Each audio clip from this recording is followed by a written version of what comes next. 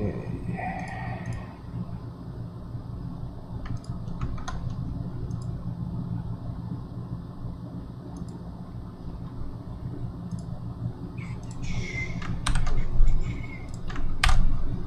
good.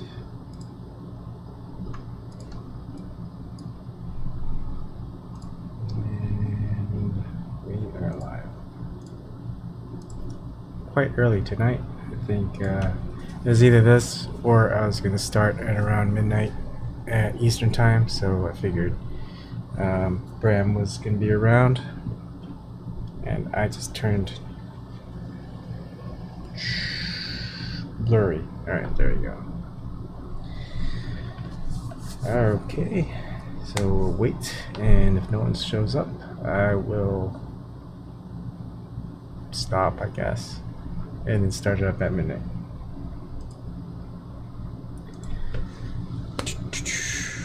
This is... Alright, so one of these things fell apart on me. It's just a 3.5 millimeter adapter. I have no idea where it goes. I'm assuming it's an easy fix. Hey, how's it going, Lost? Huh. Alright, so this goes there. I would assume this goes there. Nope, that does not work. What is that? It's a 3.5 millimeter adapter for stereo. Ah. Do that for these earphones. Except they fell apart, and I'm not exactly sure how to put it back together. Usually I put them, if I want to fix something, I'll tear it apart and then put it back together, but when it falls apart on its own, I don't know what it looks like, so I don't know how to fix it. Is it oh, there we go. I got 3.5 to what? Oh, okay, nice. Just stereo. So okay. It broke, and I was like, crap, because I wasn't sure if I had a backup. But I do have a backup. Hold on, let me test it out. Test this out. Okay. Here's the other one. Here's the fix. Test. I can hear you. I know. it's about me hearing you. Oh, my bad, man. No, it's all right. That's good to know. All right, awesome. I got a backup now. Nice. Are you plugging that into your sound card? Is that why you need stereo? So I've got a weird setup. I've got... okay, so I have an M920. That's my audio. It's like a external audio amplifier. Oh, okay. I mean, this thing costs like $1,200, I think. It's really, really expensive, but really high quality. It was my big endeavor into, because I was just starting to get really big into like video and audio and music and all this other stuff, so I figured why not. And then that goes into another sound card with updated op amps. So I replaced the original op amps of a Sound Blaster Titanium HD, and so but on another one I have an Asus Zonar. Oh yeah, I think I have that the too. big one. It's I forgot what the term was. It was like the top end way back like 6 years ago. Maybe. Oh, mine's not top end though. But you can replace the op amps on those. The one thing I like about the Asus better than this is you can get the inputs in to the sound card, and it'll be 128 kilohertz audio. Is it kilohertz? Yeah. Or is it megahertz? Yeah, it's kilohertz. Audio at rather than 96,000 kilohertz. Oh no, I was right. 96 megahertz. Not that it makes that much of a difference, but I figured if I was gonna do anything with video, I would just put it in through the Asus card instead of the titanium. The titanium is much better for games, and most of the time on my main computer. When I'm bored, I just play games. So the Sound Blaster works a lot better. I'm sure the audio on that is amazing, especially if you have like surround sound, either speakers or headset. Yeah, I usually use the headsets, not the speakers. Yeah, how's it going? Hey. What's good? Not much. Starting early. It was either this or starting late, so I figured I'd start it early. And then I think Bryan or Bram, you guys know him as Bram, will come in and help host. And I'll disappear and then I'll come back around midnight. Dope. I'm in LA right now. I just got here this morning. What are you doing in LA? Well, my car's out here because we were in the studio for a couple months, and when I left, I just left it here from you, so I gotta drive it back now. But the place that I rented is an Airbnb, and it's Errol Flynn's old house from like the late 30s. Super cool. It's up the hill. I'll show you guys this view. Wow. Whoa. Absolutely beautiful. Yeah, that's pretty cool. So yeah, Errol Flynn used to live here. I mean, this is just the little bungalow thing or whatnot, but yeah, you get it. It's pretty dope. Pretty dope. Nice. That looks nice. Yeah. So. But it's funny. Everyone that lives in LA always tells people to visit LA. It's like I moved away from LA. Oh, yeah. Yeah. What did you think of LA? Oh, Sir Chad kind of went off. Well, I mean, my experience before, I was more from where Bram or Brom is from. Okay. So not necessarily like, downtown or like where the typical LA areas are, but like, I don't know, there was just a lot of people. It was always very packed. I don't know, it had its positives, but at the same time, like having lived there, like I just kind of wanted to get out and experience something else. Yeah. You think you'll ever go back? I don't know, maybe. Like, I kind of want to like live somewhere more in between like super dense city and rural. Just, I mean, not necessarily like suburbia kind of thing, but just somewhere where I can easily get out and, go out and like, I mean, California was kind of nice for that, but being near the beach, you had to go through a lot of the city just to get out to those nicer areas or those national parks and whatnot. Yeah. And here in Colorado, like, I can go any direction in like 40 minutes to like 2 hours and find like a whole slew of different hiking places and camping grounds and whatever else. So yeah, it's not bad. I always wanted to live in Colorado. That was like my second choice. Behind what? Hawaii. Okay, good first. Yeah. I mean, it's hard not to choose Hawaii. Hawaii's like almost an automatic first. Yeah. Let's see. Washington State, we wanted to move back, but it was mostly for family. It's not a bad place. It's just kind of dreary. In the Puget Sound area, and it's really packed. It's just so aggravating if you drive a car. I remember when I got in shape, when I was working at Microsoft, like the commute, if there was no traffic, was like 15 minutes from Redmond to where we lived in North Seattle. Except if it was rush hour traffic, it would take 2.5 hours. So what I would do is just go to Gold's Gym, work out for 2.5 hours, hop on a car, and I'd be home at about the same time as I was if I was just in traffic. So, Hey, Bryan, how's it going? Hey, how's it going? CVN 73. Oh, come on.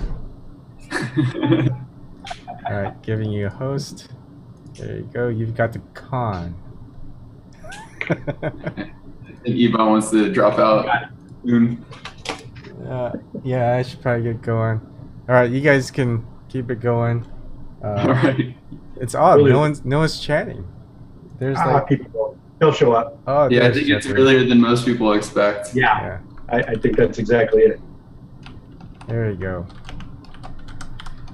All right, I'll probably tune in a little bit, but I'll be back probably around midnight. Okay. All right. See you in a bit. Yeah. I gotta leave this on. I forgot.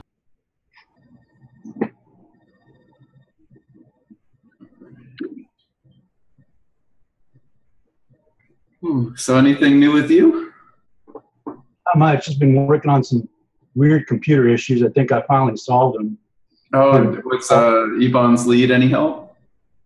A little bit, but it turned out it was actually something someone in a forum had suggested, and that was to reinstall my BIOS. Once I did that, it seems to be fine. I think somehow the benchmark I had run, which locked up my system, managed to bork my BIOS. I hadn't seen that before, but apparently it can happen. Yeah, I've never heard of that before either. Did they explain how that would happen? Mm-hmm. He said he said he's seen it before. What'll happen is if you don't have a well dialed in overclock, okay, and you try to run a particularly stressful benchmark, it can actually mess with your BIOS settings. I don't quite understand how that can be, but I guess it depends on how the voltages are being sent to your different components. If you're trying to push too much voltage, it can mess up the BIOS. I had heard of that. I'd never seen it myself. I'm guessing if you're overclocking something, it would be too much voltage. So maybe like overpowered some of the circuits then, and like force this a flop of something else. That's right. Interesting. Yeah. I've never heard of that before. That's kind of strange. I'm glad you found it. I felt like that would have taken me forever too. Like, or I guess anybody on that note. Yeah, trust me, I am too. So, yeah, it's really making me pull up my jaws. Losing. How many pages on Google did you have to go through to find that? No, it was actually it was through a forum. I belonged to a forum called overclock.net. Oh, okay. And they actually have an entire thread dedicated to my motherboard. And just going through there, I happened to find somebody who had seen some similar issues in the past and helped me to figure out that it was just a BIOS issue, and I just had to reinstall it. Okay. So I'm glad. Oh, that's like the great thing about the internet. Yeah. You know, you can sometimes find those people who have been in the same scenario. Can't even imagine what it was like beforehand. Oh, I can. It was hell. I can. I got into computers very early on. My dad actually sold. I don't know if you remember them. This is back in like the late '80s. It looked like a keyboard, but it was a computer. It was a TI. I think it was called the TI 98 4A. Yeah, I'm not familiar with those early ones. Really, one of the first home computers, and my dad sold them, and we got one of the early models, and just messing around with it, that's how I started getting into computers. And if you had an issue with it, well, who do you talk to? There was back then. So he basically he had to either go through people he knew at work or call the company directly. To get those kinds of issues resolved back then was a nightmare. So were the repair shops just very, I don't know, in the early stages, were they not that developed? There weren't very many repair shops at all back then. You got to remember that this is, what year was this? I think 80, I want to say 87 maybe, 88? No, even earlier than that. TI 98 4A, I think it came out in 81. So we probably got ours in 82. So yeah, we're talking about late 70s, early 80s, right around the time that Wozniak and Bill Gates were building their startup systems. So yeah, it was fairly early on. There weren't really a lot of repair shops at all. You might find a hub in like a major city, but that was about it. It's weird to think about it because, like, honestly, I'm not that old. So like, not to say that you are, but like just relatively, like the time difference. Like everything was in like full swing, or not. I shouldn't say full swing, but everything was moving a lot faster when I started getting into it, and that was like late 90s. And I didn't. Like we didn't even have, we had the phone dial-up internet, and like I couldn't even half of the time. So I was just using like, I would just buy like a game and play it locally on the thing. And so like, it was just, even then it was different than now. So like, I can try to imagine before, but like without having people like you who have experienced that tell me, like it's hard for me to imagine. Yeah. Well, look at it this way: the 98 4A, okay, in order to play certain games, you had cartridges, right? But the problem is that you had to buy a separate module for sound that plugged in. Yeah, this is how crazy this shit was. You had to buy a separate module for sound and voice modulation. Then you had to buy, if you were playing like a particularly immersive game, like what did they have back then? They had like this dungeon game. You had to have a tape player hooked up to it because the games were on cassettes. Yeah. Oh, that sounds like a horrible. It was nuts. Efficiency. It was nuts, and you had to wait. Sometimes you had to wait an hour or more for the game to load. Oh my god.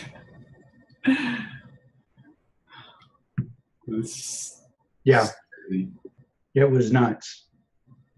I mean, it was fun times because we were just starting to figure out what these things were capable of. One program, I mean, I was a kid, but I still love messing around with it. They had this program that helped you figure out what your mortgage was going to be.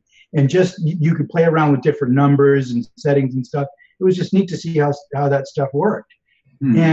And the funny thing was, I can't remember what particular package it came with, but if you put in a certain number in this setting, it locked up the entire machine because it was just too much. It was too much for it to handle.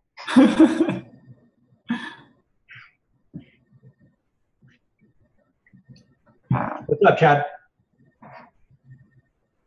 What's good, man? There you go. So weird. Shit's going so slow. I was thinking, I know I didn't talk to you guys since, the whole thing went down with Tim and Jamal. Right. But I was thinking, I mean, with how, I mean, I know it's random, but just with how, the way he sets himself up, I mean, I think he would be good to kind of showcase and set to push.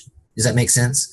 Like to really come together and prop him up, because the way he sets things up, I know we were talking about doing, some sort of debate system, but it would be awesome to have him, if he was the moderator, that he could, we could run whatever, Ebon, whatever, could run, a panel, and he could moderate, and we can, bring people to have the same thing we're doing here, but have like design something specific for him and then push the hell out of it, because he's, I think what people are frustrated with is they want to hear, straight talk all the way across the board, regardless if it's to somebody on our side or somebody on the other side. There's no, and I think that's the thing with Jamal, that he's on point with that. And I mean, I like that about him. You're talking about having, propping up Jamal to kind of run something like that. Yeah, exactly. Because I mean, I feel like, go ahead. I see your point. The thing that I think we might run into, though, is I'm not entirely sure Jamal is heading in that direction. He seems to be more content with just kind of doing his own, hourly show now and then, and just bringing people on when he has the opportunity. I mean, we can pose it to him and see how he feels about it. Certainly. I think we should really organize it. Like, really, I mean, as far as, because think about it, if we had somebody that, and because really what it is we have to elevate the people we want. Like, it's like the way Jimmy Dore approaches things. It's very head on, and that's why people like Jimmy Dore. Yeah. We could easily, if we have the right format set up, I mean, I'm sure we could easily raise some sort of money or do some sort of transparent setup for this type of a platform, because that's what we need. Like, and I people were talking, you guys, I'm not sure who it was, but wasn't comfortable, I guess, you know, with the arguing on the same side or something like that. There's a couple of people weren't comfortable with that, I guess. You know what do you mean? You know what I mean? Like, you know, calling people out from their own side, you know, from the progressive side or the left side or whatever, you know. I mean, I know obviously Tim said something about it, you know, but I mean, I think that's not, I think it's important to challenge each other, whatever side you're on, because it's just like the politicians, or it's just like the church, just like it's everybody saying, no, let's, they want to take it easy on the people within the system rather than challenge to say, okay, who's going to be the face of our system of the progressive group? Does that make sense? I get what you're saying, but okay, the issue right now between Jamal and Tim, I mean, honestly, it's a lot bigger than it needs to be, and it's mainly because Tim has, well, as we all have come to know, he's got some character flaws, which a lot of us do, honestly. Right. But his are to the point where they're kind of hindering his ability to do what he wants to do, which is kind of sad. To take some otherwise rather tepid criticism and turn that into kind of a verbal attack, that's, I mean, in my view, that's kind of nuts. Right. Well, you know, and I understand that, but I mean, I think the whole point though is, you know, what people are telling Tim is because they fuck with Tim really hard. They like the way he does stuff, but they want him to stay with that same intensity all the time when he approaches. And it's the picking and choosing of which subject or which person to approach with that subject.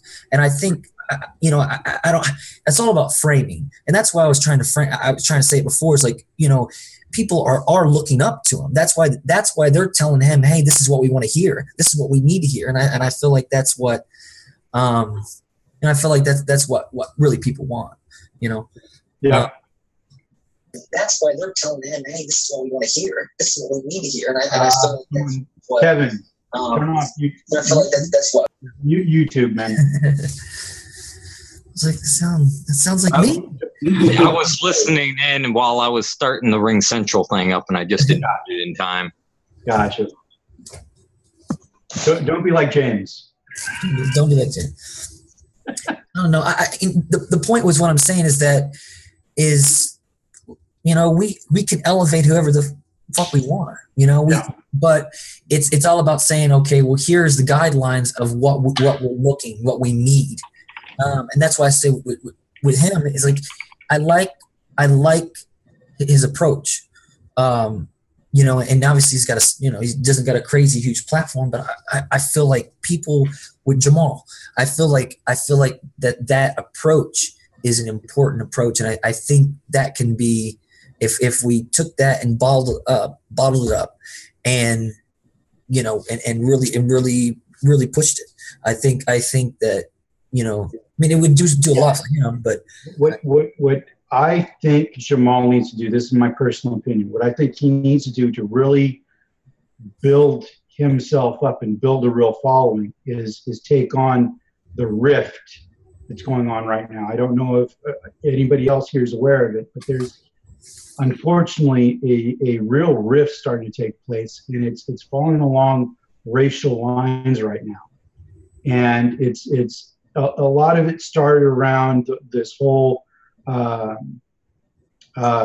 Kabantok thing, and her being essentially called a racist simply because she's a little naive. Right. Well, right. I understand. It's ridiculous. And what's great about Jamal is that he went ahead and still had Caitlin Johnston on, and it was an effort to kind of address that divide. And I think that was wonderful. If he can continue to do that from his perspective, that will be huge.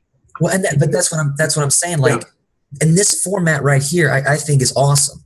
So if we did this, I mean, imagine saying, okay, let's however we need to do it, have him host. You know, let's even if we just work on it, like the idea and come up with the concept, have him host, and then we bring on different people, you know, to have the conversation of progressive people, of people that either we want to challenge, you know, the conversation, or just bring in, and that way, you know, we can start building. I don't know. I mean, I think we can discuss it with him and see how he feels about it. I don't think it's a bad idea. I think he's got a very strong presence. I think he's got a very charismatic way of doing things, and I think it would be helpful to have someone with his perspective kind of bringing some of these things out and challenging them, because I mean, these are the things that are preventing us from moving forward. I mean, the last thing we need right now is this stupid racial divide, which has no substance in reality. I mean, it's absolute bullshit. Give me 1 second. Sorry, guys, my food's here. Let me go grab it real quick. Go ahead. It's not. This is a slight tangent, but I was because I still get emails from Tim Black's Patreon. I was reading his email. I think he sent it out like Friday or something, kind of talking about the declining Patreon people. And then I thought that was, you know, logical. Like, it seems like that would kind of be where it would be going. But then at the same time, I saw, I think it was on YouTube either today or yesterday, Jamal put a video saying something about Patreon people. So it almost seems like he got like an influx from this whole thing with him. So, like, you know, I'm just kind of throwing that out there since that's kind of the topic right now. Like I said, I think Jamal has a real talent for talking with people. I mean, just because he's very charismatic, he's very good at getting to the heart of issues, and having someone like him, like I said, in his perspective, kind of bringing out these issues that are dividing us, I think would be huge. I mean, that could really make an impact and help to kind of solidify this movement, which is desperately needed. Yeah, I agree. He does have an interesting way of viewing these things, or at least he usually tries to be, you know, consider all the things. And I guess, as he puts it, context, you know, trying to not just like look at exactly what's going on, but kind of figure out why that's happening and whatever else with it. So, I mean, yeah, I think all those are very important, especially in kind of persuading people or kind of getting people on board to start thinking into the ideas. So instead of just kind of throwing an idea at them, you kind of tell them why it's good and, you know, give them the context to it and why they should be thinking it. Yeah, I think that way of thinking is very, very powerful and persuasive. Yeah. Guess everybody is just chilling, muted. Anybody have anything to add to that, Kevin? Not particularly. I did want to ask Snork, what are those the other two elements that if we don't go to space, we're all going to die? Looks like he's busy right now. I mean, we've got neodymium and gadolinium. We don't have any substitutes for them or any other things that can be synthesized to basically replace them. So I'm kind of curious what the other two were. I can understand how effective a 95% more efficient refrigerator and the ability to reject heat in hostile climates would be. I think what we need to, Kevin, to be honest with you, I would love a Snork channel. I could listen to a scientific Snork channel. I would fucking love that. That would be awesome. Yeah, that would be awesome. He would have a mass following very fast. He would have a mass following very, very fast. James said something in the chat. I just copied and pasted it in here. I'm not sure if that's the actual one, but he's joking. He said vibranium. Those are Marvin comic book medals. Yeah, Gotcha. Okay. we're talking about James here. Yeah, I was talking figured about that was- real things. Just trying to pass on information. As of yet, those things are still imaginary and fake. Don't get me wrong. Maybe we'll come up with them at one point, but until then, they're still imaginary. I still want my dilithium crystals, damn it. Still not there yet. No warp drive. I was kind of going back to what you were saying, was it yesterday or the day before, Kevin, how there's so many different ones that, like, you know, I can't keep up with it. So, like, you know, it looks kind of like an atomic name, so, or molecule. Well, it's name. element number 60 for that gadolinium. I understand why it can be incredibly useful. I mean, the ability to reject heat, like very, very effectively reject heat, not just vapor compression cycle reject heat. You know, that's pretty awesome. If I'm not mistaken, I think one of my teachers who does or used to do digital circuit design, like research type stuff, I think they were using that for some part of the circuitry. I don't remember if it was like they also use gadolinium for the for that shit they all put into you when they're trying to do MRIs for tumors. I don't know why the fuck they would use it for that. You know, especially an element that can literally be super radiation shielding, basically, and the best refrigerator you can ever imagine. Barium? No, gadolinium. They also use barium and other things, but gadolinium is one they use for high resolution. Yeah, I'm not sure. I'm not specifically why they use it for high resolution, but that's what the information I was going through said. I put all the links on the video from the day before, so if you want to dig through it. Hey, Kevin, I have a question for you. What's the speed on your DSL, and do you have any trouble with video? Because they just sent a bill, I got a call on Monday, that way up my lousy cable internet that I'm already getting. What company do you have? I'm on Time Warner Spectrum. Oh, God. But the only other choice here is Frontier DSL, which I had years ago. That's actually what I have. I have Frontier DSL. What's the speed on it? I just paid for the cheapest, crappiest one I could get. It's $20 a month, and it's 6.9 download megabytes per second and 1.5 megabytes per second upload. Okay, do you have any trouble with video in that? I don't have any trouble as long as it's just I don't upload things online. I don't do that. If you were trying to upload shit, you're gonna have one hell of a headache.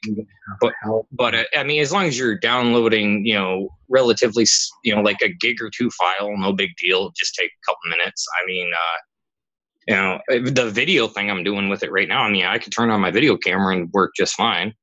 You know, because I had it, you know, like some years ago, but I hardly ever watched video or anything then online, so I didn't remember how, you know, what kind of issues I might have had. But with I have that 15 and now 20 megabit per second. How many people are using your internet? One, sometimes two, if you know. Because right now for this one with 6.9 download and 1.1 mega or upload, I mean, I've got this device on it, and somebody else is watching Netflix right now. Yeah, I do download a lot of stuff. And, I mean, 6.9 megabytes per second, and then just per second and times that by 60, and that's how many megabytes per minute you have. You know, yeah, so it's not awful. I mean, if you were really, like, if you did a lot of research material and a lot of uploading and a lot of video chats and a lot of multitasking with stuff, you'd probably want a slightly higher connection. But for I don't know, it depends on what you do with it. Seriously, I mean, it's not even broadband. Broadband's technically classified as 10 megabytes per second upload and download. So this is below broadband speed. As long as I can still get on here and still download stuff without having to wait like 3 days. I remember on dial-up trying to download a song would take me like 3 days. That's the catch, though. It depends on your actual physical location. Because if you're close enough within a town, you'll be able to get actually pretty high speeds on DSL, or relatively high. I mean, good enough to where it's not really going to bug you. But if you're like out in the sticks, fucking 1.5 megabytes up and down. That's the best you're getting. No, I'm in the city. And sometimes it can be as bad as kilobytes per second. Well, on Yeah, my, that's awful. I'm getting a lot of times it's so slow that I can't load a regular page. That it won't. Oh, on the one you have now? Timeout. Yeah, and Holy shit! I check the speed, and it'll be running 1 or 2 megabits per second, and sometimes below. Sometimes I can't even run the speed test. It's so slow. That's Charter screwing you. Yep. That's bad. Yeah, that's Charter screwing you. I mean, fuck, I almost had like a bill for like $60-$70 with those assholes. I left them with a fucking $300 bill and told them to go fuck themselves. Yeah, well, my bill beginning of last year was like $61 for a landline and internet. Over the course of a year, they raised now it that's up pointless. You don't even need a landline. I mean, this internet I have. I don't have a cell phone. It's too expensive. You don't even need it. I mean, you have a microphone on your computer, right? But I do call. You can use internet calling. You can get a phone number through internet. I mean, internet you can literally do. You can basically, that's your phone. That could be your house phone if you wanted it to be. I mean, that's basically what I do, and I have no problems with it. Yeah, but I don't have my computer on all the time when I want to make a call or. Then just get a crappy cell phone that can, just a cheap little crappy cell phone that you can put some sort of phone app on or something like that. Yeah, well, anyways, for now it's in the course of a year it's been raised up to $72 from they're called thieves. And now they sent a bill saying $97, $96.86. Yeah, it dumped. And it's like unless they're willing to put it back down, I'm switching. I want to tell you this, okay? Frontier, to get it to work, because sometimes they literally got to have people reroute wires and crap like that. Not at your house. I mean, everything at your house can be perfectly fine, but it can be a hassle. Like I had to deal with so many hours of calling on technical services. But the thing is, it's like when I told them I didn't have internet for certain times, and they know damn well I didn't have it because it's registered whenever that modem isn't on, and they credited me all for those days. That's more than I can ever say for Charter. Charter will not give you a refund, and they'll make you wait like 5 or 10 hours to even try to get a refund. Frontier, the customer service was actually relatively friendly, all right, and they actually helped when I had technical difficulties, unlike Charter. And when I didn't have service for a while, they literally, they credited me for all the time I did not have service, so I didn't have to pay for it at all.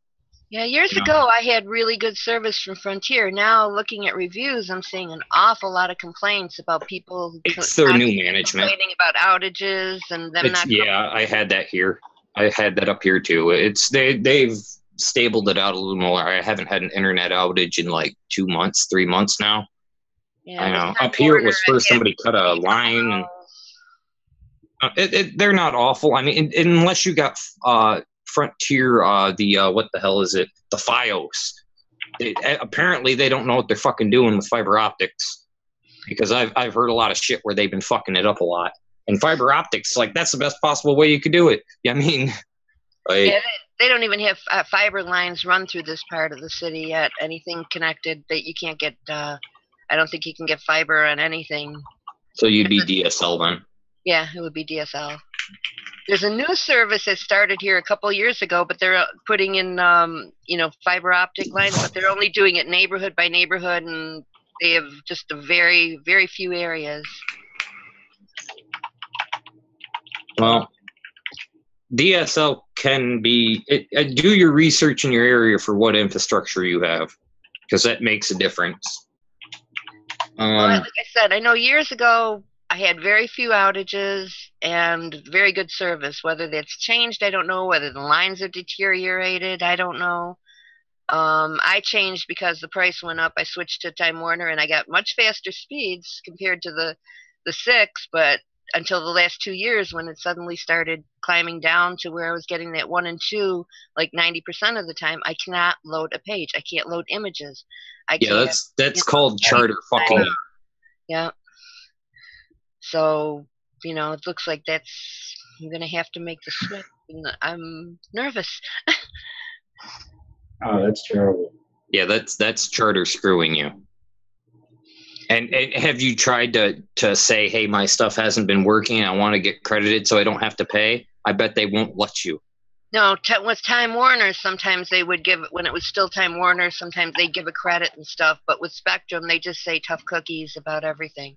Yeah, Charter is some evil bastards. They just want to rob. I mean, what was it? Oh, late fees like $15, and it's ridiculous. It really is. Oh, and then you got a service fee. We got to tack on another $5 here. They said the service was like $40 or $50, and then it turns out every month I'm getting like they'll bill me later. They'll pull money out of an account early and overdraft you, or they're just assholes. They're horrible. I hope everybody fucking stops using them so they go out of business and die. They're one of the worst companies in the world.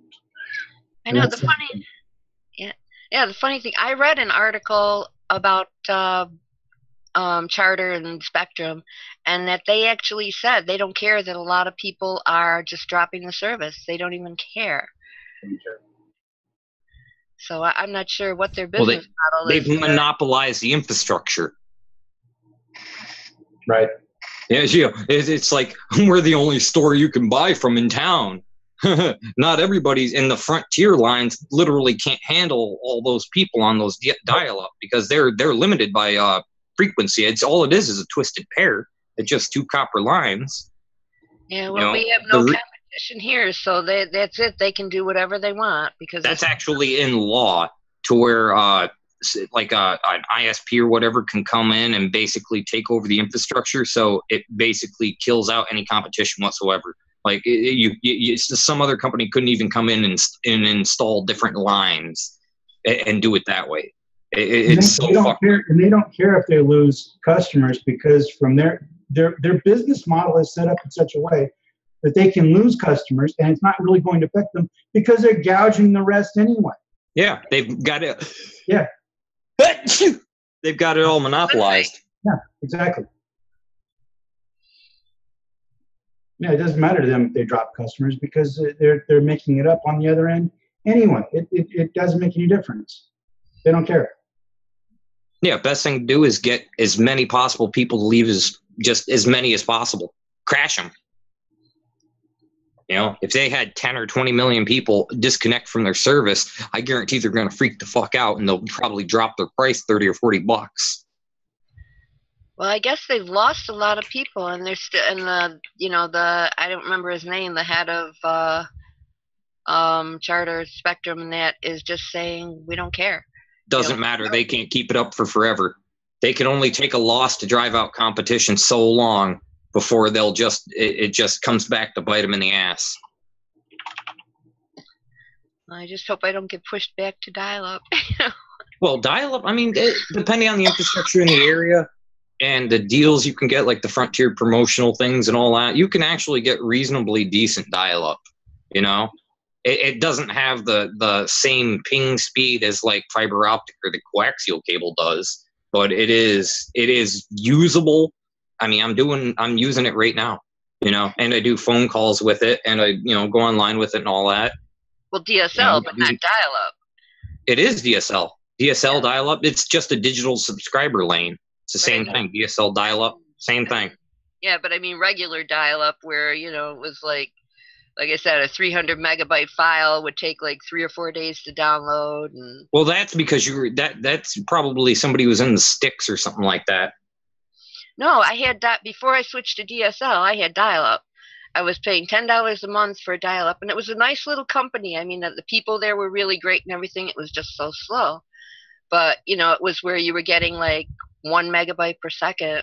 Was the standard, That's ridiculous. That's ridiculous. The dial-up you can get from Frontier is like the minimum one is 6.9 download megabytes per second. And it fluctuates up and down a little bit, but it's more than usable. I haven't had too many problems with it. Well, I may be calling him by smoke signals. I will say it's usable. The price is cheaper, and the customer service is reasonable. Well, that's where I may be ending up. I'll know, this week. I got to call them in once this whole inspection thing is done. I'll give them a call about this bill. If they won't bring it down, then goodbye Spectrum. Yeah, they're horrible. They literally are. I'd stick them with the bill. Just don't pay them. I mean, all they'll do is they'll sell the debt to somebody else for like a tenth the cost, and then somebody else will try to extort you. And then those people will sell the debt to somebody else when they figure out they can't extort you, and they'll sell it for even less. And then you start getting to the real value of how much this thing's worth, and it's not worth jack shit. Not going to ruin my credit. I have excellent credit, so. Fuck that. Credits, I mean, never mind. Well, I care if I ever wanted to get a house or anything, if I was ever. Yeah, I'd never worry about getting a house. I would just worry about getting a chunk of land and build my own fucking house. So a mortgage isn't in my concern. But, well, it's in my hopes, more like not very realistic, but it's still something I always dreamt about. You could build your own, well, I mean, building your own house, if you build it to your own specifications, it can be way, way, way better than any house you just normally bet or rent or buy, or just, something that's already constructed, especially if you specifically do it for, basically you build the house to be as energy efficient as you possibly can, It still costs and also not being hooked up to any sort of utility except for maybe internet's great. Anyways, I don't want to ruin my credit. It was hard building up credit. I have credit cards. I use them to get cash back. I never carry a balance. So I've built up really good credit without ever being in debt. And I don't really want to mess that. It's maybe my one thing I'm proud of, Yeah. I don't know. That's great for you, but me personally, it's like the credit doesn't really amount to much. It really doesn't. I mean, it makes you think it amounts to something. It's my mom's training, never go into debt, never, always pay your bills on time. Yeah, unless you're getting screwed by people, then fuck them. Yeah.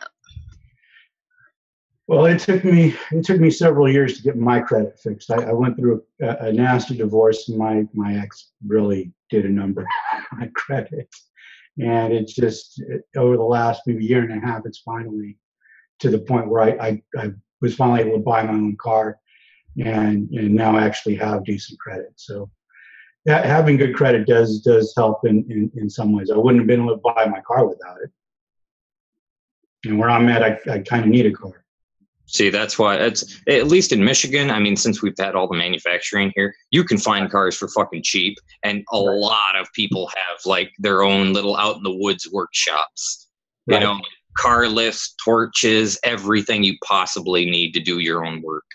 Sure. Yeah, the more they computerize cars and that, the less you can. Well, that doesn't matter. You can bypass all that crap and get rid of it. You can bypass all that crap and get rid of it. I mean, half that computerized shit's more hassle than it's actually worth. I had an uncle who was a mechanic, and we always knew people who were mechanics and could fix cars, but once they started with the computerized, there were just a lot of things they couldn't do. Yeah, that's intentional. Yeah. They do that intentionally, and then we made a specialized part that only applies to this certain thing. Now you have to buy our specialized tools to do anything about it, and all your old tools are obsolete and don't work.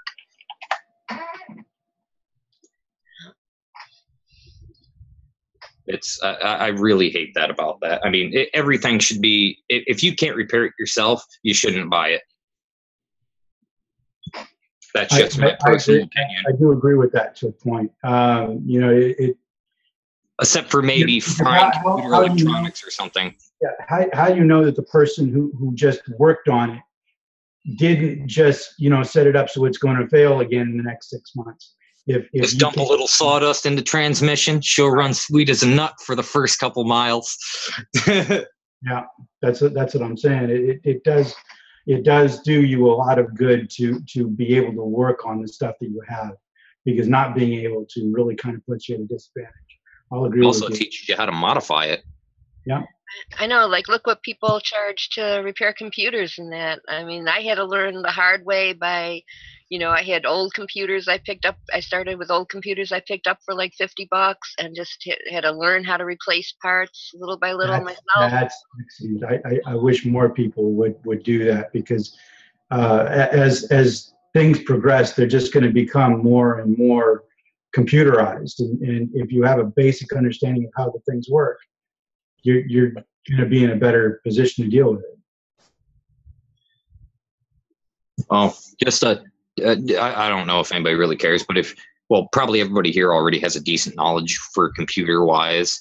But just for anybody that's broke or whatever, and they kind of want to learn how computers work and all that, and they want to be hands on without having to worry about shit breaking, or they really want the ability to play around. One of those little Raspberry Pis are actually quite good. Yeah, those are great. Those are great for just learning how things work. I mean, they're cheap. Yeah, coding. Yeah, $35. I mean, you can overclock them. They're reasonable for what they are. They're a decent product for what they are. Yeah, they're not bad at all. Not bad at all. I mean, even if you just wanted it for a media streaming thing, they work great for that. Yep. Yes, they do. What's up, James? I had a couple of invites to go watch the fight tonight, Jones and Cormier. Okay. Yeah. I just it's expensive. Once you get to the bar, that for me that's like $60. And see that's why I have Cody. If I want to watch that stuff, I just watch it for free. Yeah, same here. Bootleg everything. Fuck them. Yeah, I'm not going to say what I'm doing to watch it, but let's just say I'm kind of watching it.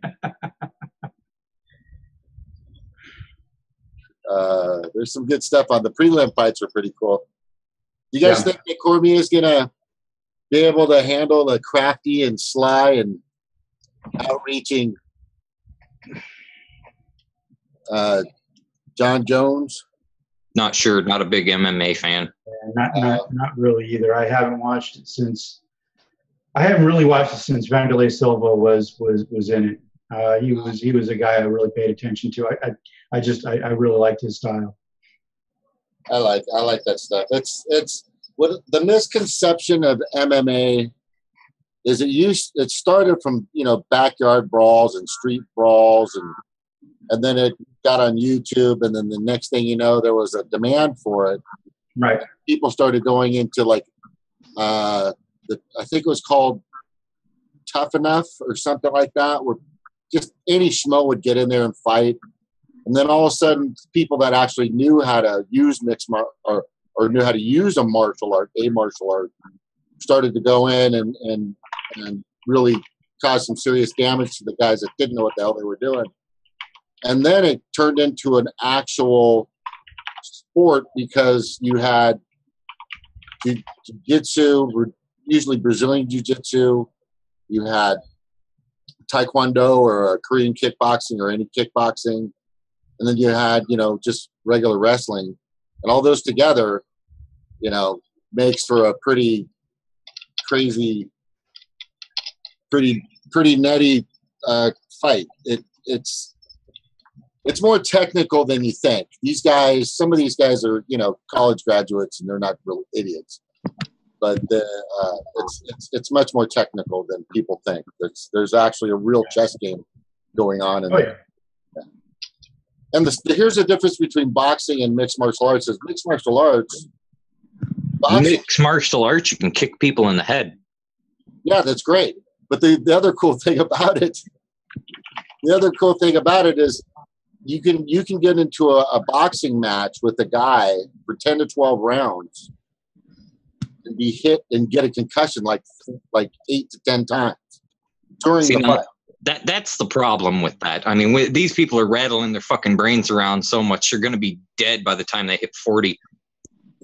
But the difference between mixed martial arts is that there's a submission, like a guillotine, chokeholds, rear naked choke, all these things. You're talking grappling.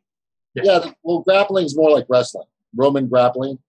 But the thing about the jiu-jitsu is there's just, and look it up sometime. It's called just they have that, kind of in a sense, grappling competitions and jiu-jitsu competitions where there's no striking. It's just about submission. And as soon as you tap, you win you keep, you face the next person, which is pretty cool to watch. And that's very intricate and very technical. Yeah. But yes, there's some people that get elbows and get shins and get the back of the foot in the head and the bottom of the heel and it's just it's gotten pretty brutal. But at the same time, these guys are not getting the severe damage, trauma to the head as boxers have at all. Right. All. Well, yeah, I guess it's less damaging than boxing. Boxing, you take more head hits. This is more, you'll take a lot more damage spread out through your body. It's healable. But the thing is if you get knocked, it's I'm just saying you don't get hit in the head as often with MMA. No, you don't. There's a lot of, I think it's like 70-30 submissions where most people are submitting, getting somebody in like a painful joint lock or something like that. So there's not a lot. If you watch the girls, my God, it's just in the past 5 years, I think Ronda Rousey brought a lot of attention to it, but the girls, I've seen girls just punch and kick and hit and do stuff just far better than most men I've ever seen throw a punch. These girls are technically just amazing. It's be careful when you're whistling at that girl with a nice body because she's probably working at the UFC gym. Working out at the UFC gym, you know what I mean? Anyway, I like it. I do it. I do it. I go there like once, twice, hopefully 3 times a week. It's a grueling 45 minutes to an hour workout. It's like nonstop. What's really interesting is people, they got kickboxing and all that stuff. But what people don't realize is they call it rolling. And when you're on the ground doing Brazilian Jiu-Jitsu and Roman grappling and just American wrestling or wrestling in general, they call it rolling. That is far more taxing on the body because you've never really used these muscles ever in your life. It's just, and it just, I don't do it enough because I'm still fat and I eat like crap. Don't tell Ariel. But I'm telling you, just go check out the jiu-jitsu sometime. It's pretty cool. It's pretty cool. And these guys are all cool. Nobody walks around, I'm the badass. There's so much respect and so much integrity in these gyms. These guys are really super cool, it's not, a place where idiots are hatched. So since Snork is here now, what are those other 2 elements besides neodymium and gadolinium that we have to get? Otherwise, we're all going to die within 80 to 100 years, something like that. Let me see. Said the China thing bought us about 80 years of free time. Those are the 2 important. By the time that we actually get, if we send a spacecraft. Well, I understand those 2 elements because one's incredible energy reduction and ability to reject heat in harsh climates, and the other one's efficient electrical production, basically. Right. But the gadolinium has a second really special property. Radiation shielding.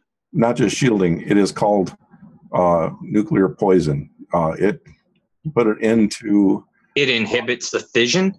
Yeah, if you put it in, like if you have a molten pool, say underneath a Japanese former operational power plant, and you can't get that fuel to a solid state, you just stick gadolinium in it, and it will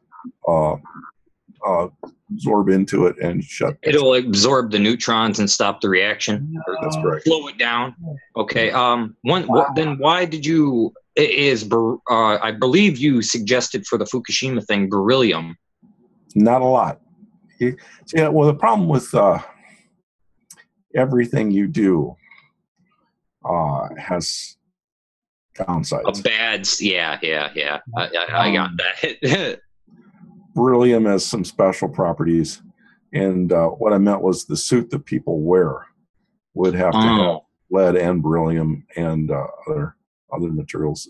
Lead alone would not do in Not without it being like a 600-pound suit or something like that. No, let alone would not do. It just wouldn't work. Mm-mm. Not even if it was crap tons of it. Yeah. There's also things that happen as charged particles hit metals. And gotcha. Yeah. so you have more problems. It's in other words, it changes the composition of the shielding from the effect of the shielding. Wow. That's crazy.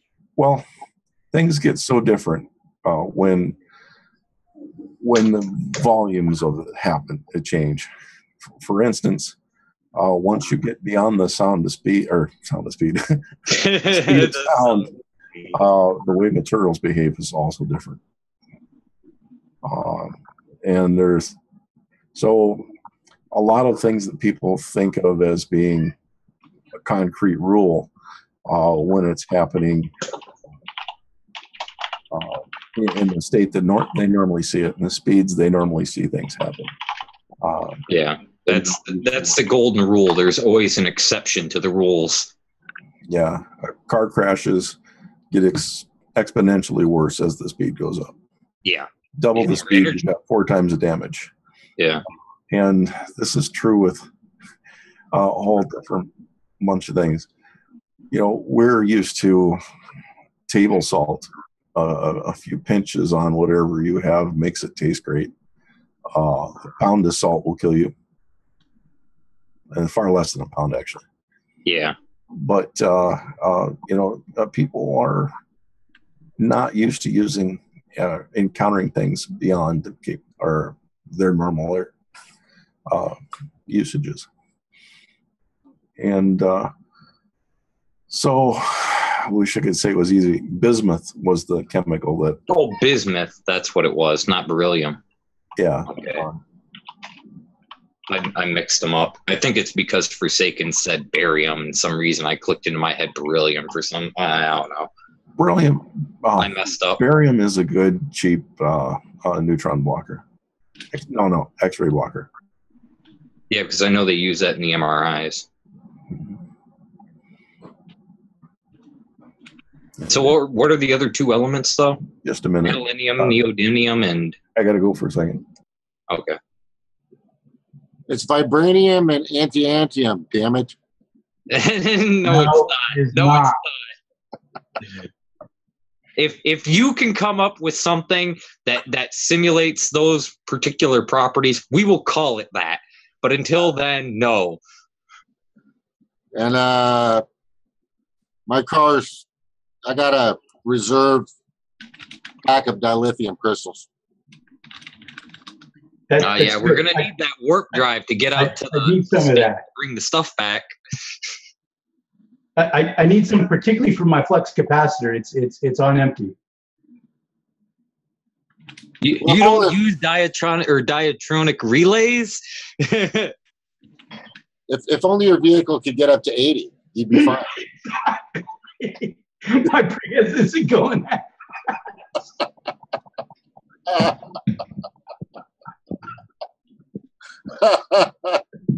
It's terrible. Downhill. Okay, one question. Okay, obviously we have Star Trek fans here. Yeah. Okay, what species do we resemble the most? Like, my personal opinion is the Ferengi. No. Oh, come on. We're greedy, horrible fucking... I mean, we have a whole monetary system trying to fuck people. Our leaders, yes. Our leaders do, more than anything, resemble the Ferengi. But we as a species, I think, more resemble, I'd say, either the Cardassians. You mean warlike and arrogant? Yeah. Vulcan, come on. Oh, the only difference is pointed ears. Oh, What?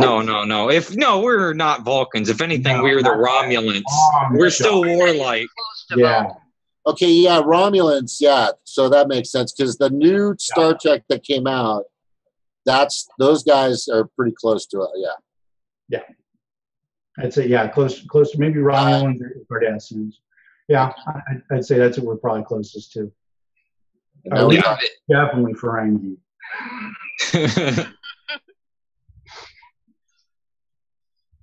The laws of acquisition. No, it's Yeah, the rules of they got that acquisition. down. Rules of acquisition, yeah. Yeah, 182 rules of acquisition. It's here was it rule number 43? Treat your family, or what was it? Exploit your no, was it treat your family like your workforce? Exploit them. And what was it? It's a deal is a deal, but only with other Ferengi. And what else? Trying to think of these, because Deep Space Nine did a bunch of them. I thought that was one of the funniest things about that. They just kept bringing up all the rules, like these insane rules. That was a funny part to that show. Yeah, did anybody notice when the Ferengi were first introduced in Next Generation, they were not a comical race at all. They were very aggressive and very serious, and then they had like those weird energy whips that you only ever see in Next Generation. Yeah. But then they changed them, and they became more like the comic. Mm-hmm. I think it's because they already had the Cardassians, the Romulans, they had all these warlike species. They needed one that resembled Congress. There's a lot of social commentary in Star Trek if you think about it. There really is. That's what it was based on to start with. That's what Gene Roddenberry did. Made, his episodes were all social commentary in one way or another. Yeah. That was part of his point. He wanted to make sure that we kind of saw things the way he did and realized that our issues, were big, and we needed to really start to tackle them. That was kind of his point behind Star Trek. That guy was awesome. Oh yeah. Yep. Yeah. I mean, what I loved about it too is it gave us a fairly optimistic view of our future. I mean, well, not particularly. I mean, if you really think about it, okay, the Federation monetary system, they had credits. Well, think about it. Their monetary system's back just like ours is now with the military. I mean. So, and the Federation was always expanding its borders and trying to assimilate other things, and they always tried to be peaceful and friendly, but then look at the Maquis. So it's kind of like, this Federation thing. Well, yeah, but the truth of the matter is it really comes down to us. It comes down to our own evolution. If we don't evolve, if we don't start changing, we think about each other and think about our environment, we're not going to go too far. We're just not. We're doomed. And that was, I think that was what he was trying to point to, is that it really comes down to the inner struggles within ourselves, and getting that situation taken care of before we can really start looking at the stars. Because if we try to conquer the stars as we are now, we're not going to go too far. Not really. I think the more positive vision was in the original Star Trek, because later series you started seeing more going on behind the scenes at Starfleet. And people at Starfleet were just as political, just as manipulative and Machiavellian as anybody now. Yeah. I don't know. The old Star Treks with Kirk in it were awfully. They had a strong sense of the sexism thing in there. You know what I mean? Like, did you notice all the women had the shortest possible skirts you could possibly imagine? And just the random shit that got thrown in there. It was the 60s. Okay. Yeah. It was the 60s. Yeah. The Tribbles. Oh God. The arch enemy of the Klingon Empire, the Tribbles. Oh God, that cracked me up so much. They just eat and make babies. They're born pregnant. Hey, Broken. Hey guys. Hey, Broken. Hey, now we're Klingons. We're Klingons. No, we are not Klingons. Klingons at least have honor. Fuck that. They were all right. Very nicely put, Kevin. There's no honor. Hey, at least they'll kill each other respectfully, most of them. Yeah, I'm looking forward to the new series too. I have high hopes. I'm not at all. They're going to absolutely fucking ruin it. Nah, that's the fear. But I'm crossing my fingers. Yeah, that's me too. Yeah. That's I'm my not fear, but hoping for the best. hoping. And my toes. And my toes. Hey, if the Star Trek movies are any indication, it's already a flaming shit heap. The last time, now let's be honest, the last time they had a female captain, that was probably their best show. Voyager. Oh, Voyager? I can watch Voyager anytime. That was such a good show. I liked it. I thought everybody complained every time they brought out a new Star Trek. Every time. Every time on TV, it came out on TV. Yep. Everybody complained. Yep. What is this now? They're on a space station. Oh, boo. You know, what is this? It's yeah, but the new Star Trek movies, they turn into an action film. It's not Star Trek anymore. I don't go to the movies, so that isn't a problem. And I haven't watched them because I'm sort of like, I deal with the TV shows as they come because I can watch an hour and get a pretty good idea from a pilot how good it's going to be. And if other people start talking about it, then I start watching it. But yeah, I mean, I saw from the clips and the previews that it was going to be, you know, action packed. You know, we all know that James T. Kirk didn't need that much action. He got his action from the green women. Oh, no, Ryan, slave girls. Oh, God. Yeah, but weren't they the actual slave masters? Didn't they turn out to emit a pheromone that made all the guys insane? Right. Yeah, that's right. Good point. They just had the males sell them off to trick other males to take them so they could basically expand their empire. Yeah, that is. I gotta admit, that's an effective way to wage war. Pretty sneaky. Spock, you son of a bitch. You got to do the dramatic pause in there as you do it. Spock, you son of a bitch. What the hell are you doing again? You fucking asshole. Yep, that's about like Shatner. It's pretty close. You got to really ham it up to do a Shatner. I know. Have you seen? I know you don't like Chris Pine, but he does an amazing Shatner. Oh, Air Force Max says Q from Star Trek. He was actually one of my favorite characters in there. The omnipotent God fucking with people. It's like, I think this is what actual God would be like. He just fucks with us because he's bored. You know, if there's an actual thing that's, you know, some sort of, you know, that's what it would be like. We're ants and we're playthings to it. What's that? Less. Well, the funny part about Q is just that he's become so fucking sent out of his puzzle. He's several years older. I can barely hear you, Areolas. Two is wine and wine. Well, what could be a better thing? A lawyer has to whine, you know, to get. His name is W-I-N-E. Wine and wine. Yeah. Is that somebody in the chat talking, or is that somebody with Snort talking to him? Snort's got something going on. They get something done. He's a good boy. So we're hearing somebody Snork is talking to. Yes.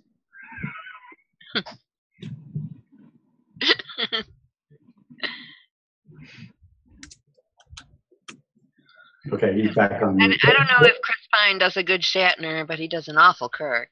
What were you saying, Areolas? Huh? What were you saying? Aeolus. Areolas. I say though, I don't know if he figured that out when he created his name. Okay. I think his phone's flipping out again. Yeah, something. He should really reload his drivers. That's what I'm thinking. I mean, it doesn't take that long doing drivers. I had to reload my BIOS earlier today. That took a little while. Yeah, that'll take longer. That'll definitely take longer. Yeah, but it fixed all my problems. I'm no longer having issues with Windows, whatever that damn. Until it crashes again, or they give you an update to fuck it up again. Yeah, I've got updates turned off. I'm using Windows 10 Pro, and I can actually do that. I can just shut off the updates. My memory gets faulty after a month or so. I've got every month or two I have to unclip my memory, slap it back in, and it's fine. They just don't make the metal pure enough to get a good connection and keep it. So you're the Borg Snork. You upload your memory to an alcove.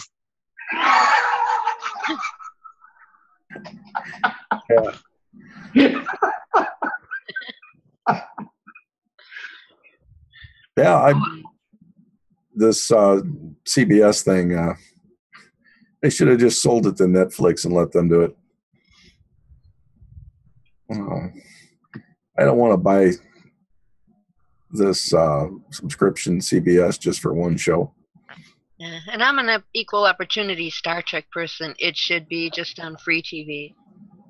Have you seen the crap that Netflix has been doing lately? They've been like removing the early seasons of stuff. Like Futurama, they had all the seasons on there, and then they took off like the first 6 seasons. And then for Star Trek, they got rid of a couple of the movies when they had all the movies on there. And they're fucking with it. I don't like when they do that. If they put something on there, leave it on there. I think they're starting to go to switch to having all their own content. So they're not paying for the content. Yeah, that's what they're moving to, it looks like. And I would assume that there'll be a second channel spawning soon. That's the old stuff. BBC doing British TV shows. So I think we're seeing the a la carte networks pop up. And I just can't see the on-air living. Of course, I'm not from a big town, and I don't know, maybe Los Angeles, Chicago, New York, and some of the other local cities can maintain the on-air shows like CBS and ABC. But I'm thinking not, and not have enough funding anyway to do the quality shows that, we used to think they were good. But it doesn't even matter with them. It's government sponsored bullshit. Well, government sponsored through corporations bullshit. And the limits the FCC puts on it prevents any kind of thing that's realistic or too graphic or whatever. I think the art works better without having the intervention of the FCC. Probably, yeah. I'd have to agree with that. So, hopefully CBS realizes that they have an asset to sell and sells it to somebody that can produce it well. I missed all your conversations on that, but everything I've been reading, I have not been comfortable in what I think that they're going to do with the Star Trek. And I did like the last few movies from Star Trek. So did I. Well, no, the new movies or the old movies? The newest movies. The last three. Really? I thought they were okay. I hated them. Well, and again, a lot of people hate the idea that they're using new actors. Well, I don't care anything. People have done a good job of ruin the storyline. Yeah, the last one didn't even have a plot. I mean, really, it was like this bare bones skeleton in all action. Yeah. At least Spock and saving the whales was pretty interesting. Now, again, Star Trek 3, the first script was admitted to be horrible. And it was funny. He mind melded with a whale. No. Star Trek 4. I mean, the last one that was just released. Star Trek the newer. So they had, I'm trying to think who played Scotty. I forgot his name. he actually rewrote the script to make it plot as good as it was. Simon Pegg, yeah. He was recovering somebody else's work. Day job as an actor. Okay, but recovering somebody else's work is a whole lot more difficult than just starting over on your own. So they were basically given the basic plot line of what they were supposed to do, and had to work from there. Somebody else wrote it, and then he still had to keep within. There's a general vision when you're working with a large corporation that a bunch of people with money say, I want this, this, this, this in it, and you have to make those. So for an actor to not only have to deal with somebody else's mess, but have different blocks of cement thrown on their feet before they're thrown in the water, I thought he did a fantastic job. And I never felt that I didn't get my money's worth watching the new Star Treks. I realize they're different, but think of how many different times Shakespeare stories have been retold, somebody else adding plot line for it, and you say, oh no, that's Shakespeare, oh, whatever.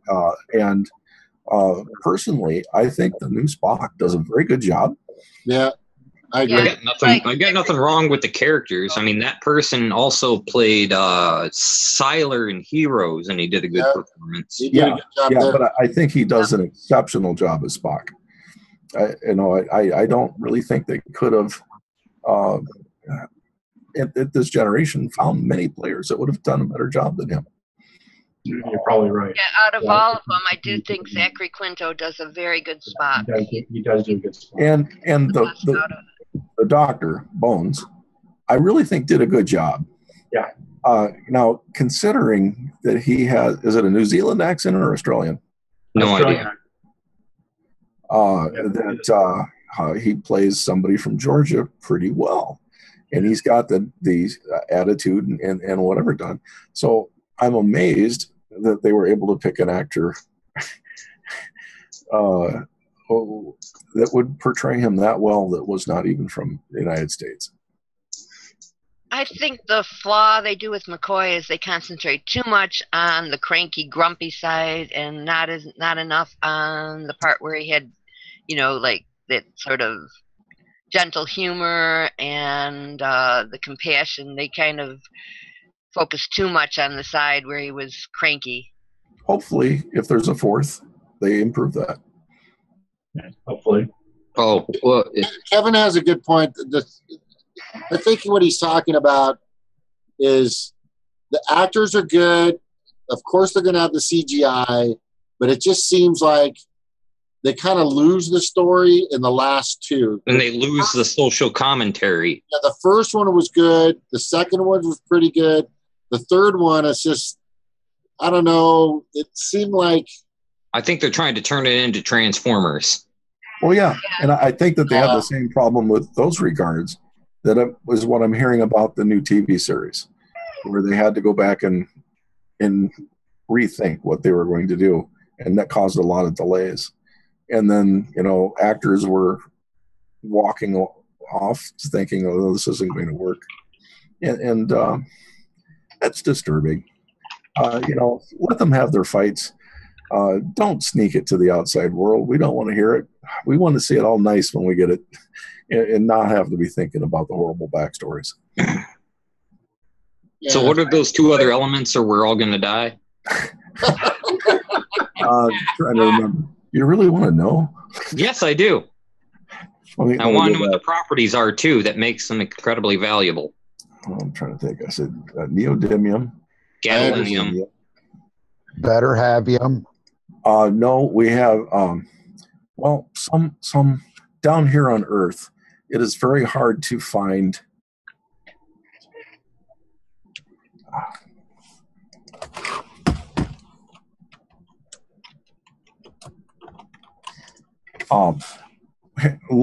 metal or things that weigh a lot go down and don't come back up. Yeah, heavy density. And or high density, not heavy density. It's kind of like you saying the sound of speed. Sorry about that. Iridium. We need a lot of iridium. Can't we produce that? Can't that be produced? It is an element. Yeah, we can produce elements in nuclear reactors. Yeah, that's what I'm saying. But isn't it one that we could readily produce? Not in the volumes we need. Okay. Byproducts of this would be, there's probably gold up there. And we waste gold like wild. Yeah. And really, we should regulate the wasting of certain elements that are in short supply. Yeah. And to me, like our helium reserve, putting gold that they started selling off back in the 70s or the 80s, I believe. Putting gold flakes in liquor and chocolate. Oh God, should be banned. Yes, it should be. That's just stupid. Stupid, yeah. Oh, let's see here. You think corporate capitalism. Vanadium might help with cancer, and that's one that's not really heavy, but it's not abundant. So iridium, and what particular properties make iridium valuable? It doesn't. Is it just the high density? No, it is a ductile metal at 3,500 degrees Celsius. So in other words, it can withstand incredibly hot temperatures and still keep its ability to be a usable material? That's right. If you needed something to go into a nuclear reactor, that would be it. Would be iridium. Wow. Yeah. I mean, hell, if you needed something to go into a freaking steel furnace, you could, make a little tank and drive right into a thing of lava. It would go into lava. It would go into steel. Just a second. You'll be offline again for a second. I'll be right back. I mean, as long as you have the gadolinium cooling mechanism, you won't cook alive inside there, but, it's doable. Hello. Hi. How conductive is this iridium? Like, thermally conductive. Oh, he muted. Hey, Kellyanne. Kelly. Yeah. I'm It's Kelly sorry. and Abby. It's okay. Oh, it's Abby. Hi, Kelly. Hi, Abby. Hi. I didn't and we look. also have Greg here. Hey guys. And we have Michael. And Oh. wait, show them your shirt. Oh yeah. So. Jill Stein shirt. Fight the Empire. Yeah. Are we fighting Klingons? Fight the Empire. You guys have it on. Do you have it on like a lazy Susan in the middle of the table? Oh. You just spin it? That's a great idea. No, I'm the lazy Susan. We had our little draft Bernie Burnstorm thing, and so even Abby's in the mood to chat now, right? Yeah, Abby? I don't really know what to talk about, but You can, well, I'm here to. We didn't mean to. You'll figure it out in like 30 seconds. We didn't mean to interrupt. Oh. Continue with whatever you were talking about, and we'll listen. Go ahead. So iridium, and what's that other thing we're all going to die? Wonderful. Oh, we're all going to die in about 80 years if we don't have it. I feel like I'll probably die in about 80 years anyway if I'm lucky. Yeah, but this is more probably along the lines of we won't be able to manufacture the things we need to manufacture anymore, and we'll slowly die and have wars over resources, sort of thing. He's not talking about me, he's talking about the species. So miserable existence and permanent death of the species, sort of thing. So what was that fourth material, Snork? You're trying to invest in these? The thought did cross my mind. Oh, let's see. Oh, well, I mean, there's just a whole bunch that would be out there. There's going to be samarium. We got that in some quantities down here. It's what we used to use for magnets before we found neodymium. How many factors of strength stronger is neodymium versus I can't even say that unless I hear it again. Samarium. Oh, geez, I don't even know. Probably a factor of 10 or 50, somewhere in that range. Even in the neodymium, there's different alloys. Do we have something new, or did Kelly find the fountain of youth? Yeah. Hey. No. Hey. It's her daughter. Hey. Kelly's hair color changed and she got younger. Thanks a lot. No, I was gonna say your little sister. That was like, Oh, thank you, Bro Kid. Thank you. See, he's got all the right. Yes, all the that's right. words. I've been married for 27 years. It helps to know these things. I have one of the highest IQs. Yes, Abby's 19. Yes, it's coffee. Yes. That's I don't say coffee anymore. Instead of coffee. No, I'm just here. I was inspired by the draft Bernie party and the very exhilarating and I'd say hope-filled conversations about this people's party and everything. And so I'm just like, hey, I might as well. How about the lady who showed the shirt? Oh yeah, what was her name? Pam? Yeah, Pam. And so I taught this one woman. Her name is Pam, and she had a Hillary for Prison shirt, and covered in Bernie pins. And I taught her that Twitter would be a great place for you to tell the entire internet about all of these things that no Hillary supporter actually knows about Hillary Clinton, like all the absolute bullshit that has actually gone on behind closed doors. And what you're talking about. You should tell people, because if we tell people, maybe, just maybe, they'll understand. Hillary supporters are really easy to talk to on Twitter also, by the way. Really easy. Yeah. Wonderful, definitely. open-minded people. My brother's one. I know that's not true. No, absolutely not. But I feel like that there are some people out there who, if you actually just present them facts, now there are some people with their heads shoved up somewhere we don't want to know, that will not ever be open to anything. But I believe that there are some people out there who really do want to have an actual democracy and are just severely misguided. And then maybe if we tell them all of the Clinton bullshit that we've been fed for years, then And Trump bullshit.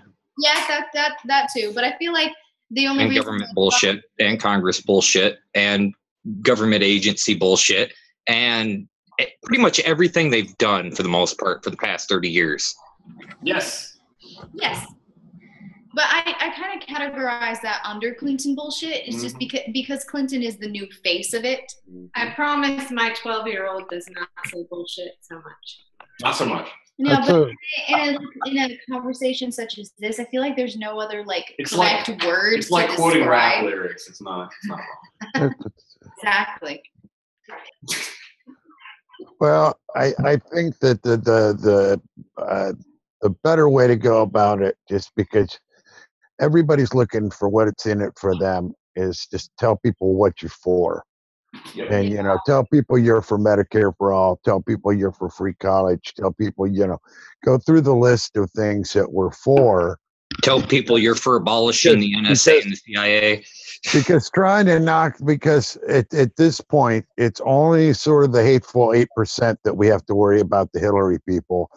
And sort of that 8%, it includes the most powerful. I mean, don't kid yourself. We're fighting against the most powerful parts of the party, but the way we fight with just face to face with people, I think it's better to tell people what they can get out of you, what you're going to give them, because and how you're going to get it. And by telling people you're going to get it by getting the money back from the rich, and well, yeah, I could say it. My mom ain't here, motherfuckers. So that's how I think that you do it. But when you get with somebody from the hateful 8%, then you just beat them down with facts real quick, and you shut them down by knowing enough, deep enough, that you can just hit them with, Honduras. You can hit them with a string of things that have nothing to do with email, that just have to do with her performance in her job, that were bad moves, voting for the Iraq war, things like that. But before you get any sort of shove back, you always go for the. I think you're always better off sort of trying to make people feel better about what you're there about, and then hit them with.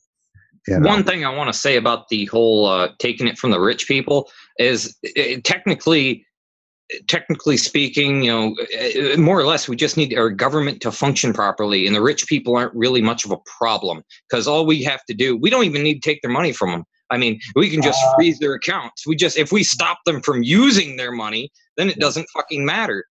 You know what I mean? That's the whole problem, is they have too much purchasing power that can fuck everybody else. They have too much accumulated. If we just prevent them from using it or destroy it, I mean, the money we print, the money we make at a loss, I mean, it's just paper. It's not anything actual value. But if you have a graduated, I think a graduated estate tax, where after about $10 million, it kicks into like 75, 85%.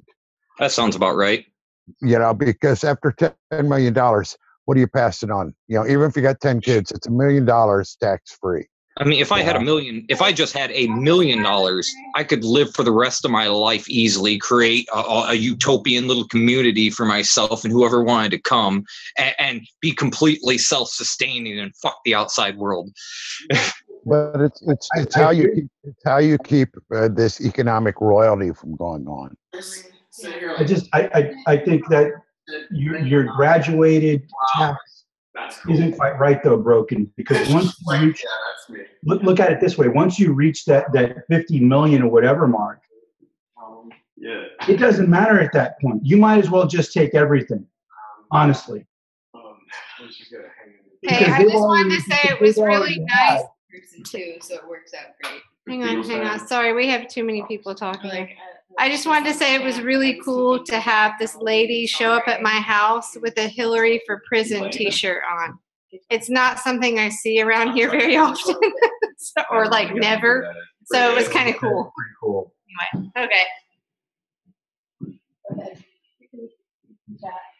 okay. Around here, we had Hillary for prison signs.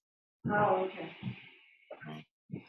I mean, yeah, I saw a few of those, but those are usually on the same lawns that had Trump signs. So, no, I've had them. I've seen them here with the Green Party signs next to the Hillary for Prison signs. Yeah, that's what we need. Yeah, that's that. Yeah. Because it shouldn't just be the problem is the team sport style rhetoric of Democrats and it's like a football game. Yeah, that's the problem. That's because if we get rid of that, then then we can get back to the real problem that Hillary maybe should be in prison. Oh, you mean issue-based policy? Sorry. What? Go ahead. Oh no, I said I already finished. Oh. It's not just a Republican thing. Yeah, you're basically if we can get past all that, we can get back to actual issues that affect people instead of just this bullshit race baiting crap.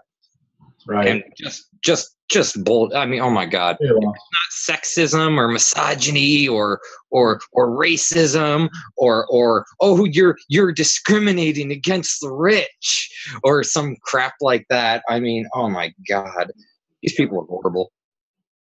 Where did they come up with it? Sexism and racism, like obviously those are real problems, but Hillary Clinton. Not how they use them. No, but see, the thing is that Hillary Clinton was never actually going to do anything to combat the institutional problems. Yeah, it's identity politics. It's saying one thing, giving it mouth service, and then fucking everybody. That's like her thing. She's been doing that for a long time. Very long time. Yeah, and wait, sorry, go ahead. All right, okay. But when I was at Boston University this past year, and I would get into arguments with my professors because Boston was really a cesspool of blind neoliberalism. And because of that, and because every time I would criticize Hillary Clinton, I would be said I was told I was a Trump supporter. And it's totally not true. But my argument was that it's easy to align yourself with a broad social concept, but if your policies don't actually back it up, I call bullshit.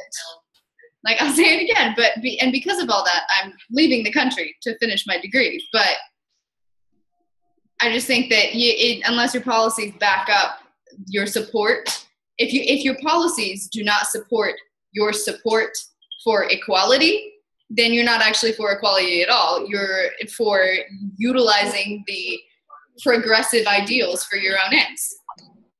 Sheepdogging. Yeah. Makes great sense. So the thing I think is going to be very hard for the new upcoming millennials and whatever is after that is trying to find out the psyche of all these humongously, gigantically rich people that just for some reason don't care. And here's the thing. One day there's going to be a sign on that beach where they park their yacht in Tahiti where they can't get in the water because they didn't want regulation, because they didn't want oversight. You know, I understand they like to win. I understand they like to get the win. Of course, we know that. And I understand they have to have all this control and power. But they're narcissistic psychopaths. They're not. Exactly. It's something that we need to rid ourselves of. If these people are actually contributing to a very bad process or future model, they need to be excluded from the process. That's what I'm saying. And here's my point to that. You make an excellent point there. Here's a beautiful thing. The way our presidency is set up right now, we can handle this. We can handle this. The next president that comes in, if he has our mindset, we can handle this very easily. We've got Gitmo. with the people that are there now, and throw in the Wall Street executives and the top. I got a better idea. I'm not that cruel. Okay, I want to get rid of all this slavery and prison shit and the torture crap. I'd rather just do it the right way and just execute them. Just get it over with.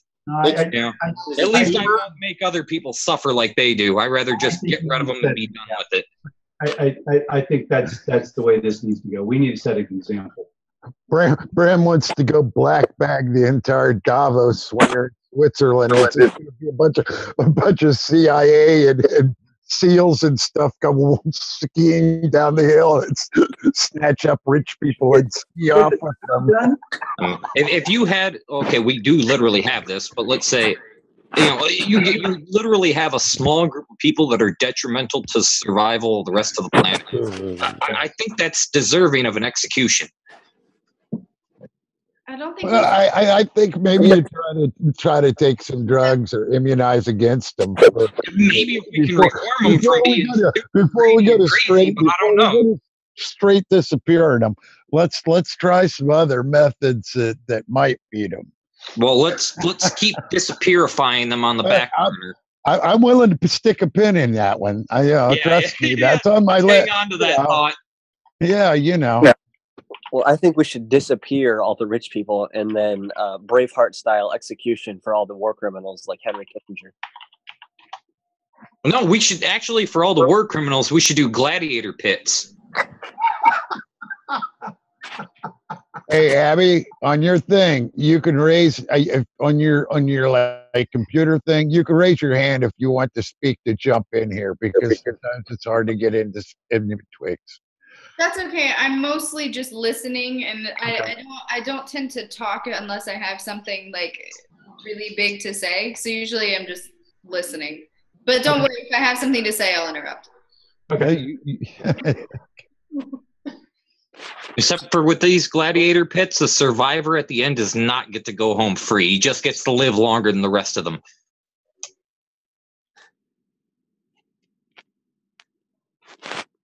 Wow. Yeah, his reward is to have a nice meal before he executed. Yeah, we'll give him something good before he goes. That's about it, and that's just for the entertainment of killing the other ones. He'll get a nice meal and a conjugal visit, and that'll be the end of it. What was the No, space I wouldn't even picture give them of? that. That's too nice. And unless you're talking about conjugal visit, throw them into a prison. What was that a picture? What was that picture? We didn't see the other. It was of the asteroids that are in our. These are the asteroids that we don't have to go get. These are the ones that come to us. Right. Close enough that we could go out, take them to Mars, process them, and bring the valuable stuff, and take what's left over and make an extra planet. Oh, they already did that one mission where they landed something on an asteroid. If we had the ability I'm already impressed by what they managed to do. So, if we had the ability to harvest enough materials, take them to Mars, and then refine them, I mean, there's a large amount of neodymium that would be sent back. But I mean, couldn't we use that neodymium to make kind of an artificial magnetic field around Mars or on the side of it, just to kind of make it a little more friendly? Yes, there would be enough. Oh, that's awesome. Oh, see, now we're to the point where we could possibly terraform the damn thing. And there would be enough to do it in 2 chunks. Wow. We need 2 fields like the Earth has. Well, Earth has 1 because our core is in the center. Since we'd be on the surface, you would basically just make 2 cores, one at each surface at each pole. Nice. Solar-powered magnetic field, and then we can... No power.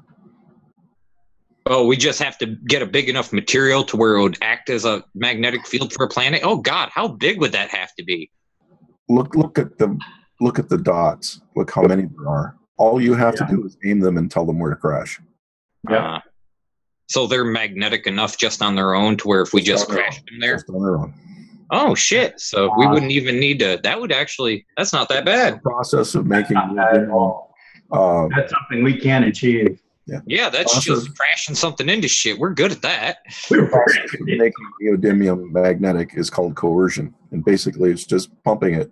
So you'd pump it before you release it and say, we want you to crash here. So you just basically like throwing clay at a pile, except it would reorient itself to hit the right side down. That is interesting. Wow. Hey, what was that link, Snort, please? Sure. Is that code level 5 access for engineers and space techs like you only? Or is there an actual link? That's there cool. Sweet. Cool. More reading material. Yeah, you can sort that cost effective. What's the most accessible? What's the smallest? What's the closest orbit? We need to give Snork his own channel. I could watch that all day. I know you guys said that earlier. I could watch that all day. He should have his own. He really should. Science with Snork. Yep. Yeah, absolutely. I imagine he'd have quite a following pretty fast. Yeah, I think so. Yeah, that could be bad.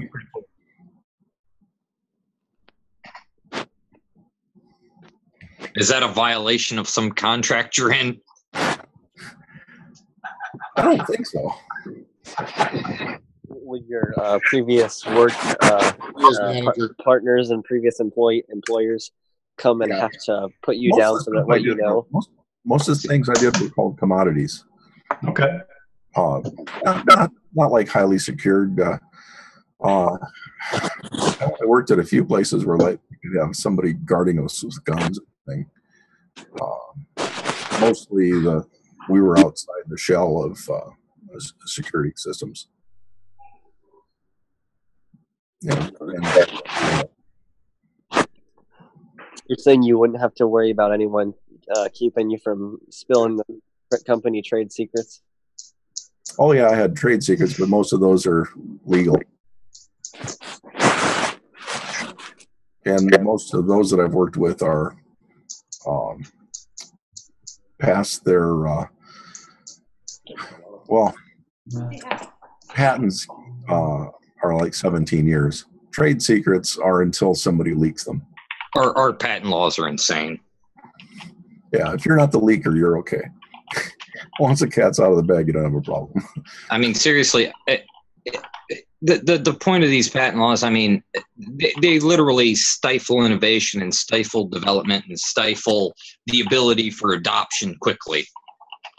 I mean, they're horrible.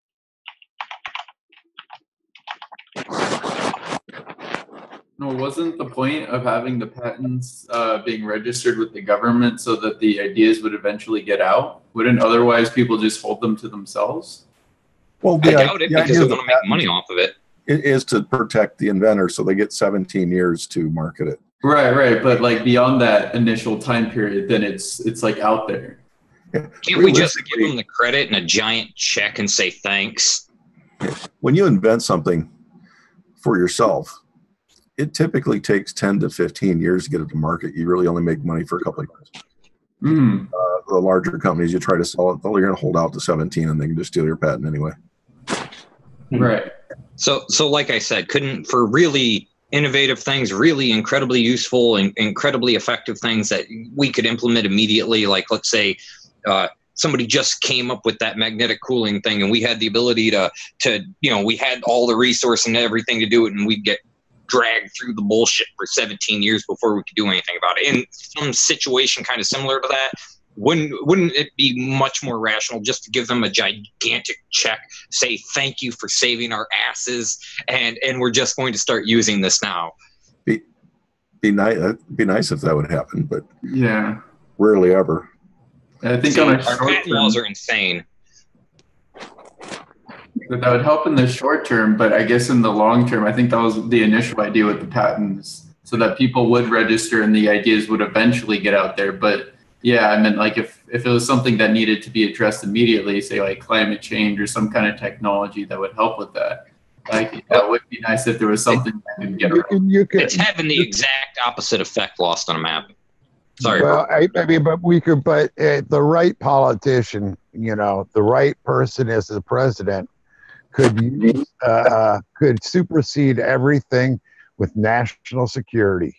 And by this quote, that is, they use that all the time for a whole bunch of other reasons. They can use it for good. I mean, if they want to be real pricks about it, they can say, okay, we're going to do this and continue to do it until the courts tell us we can't. And we're going to give out your secrets as fast as we can to everybody we can, so that at least as many minds realize what you discovered. And the information's out there. It isn't hidden. Yeah, it's like one person working on something really innovative and great could take years. You spread it out to hundreds to thousands of people, and you can get it done in a few weeks to a few months. And you can give somebody a fee or a percentage or whatever. I mean, you don't have to it's not like stealing. Compensation. It's like eminent domain. I mean, you're coming in. That is most times. You're saying that you have something that we need as a country. As far as I'm considered, for all this stuff that they make normal people go through and say that it's for security, we're at a point where the president can pretty much say we're in an ecological emergency and this is what we're going to do. And forsaken, one thing I'd like to say about you put a message about the asteroid mining. I mean, if we got to that point, it'd probably be mainly we're doing it. We're not even there while we're mining it.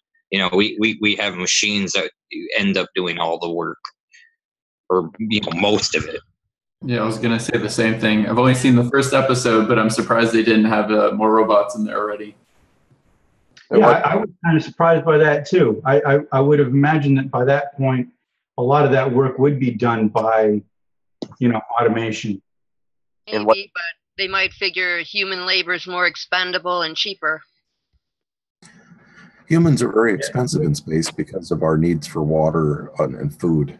And air, definitely air. Yeah, that's what I would think. It's just so much more efficient. And if you're going to send something out for, let's say you decide that the material you want is only in that group of asteroids that's between Mars and Jupiter, then you're talking about a 4-year transit each way where your workers aren't doing anything. You're still going to have to pay them. And just does not make sense to do anything but robots out at that distance. But I wouldn't put it past them to try and do something like that. Yeah, especially if they want to do it as some kind of punishment or something. Instead of or some form of population send them control. out to the asteroids. Yeah. I've got to let the cat out. No problem, Smart. Hey, who are those people that killed themselves in San Diego, Bram?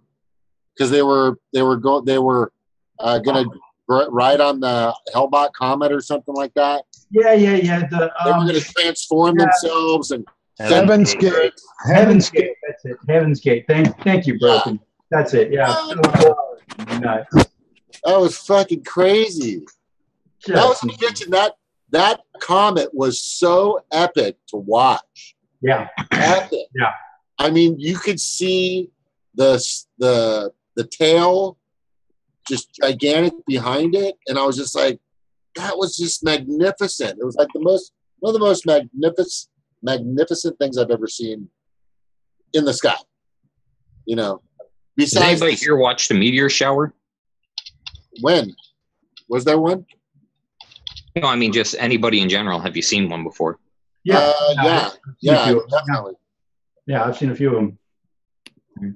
On the way to Vegas. Like up in Hubbard Lake area, I saw one right over the water. Except for it was kind of cool because it had different colors. It was like red, green, white. It literally had different colored meteorites coming down. I thought it was pretty cool. When I was in the Persian Gulf, we had a really neat meteor shower that I think it lasted at least a good maybe half hour to 45 minutes. That was really neat. Everybody just kind of stopped what they're doing and watched the meteor shower. Hey, somebody's phone is going. I don't know whatever that sound is. I don't know who we're gonna have to isolate the. It could be Lucas. Let me find out. It could be Lucas. Well, I can hear it too, so I don't know. You can hear it? No, it's not Lucas. Okay, hold on. Stevie, what was going on with your hair or something? I caught the end of that the other night. Was it? Oh yeah, apparently my mic is gets in my hair and it'll make noises. Why? Oh, that's what it is. Hey, Stevie, you met Abby, right? Hi. It's her Wonder Woman hair. Right. Is that my excuse too? Yes, that's your excuse too, bro. If it works for you. Hey, whatever, man.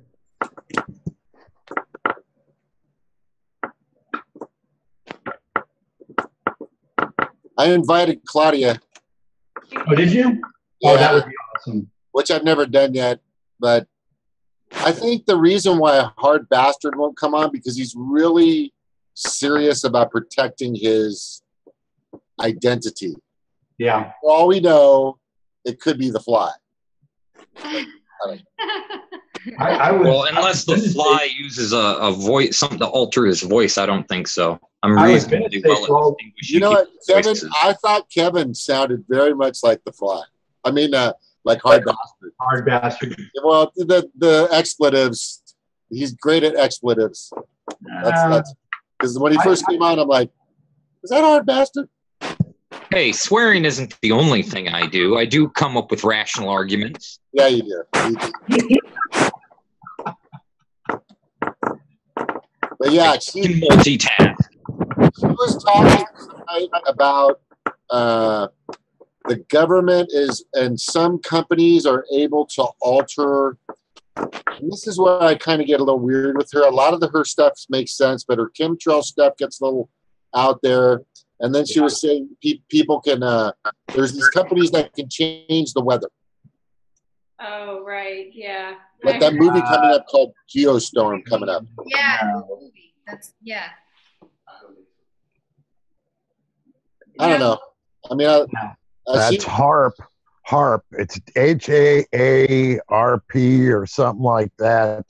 Just a few years ago, that HARP device up in Australia, they actually gave it to college. Oh, somebody has their YouTube on or something.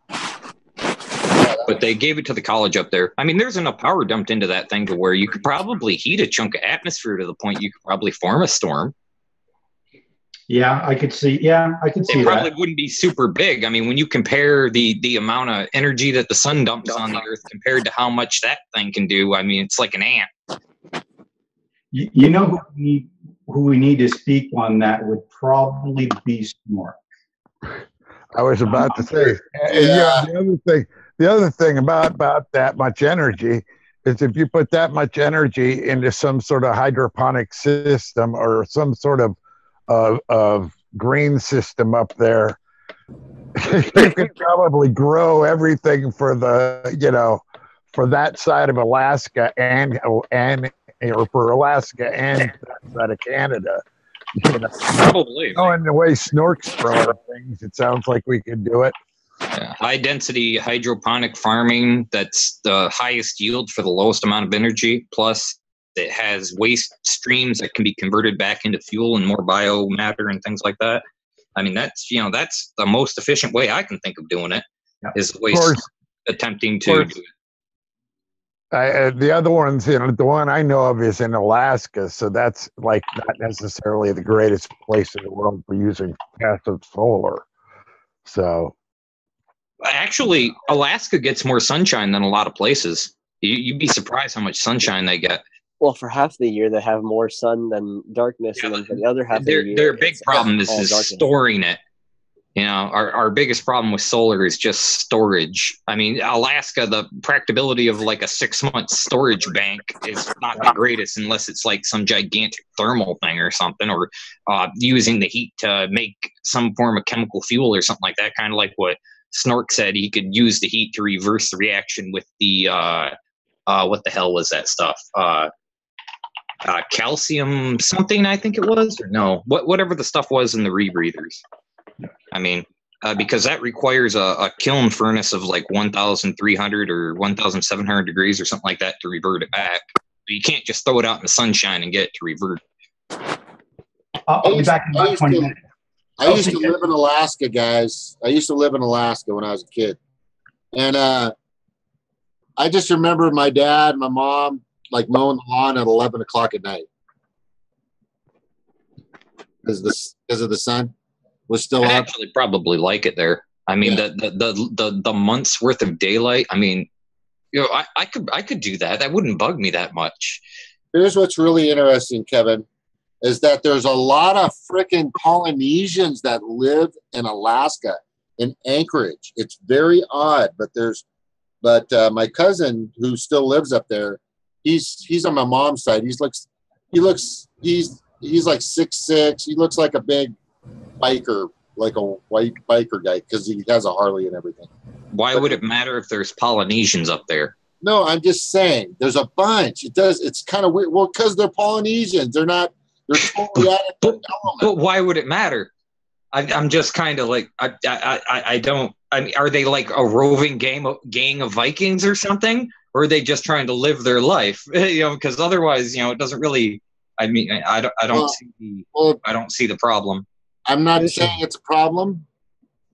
I'm just making a comment that there are a lot of Polynesians that live in Alaska, which I find to be kind of odd, since most Polynesians recently are from a more tropical and subtropical area. But there's a lot more than I ever thought of. What about fishing?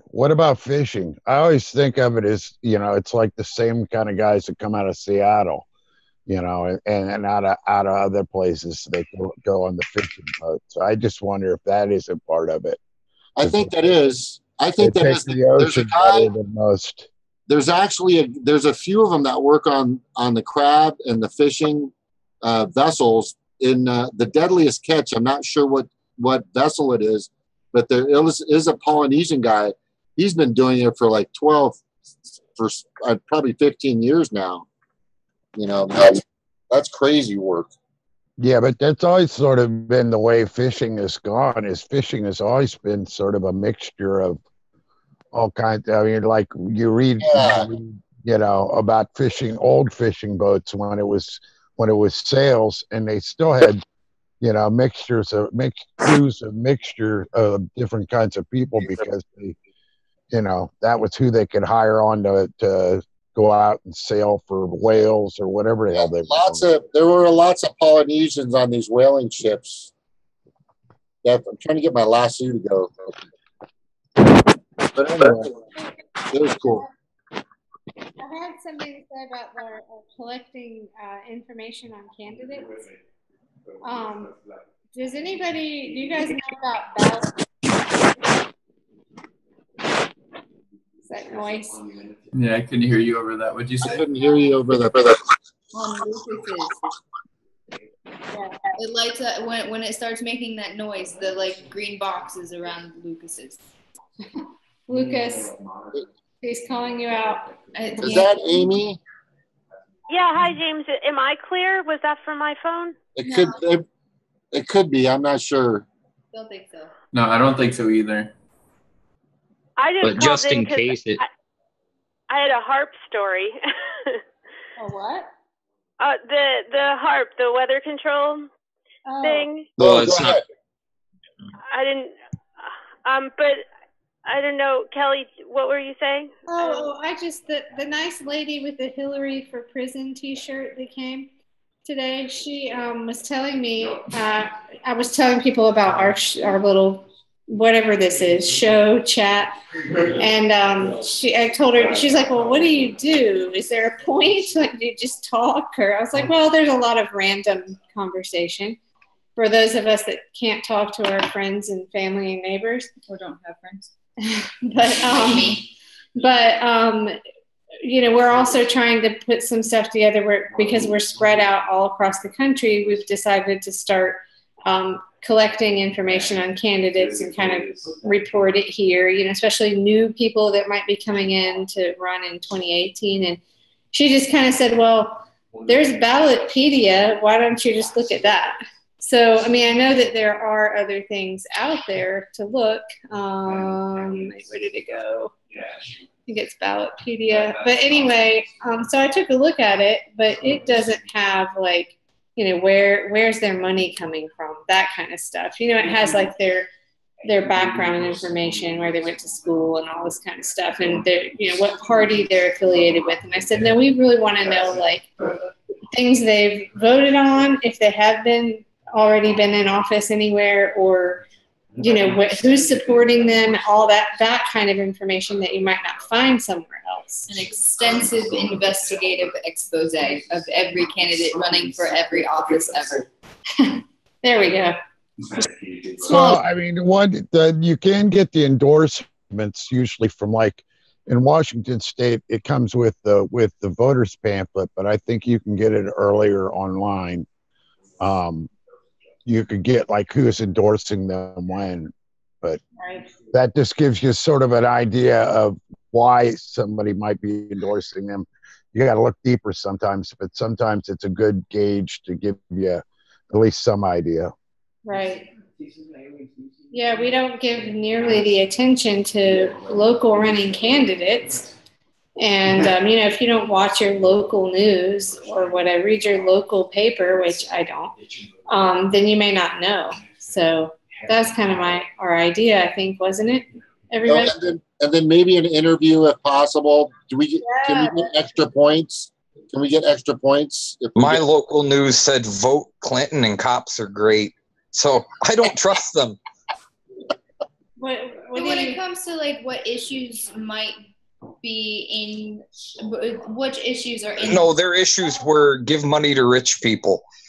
That's what my local news was. Issues that are going on, like I don't know if not that we're paying attention to water problems, but if there is a water problem or Oh, in the state. Yeah, or Yeah. in the state, or even just in different towns. If people don't, there's this idea that local news and local issues and local elections don't matter, because in the long run, it's all about the presidential election, which is why no one goes out and votes for mayor or senator. And with the midterms elections barely get any voter turnout at all. And so I think that maybe one thing that we can start doing is bring back the attention, or like this idea of community, like just in your individual town. And if people do end up watching your local news, Have you read the Powell Memorandum? Have read the what? The Powell Memorandum. No. You should. What's it called? The Powell Memorandum. I will put it on my extensive list of things I need to read. Okay, so are we picking these people? I mean, I'm covering California, Nevada, and Hawaii. So I'm going to pick who I believe is going to make a difference. Or should I? Because I'm not going to pick some schmuck I don't want. I mean, I want to put somebody on the table that's going to lean in the direction that we're going. Right. Don't forget, Forsaken has a harp story. Oh, yes. A harp story? No, that was Amy. No, that's, I wanted to see Amy, something else. Amy has one. Sorry. Okay. Oh, I was working at a library during law school and on the weekends. And this woman came in to the library to ask a question. And she is like, can you tell me about HARP and weather control? And the first thing I thought in my head was like, this woman doesn't drink beer, because the first thing I thought of was beer.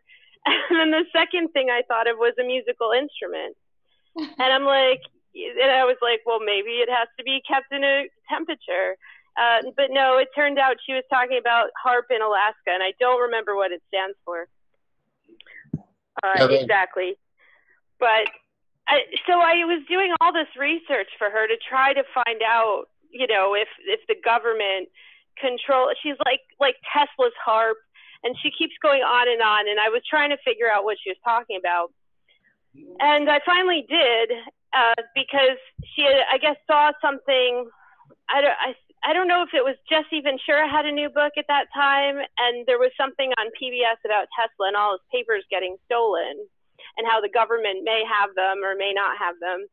But anything that you found on this was basically a conspiracy theory type website. I mean, there's no facts to back it up. And I'm sitting, like, I'm just standing there, like, I'm like a part-time reference librarian working on the weekends. If I knew that the government controlled the weather, do you think I would be here or be allowed to tell you that? Like, HARP stands for High Frequency Active Auroral Research Program. Yeah.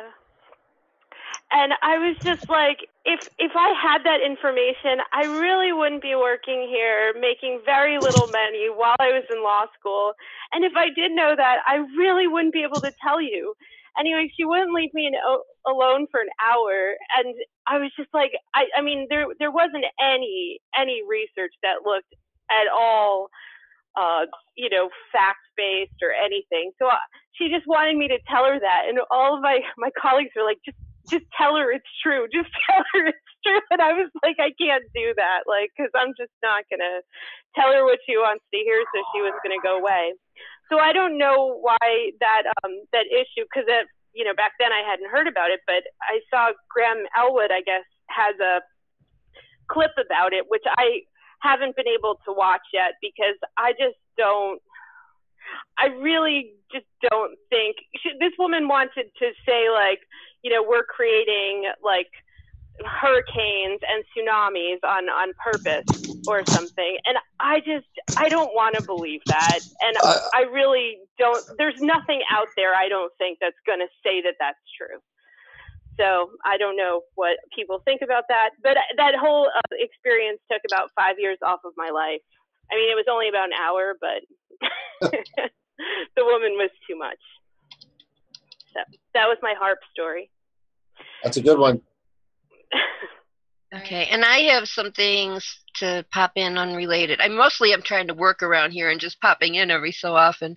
But speaking about like state and local, the importance, there was something on Twitter today. Somebody posted a link to Mike Huckabee and Alec now trying to get back to where the state legislature picks senators, federal senators, instead of people voting on them. So, just wanted to bring Is that that up. where they want to change the 17th Amendment? Yep. Where they can appoint senators? Yep. That's fucking psychotic. That's crazy. They want to consolidate more power. This is why we can't allow this. This is why it's a good thing Hillary didn't become president, because if she became president, they would be taking enough seats in the Republicans would take enough seats in 2018 to actually repeal and pass amendments. Well, I wouldn't put it. Do you past really the, think people would obey the government at that point? The Caligula Don in Washington D.C. right now to appoint horses to the Senate if you could. So, I think that it would if they'd appoint horses, I'm in. They already I'm not sure where the whole the superdelegate system, when or how that came into play. I honestly don't know, but they already did that. So I mean, why not? I think why that not was just in the pick 70s. why not pick the representatives too? I mean, what's the point? They want to. That's exactly what they want to do. Like, I mean, I know. At least he's like blatantly coming out and saying it. I mean, the whole system is set up where it's kind of indicates that that's what they want to do anyway. Yeah, what they want to do is consolidate power to the smallest possible point they can, and then fuck everyone.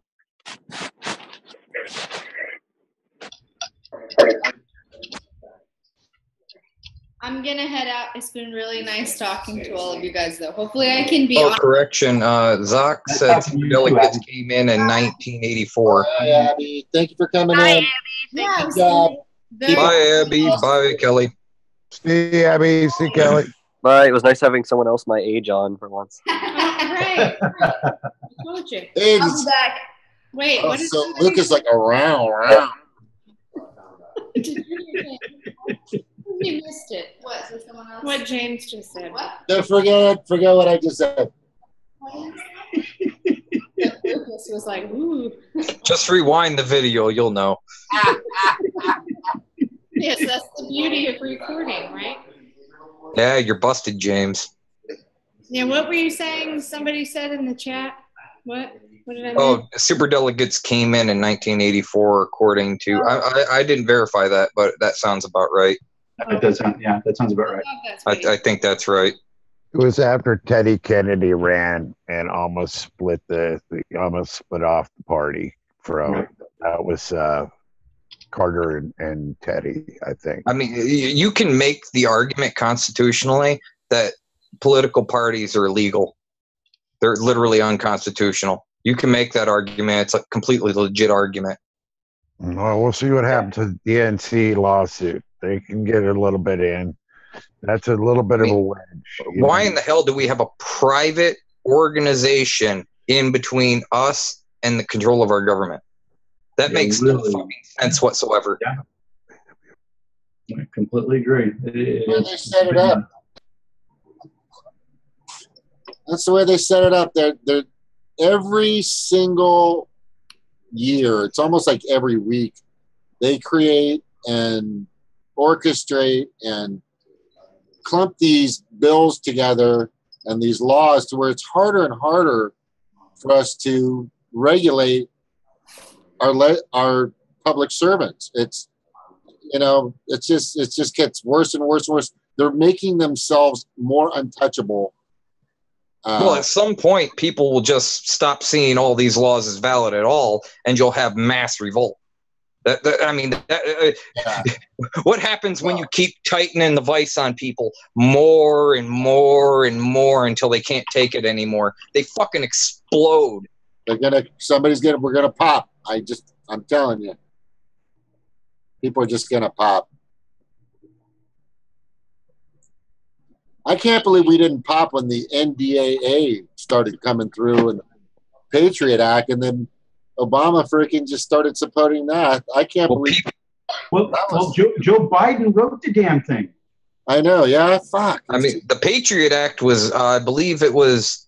It was either the FBI or the CIA literally had that sitting on the shelf, and they tried to present it like 15 years earlier. Joe Biden wrote the legislation just after the Oklahoma City bombing, and it sat on a shelf until September 11th.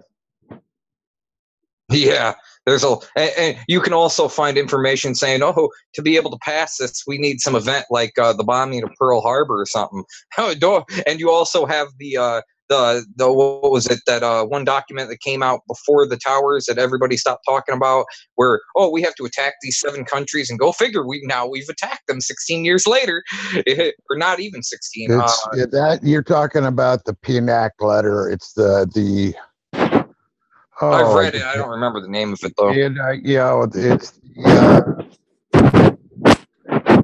Oh shit! I had it in my mind. Anyhow, that's what you're talking about. It's the People for a New American Century. That's it.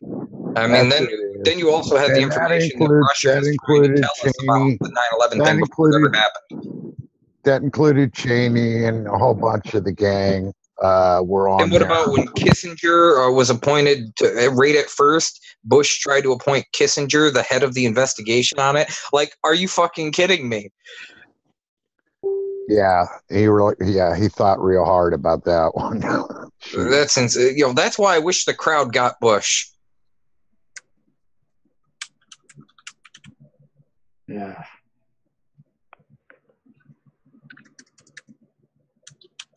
I'm just saying, it's just getting, people are going to pop. I'm just surprised that people aren't as pissed off as they're just. It just seems like they're so out of tune. They just don't know what's happening. But I don't know why all our brains haven't fucking exploded by now. And that is actually mine does on a daily basis. Yeah, and that's why I think it's a good thing that Obama passed on this toolbox of crap for a dictator. Because after we get rid of Trump and get somebody that actually supports us, we can deal with these people. We can deal with these people the way that they deserve to be dealt with. Executions? You're not adverse to the idea? Executions or Gitmo. I'm not adverse. Or gladiator ring. You got to leave that on the table. Lions, when the doors open up and the lions come out, that's the best part.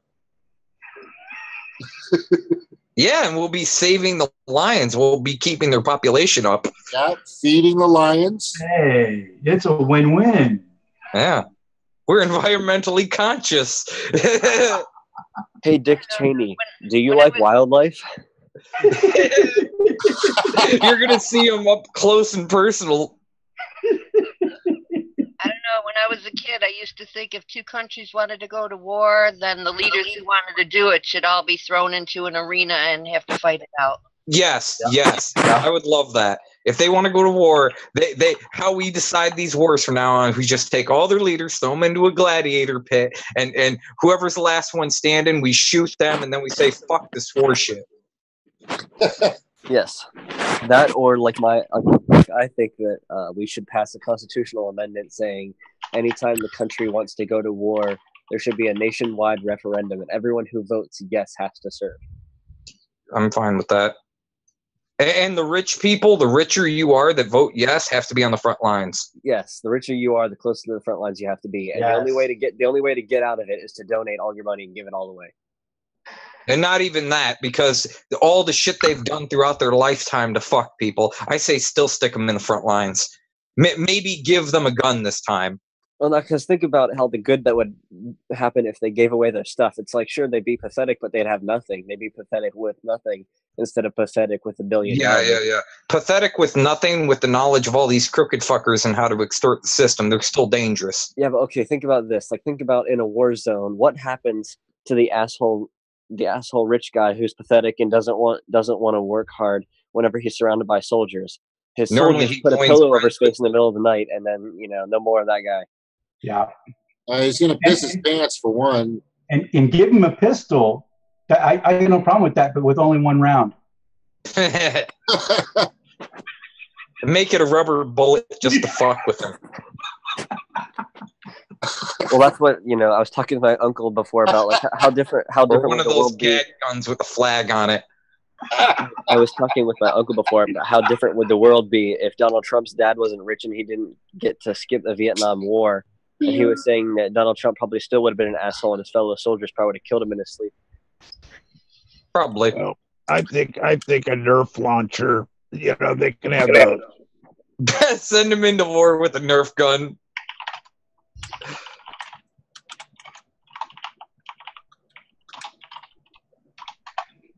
And I'm still all for making being a mercenary an international crime. Like anyone who's willing to sell their self to any country isn't worth trusting with a gun. So anyone who's like mercenary should be illegal, and they should be treated as enemy combatants. Yes, completely agree. Because they have no loyalty to anyone. Yeah, they just have loyalty to money, to greed, which is like the worst type of person. Yep, completely agree.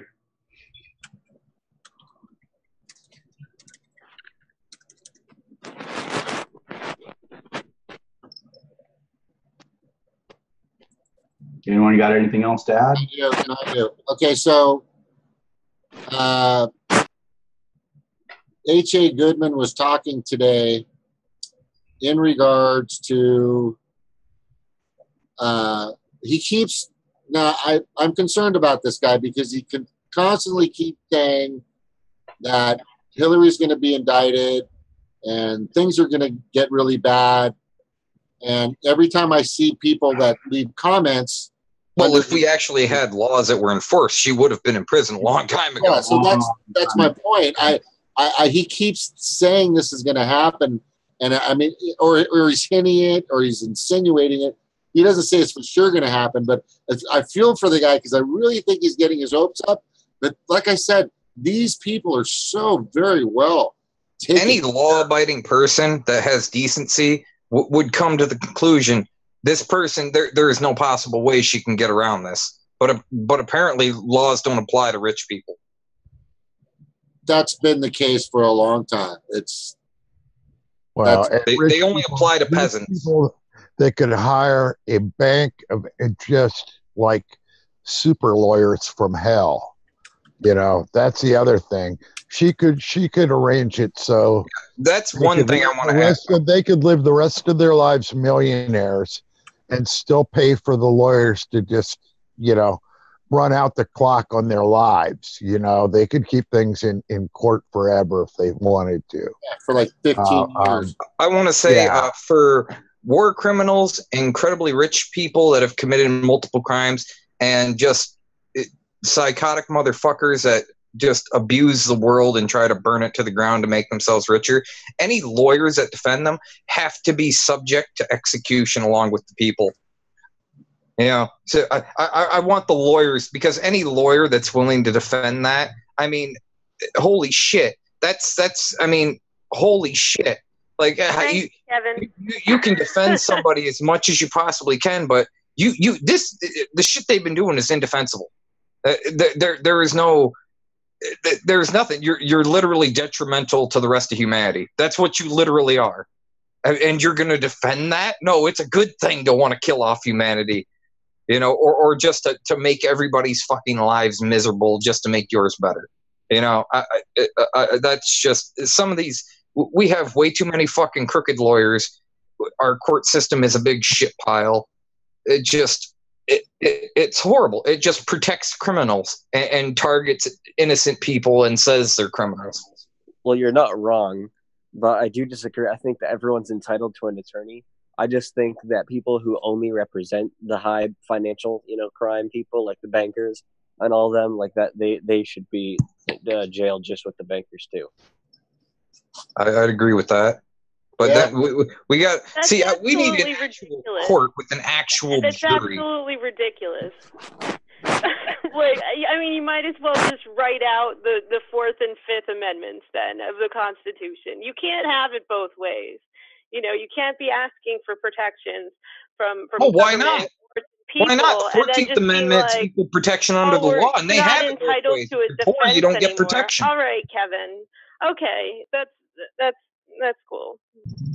They can still get a public defender, Amy. Like just like all the poor people have to do. The poor people can't afford rich lawyers who know loopholes around everything. Well, actually, I mean, for federal crimes, the federal public defenders are quite good, and I actually worked for one while I was in law school. And I was going to add something to a discussion that's actually interesting and not reactionary, which is what I think that and hypocritical. But there was this guy who was just a regular middle class guy who was being charged at one time with counts of mail and wire fraud, and lots of them, which carry a lot of charges. And basically just emotions went on, and he was out of jail for years and years while all of this, you know, just stuff went on and nothing happened to him. But what's really interesting about people who commit these crimes, like, is at first he comes in and he's all crying and apologetic and how he doesn't want to go to jail and lose his house and lose his family. And the longer that he's not in court or being tried for something, the less guilty he convinces himself he is. And it's kind of an interesting psychological thing that happens to people over the course of time when they're not being actively and quickly pursued for something that they've done. Anyway, that's probably all I'll add today, because I'm not going to get in the middle of, you know, lawyers going to jail for basically doing their job. So I'm not going to get involved in that. So have a good night, everyone.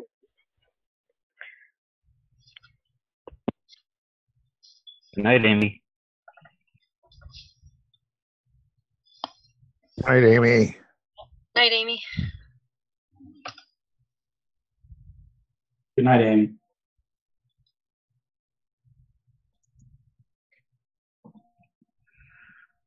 Yeah, I'll be honest with you. I do kind of see her point, but then again, that is why we have public defenders, and that's the system has been so slanted toward benefiting the wealthy for such a long time that, you know, I truly do feel that we need to shift it the other way for a while, because it's gotten so out of hand. These people need to be taught a lesson, and they need to understand that their actions have consequences, and those consequences are going to be harsh. I mean, there's no way around it. They've literally fucked up the planet and have put us in a really nasty situation, and they're going to have to deal with it. I think that's what it needs to come down to is people are going to need to be held accountable. Yeah, I mean, if you think about, like, these kids, like, you know, parents that don't ever punish their kids, you know, how screwed up they turned out. Imagine as, like, an adult, and they just still never get any consequences. They never have to do anything. I mean, it's not like, oh, well, I have to go get a job and I have to, you know, do all this. I mean, they've lived an entire life with no consequences. That has to be, like, the most screwed up individual ever. They've lived their whole lives above the law, basically. Yes, above the law, above everybody, doing whatever they want, whenever they want, however they want. Yep. You know, it's just that it has to stop, and there needs to be examples made. You know, it might be extreme at first, but whatever. I mean, I really have. I try to empathize with people, but I really cannot. I can't with them. I just can't imagine like killing people on such a massive scale like they do. I think. I mean, I'm still of the opinion life imprisonment and the general population of the jails they run is as good a way to go as any, because I think that forcing them into the general populations of our prison systems, they would not last long. Well, they'll do well to give us better prisons. You know, at least more humane prisons. Because, you know, if those sons of bitches, if they start watching how people get actually treated and have to deal with those kind of consequences rather than, death doesn't scare people like that. That's just another gamble to take. So in other words, Broken Carpenter, you're saying they need to experience the misery firsthand. Well, I think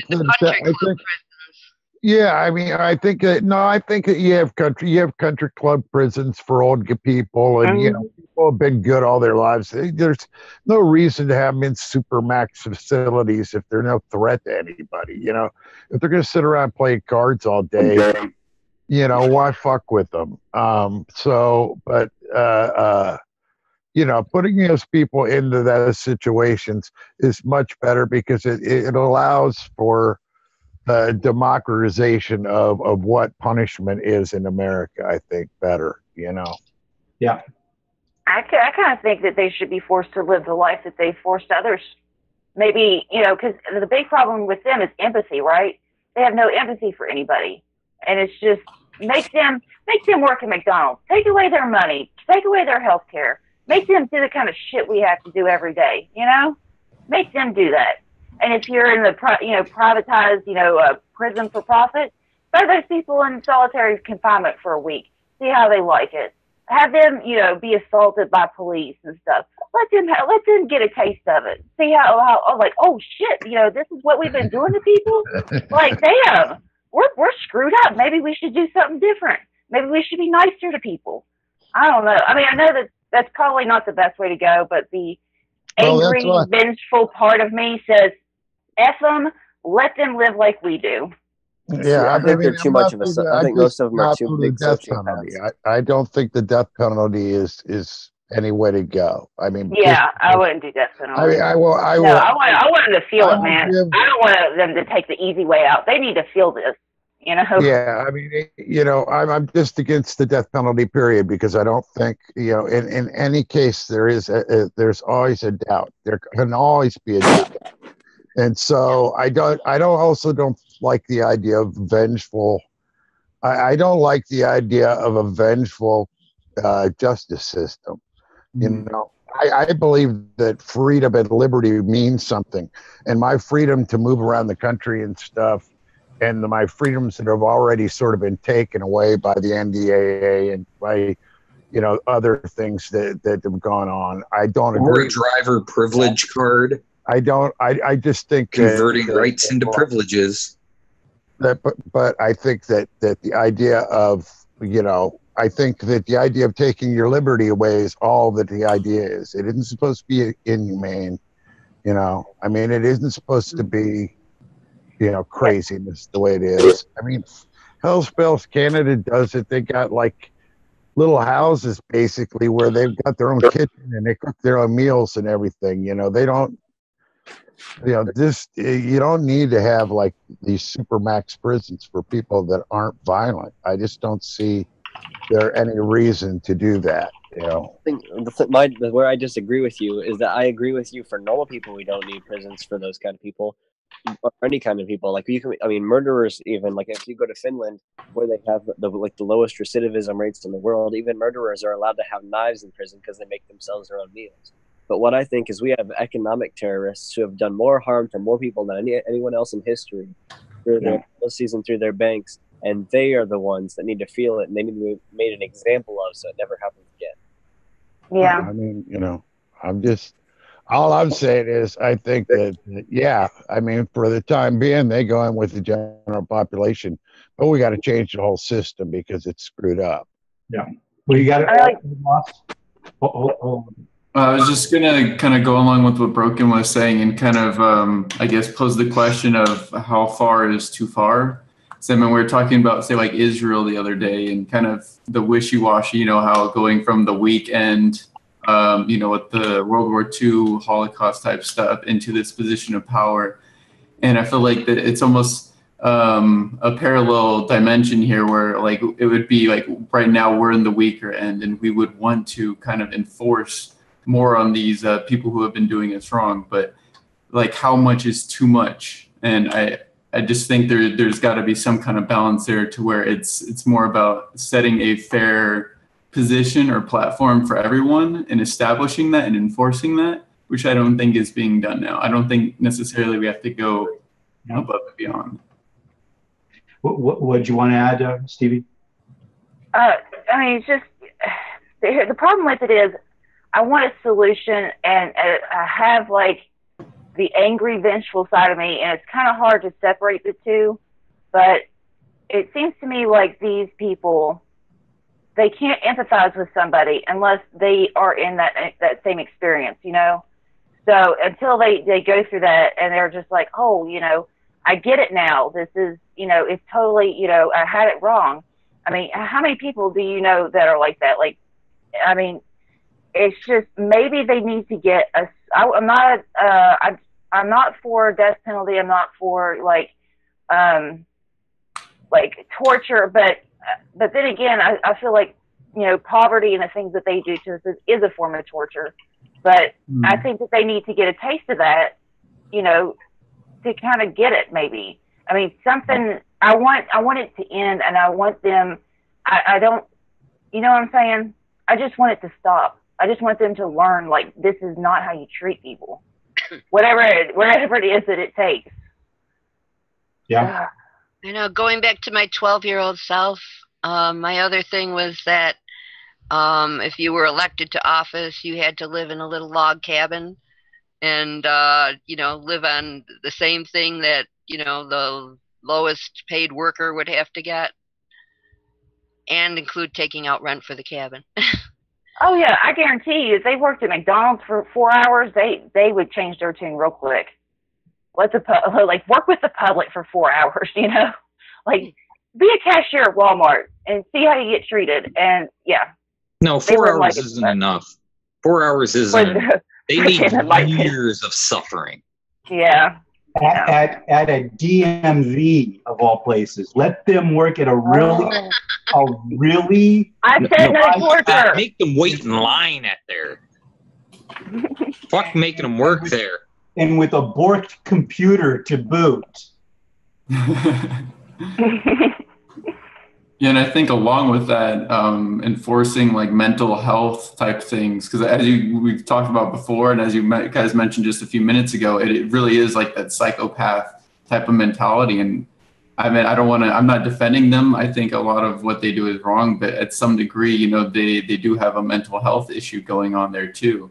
So I think in combination with forcing them to go through, you know, what most people have to, along with getting treatment, maybe that could actually, you know, help change them instead of just, you know, doing what kind of they do to a lot of people now, just throwing them in jail and just kind of like, you know, forcing them away and making money off of them, like actually help them as people and try to make them be productive as people too.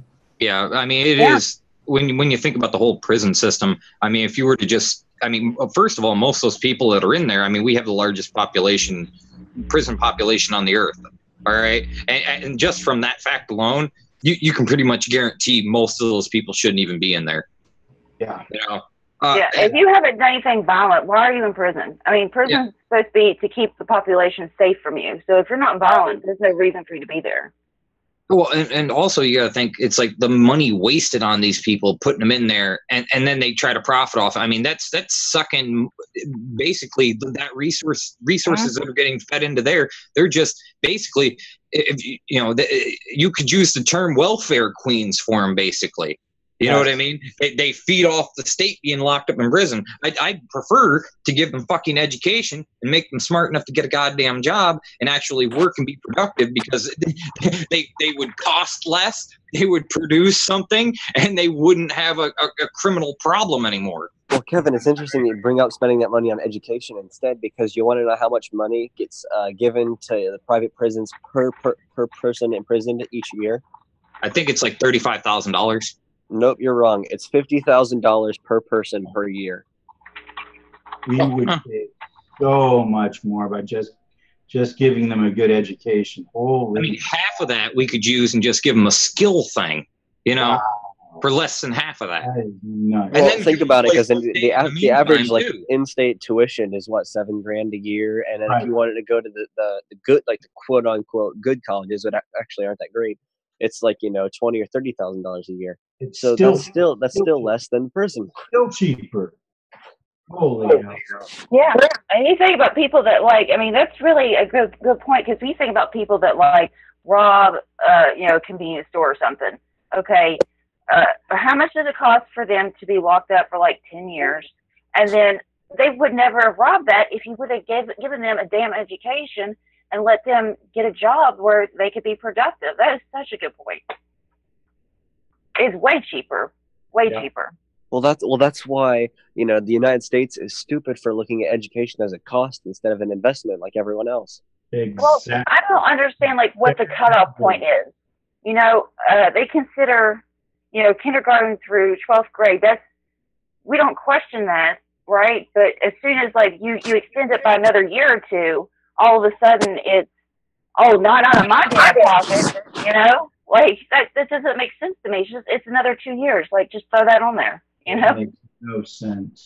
It makes no sense. Well, everyone should be questioning it. Everyone should be asking themselves, what's the purpose of school? What has it historically been and what should it be now? And the thing is, the school originally was where students went to learn the things that could not be taught to them at home because their parents were too busy earning a living that way they could feed their kids and, take care of them.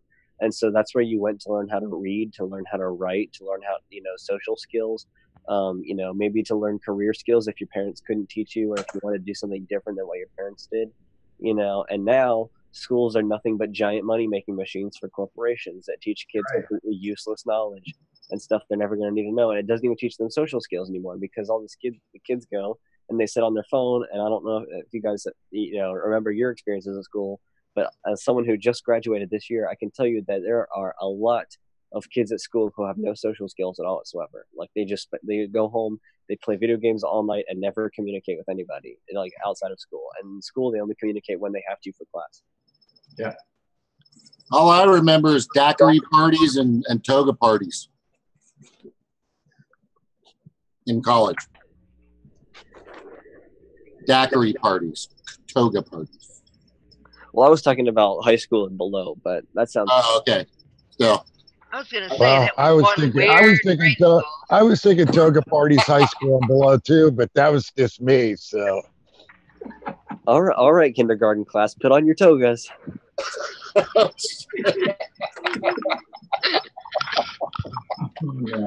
We're gonna have daiquiris today, kids. I think I made it to what people would consider middle school now. So yeah, probably. Used to be called elementary school.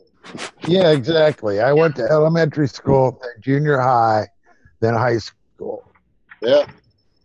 And the junior high and the high school are in one building, so it really wasn't And then I had a graduation, my 8th grade. It was like a ceremony, man. Now I don't think they have that for middle schools, right? They didn't have it for junior high. We just went from one wing of the school to the other wing of the school, basically. That was it. Had different lunch times. Yeah, the schools around here either went 7th and 8th grade. Were in some schools were with the elementary school, and for some of us it was at the high school. Where I live, it's all or almost always kindergarten through 5th in one building, and then 6th through 8th in one, and then 9th through 12th in another. So when you get out of school, like high school, I remember. You guys remember was it economics or was it social studies where they teach you how to balance a checkbook?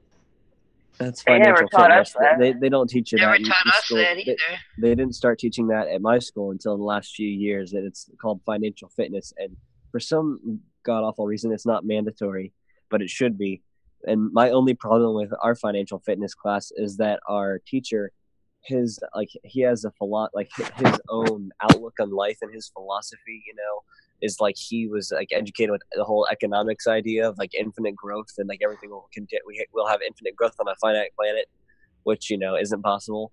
And he has the idea that putting your money in the stock market and leaving it there is safe, and that if the market crashes, that's when you just buy more, and then you wait 15 years, and then eventually you go above where you started. and he was like talking about how there's not a guaranteed 10-year return anymore, but there's a guaranteed 15-year return. And in my head, I'm just thinking, how many years old is the stock market? Less than 200. It's like you can't imagine it to last forever. It's like everything in all of human history has always been a cycle, and everything always ends at some point. Yeah, the leaps of logic that a lot of these people have to take in order to make their formulas and particularly their long-term projections work, it's just nuts. It really doesn't make any sense. I mean, if you all you have to do also is take a look through history and look at how things have changed. Things don't stay, concrete for very long. We're in flux. We've always been in flux. Stuff is going to change. Yeah, if anyone here thinks that putting your money in the stock market is a good idea, go right now and watch that Guy McPherson talk that Ariel shared with everybody. That'll change your mind right away. The stock market's retarded. If you got money, you know what you should put it in? If you own a house and you have money, you should put it into making your house free for you so it can generate all the energy for you. So you got your septic covered, you got your water covered, and resources. You got your water covered, you have a garden in there, you got your power covered, and then you can, you know what I mean? That would be an actual investment that would pay off. Well, I mean, the best investment would be seeds. If you had your own seeds too, but that you'd be kind the of most ties valuable into the person in garden town. thing. I mean, you need like a biometrically locked seed vault, and then you'd be the most popular person in town. If things really went to crap, because everyone would be coming to you for seeds. Here's what they're teaching our kids. They're teaching them. They taught us too how to be dependent on the grid, how to be dependent on the banks, how to be dependent on your job. They didn't teach you how to. Well, we kind of did, but it seems like more than before. They're teaching the kids how to be dependent on anything but themselves. Exactly. Yeah. And that's not by mistake. The corporations for years have been slowly making it more and more so that way. And even this year, like my teacher who's already doing that, he had to draw the line at some point because one of the banks came. I think it was Chase or Huntington. It was one of those big banks. And they had this EverFi thing that was like a financial fitness class online, and it was like trying to teach kids that it's a really smart idea to take out student loans like the first year after high school to start building credit. And it's like the whole idea of credit was invented by bankers to enslave people. That's historically what credit and debt were, and historically, debt was an anti-Christian thing. And then whenever people needed money into the community, they'd allow the Jewish bankers to come in. They'd take all the debt, and then 7 years later, after the debt was had enslaved everybody, that's where anti-Semitism came from. And then they'd go and they'd kill all the Jewish people because they were angry about being in debt and being enslaved. So, that was like, then the Jewish people realized if we start having jubilees every 7 years, then they won't kill us. So we'll just forgive everyone's debt after 7 years. If they haven't paid us back, well, then, who cares? We'll just start over again. And, we haven't had jubilee for hundreds and hundreds of years now, and it's really taken its toll. So the Constitution or political science, I think, should be in high school. I definitely think it's not college. I think it should be a little, because you want to be prepared to understand how legislation works, how the courts work, how executive positions work before you go and vote. So when you go and vote, you understand why and what and who and when is the right time. Everything needed to arm yourself for such a important and vital decision, but that doesn't happen. Well, they kind of teach it a little bit. Social studies used to be called social studies, and Yes. we used to go through all that. How laws are made, how everything. It was, yeah. Well, the problem isn't whether or not they teach it; it's how they teach it. Because you're supposed to take, like at my school, you're supposed to take government, and in all of Ohio, generally people take government their junior year. But for me, I was taking college classes my junior year, so I ended up taking government and econ my senior year. And whenever I took it, since I was the only kid interested in that stuff, I'm the only one who still remembers it after school's been out, because the way they teach you things in school is memorize it for the test, and then we don't give a shit if you know it afterwards. And so none of the kids come in there wanting to learn it, so they only learn it because they have to. And then as soon as the test's over, they have no memory of any of that stuff, like because they didn't care about it, you know. And that's the whole problem with how we teach kids in this country, is we teach them to memorize for a test. Whereas if you go to Finland, they teach kids everything in the context of solving a problem. That way they learn how it relates to real life and how they can use it to solve their problems. They learn how the pieces fit together. Critical thinking skills. And, I think critical thinking skills, yes. And if you go and you ask, a math teacher over there what he wants for his students, he says he wants for them to be happy. If you ask for a math teacher what they wanted their students over here, they want them to be, quote, successful. Yeah. But, like, the problem with social studies is, like, they tell you all these things like history. Well, the revisionist history too, but I mean, they tell you things like they teach you about things like freedom and democracy, and we don't have any of those things anymore. It's outdated. They're teaching from a book from 100 years ago. I mean, that's not how any of this stuff works anymore. They don't tell you about like how they rigged the polling system to where, well, you better make sure you have an ID, and you better make sure you have this, and stuff like that. I mean, of course, they can't tell you that stuff because that's anti-government. Or how about lobbyists buy our government?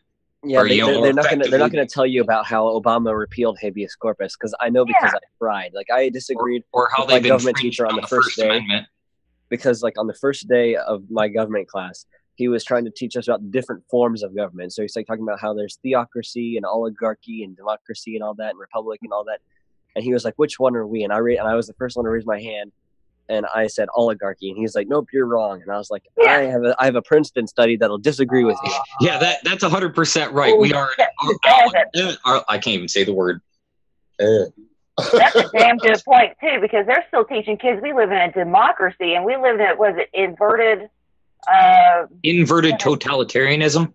Yes, that's what we live in. That's what we live in. Yes. They're teaching kids wrong. That's correct. And for that matter, do you know how many books that I've had recalled while I was in school for having too many wrong facts in it?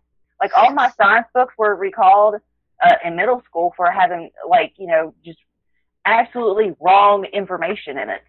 Oh yeah, tons of the science books at my school were wrong. Like, there was a bunch of them that whenever we were learning about biology, that said monarch butterflies are poisonous, and it's like any book ever that says monarch butterflies are poisonous is full of shit, because that was an old, outdated fact that was made by one dumbass scientist and then printed everywhere.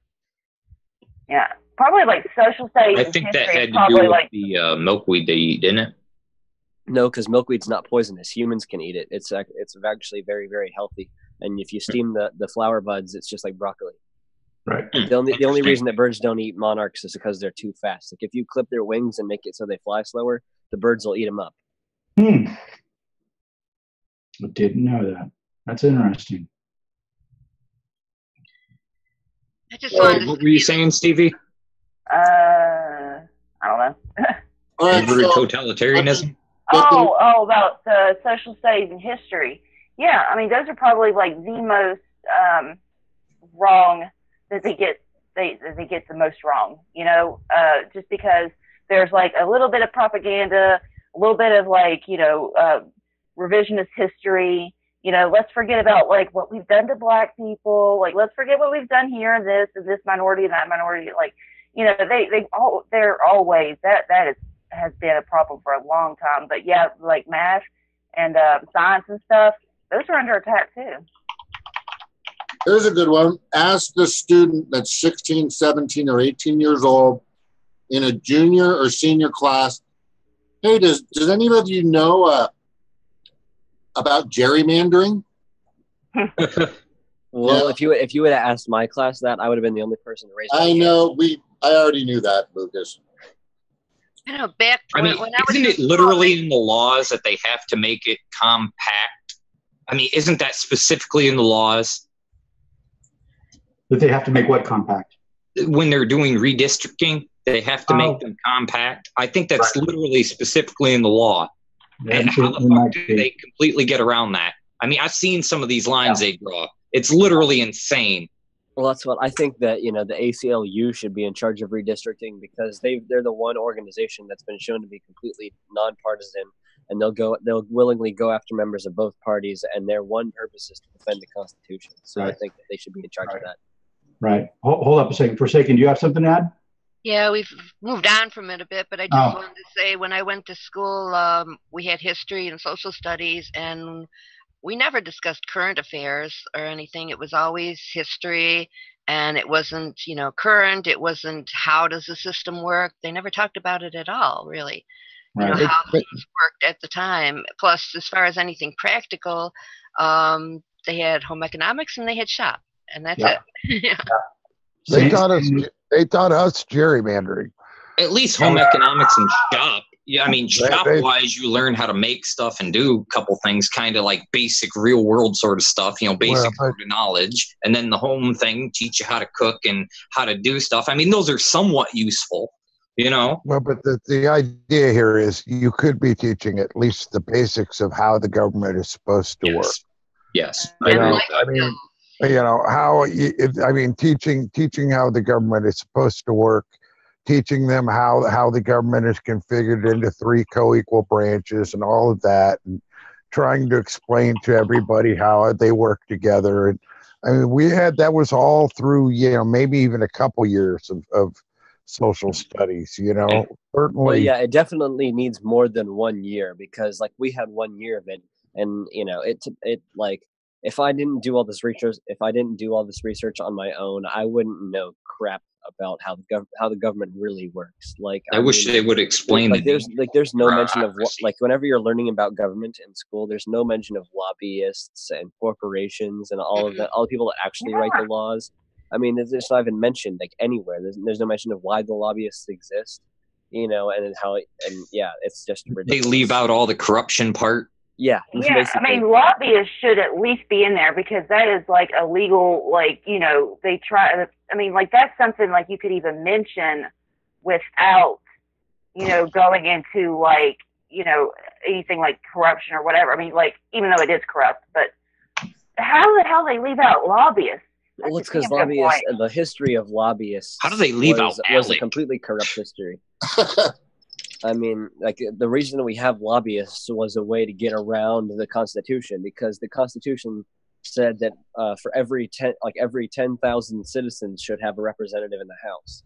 And whenever the population started getting too big and they had 435 representatives in the House, they decided instead we're going to cut it off right here, and then we'll just redistrict to fit, Yeah, and that's the problem with consolidation of power. We should have a few thousand people in there. And then then they said, and then to keep the interests of those people that were giving a smaller voice, we'll let lobbyists come in. That way the people they work for can come in and speak on their behalf. But that wasn't really why they did it. They did it so the corporations would have more to say. Hey, Kat. Yeah, because a corporate lobbyist would have the most amount of influence and the most amount of money to throw around. Hey, Kat. Hey. Hi. Aloha. Hi, Kat. Hi. Kat, whoever you are. Kat Stefani's on the chats and on the Twitter. Yeah. Oh, I've talked to her once or twice before. Didn't know that was her.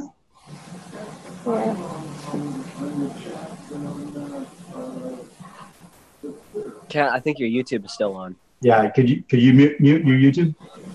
Yeah. Hold on. All right, so when you have an oligarchy, I call it the two-party oligarchy, or the one party posing as two, creating how our education system works, and at the all over the country, and teaching these kids pretty much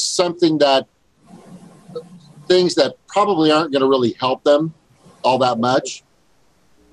When you have that, it's been that model for a long time, then you can only deduce this answer from it, and it's control. They don't want you to know too much. They don't want you to to have this kind of knowledge so that you can, like Kevin was saying, have the critical thinking that you need to do, that you need to have to make the proper decisions. And it's just really so blatant, and it's just like, it's been going on, like Stevie says, when is it all going to stop, you know? Well, James, you want to know how much the two parties have control over the school. Whenever my because I would always have really in-depth discussions with my government teacher, and during the first week of school, he asked if I was going to be old enough to vote in November, who I'd vote for, and I would have said, and I told him I would have voted for Jill Stein because that was August, so Bernie had already lost the primary by then, and so he's like, oh, so you would throw away your vote. I nearly flipped my shit right there in front of the whole class because I just was so sick of that corporate talking point, because that's all that is. That is. I've also seen when they did in elementary schools, they did like, oh, you can only vote for these two and you have no one else to vote for. They try to program this into kids at a little age. Well, that's the whole idea of religion, is you have the God or the devil. You It's have the to same choose thing. one or the I mean, other. the Democrats and the Republicans might as well be a fucking church, because that's what they're doing. It's not just religion and politics either. It's also it's the idea of sports. You can only have two teams. It's not like the Olympics where you can have a bunch. Same of people concept. Yep. In America, you can only have two teams playing any given sport. And that's how it works. Like you have, it's like, imagine if there was three football teams out on the field. It's like, you can't imagine it because that would just be chaos. And that's how people think of politics. People think that you can't have, the Green Party because they just come in here messing the whole thing up. But the thing is, we need somebody to come in here and mess the whole thing up because it's working how it's supposed to, and that's terrible. I got a question. So, like, if you could be you had the physical ability to do it and everything, and you could be world class, what sport in the Olympics would you do? I'd definitely go for the luge. I think that's the hippest looking one. But long distance sniper shooting. I should have seen that one coming. I'm with you, Kev. How did I know that he was gonna say that? That's good. I had a feeling that was coming. I feel like swimming would probably be pretty useful though too. Like, cause Yes. if you're a good swimmer and and someone tries to throw you out into the ocean, or if you fall into a lake, or if the CIA steers your self-driving car into a river.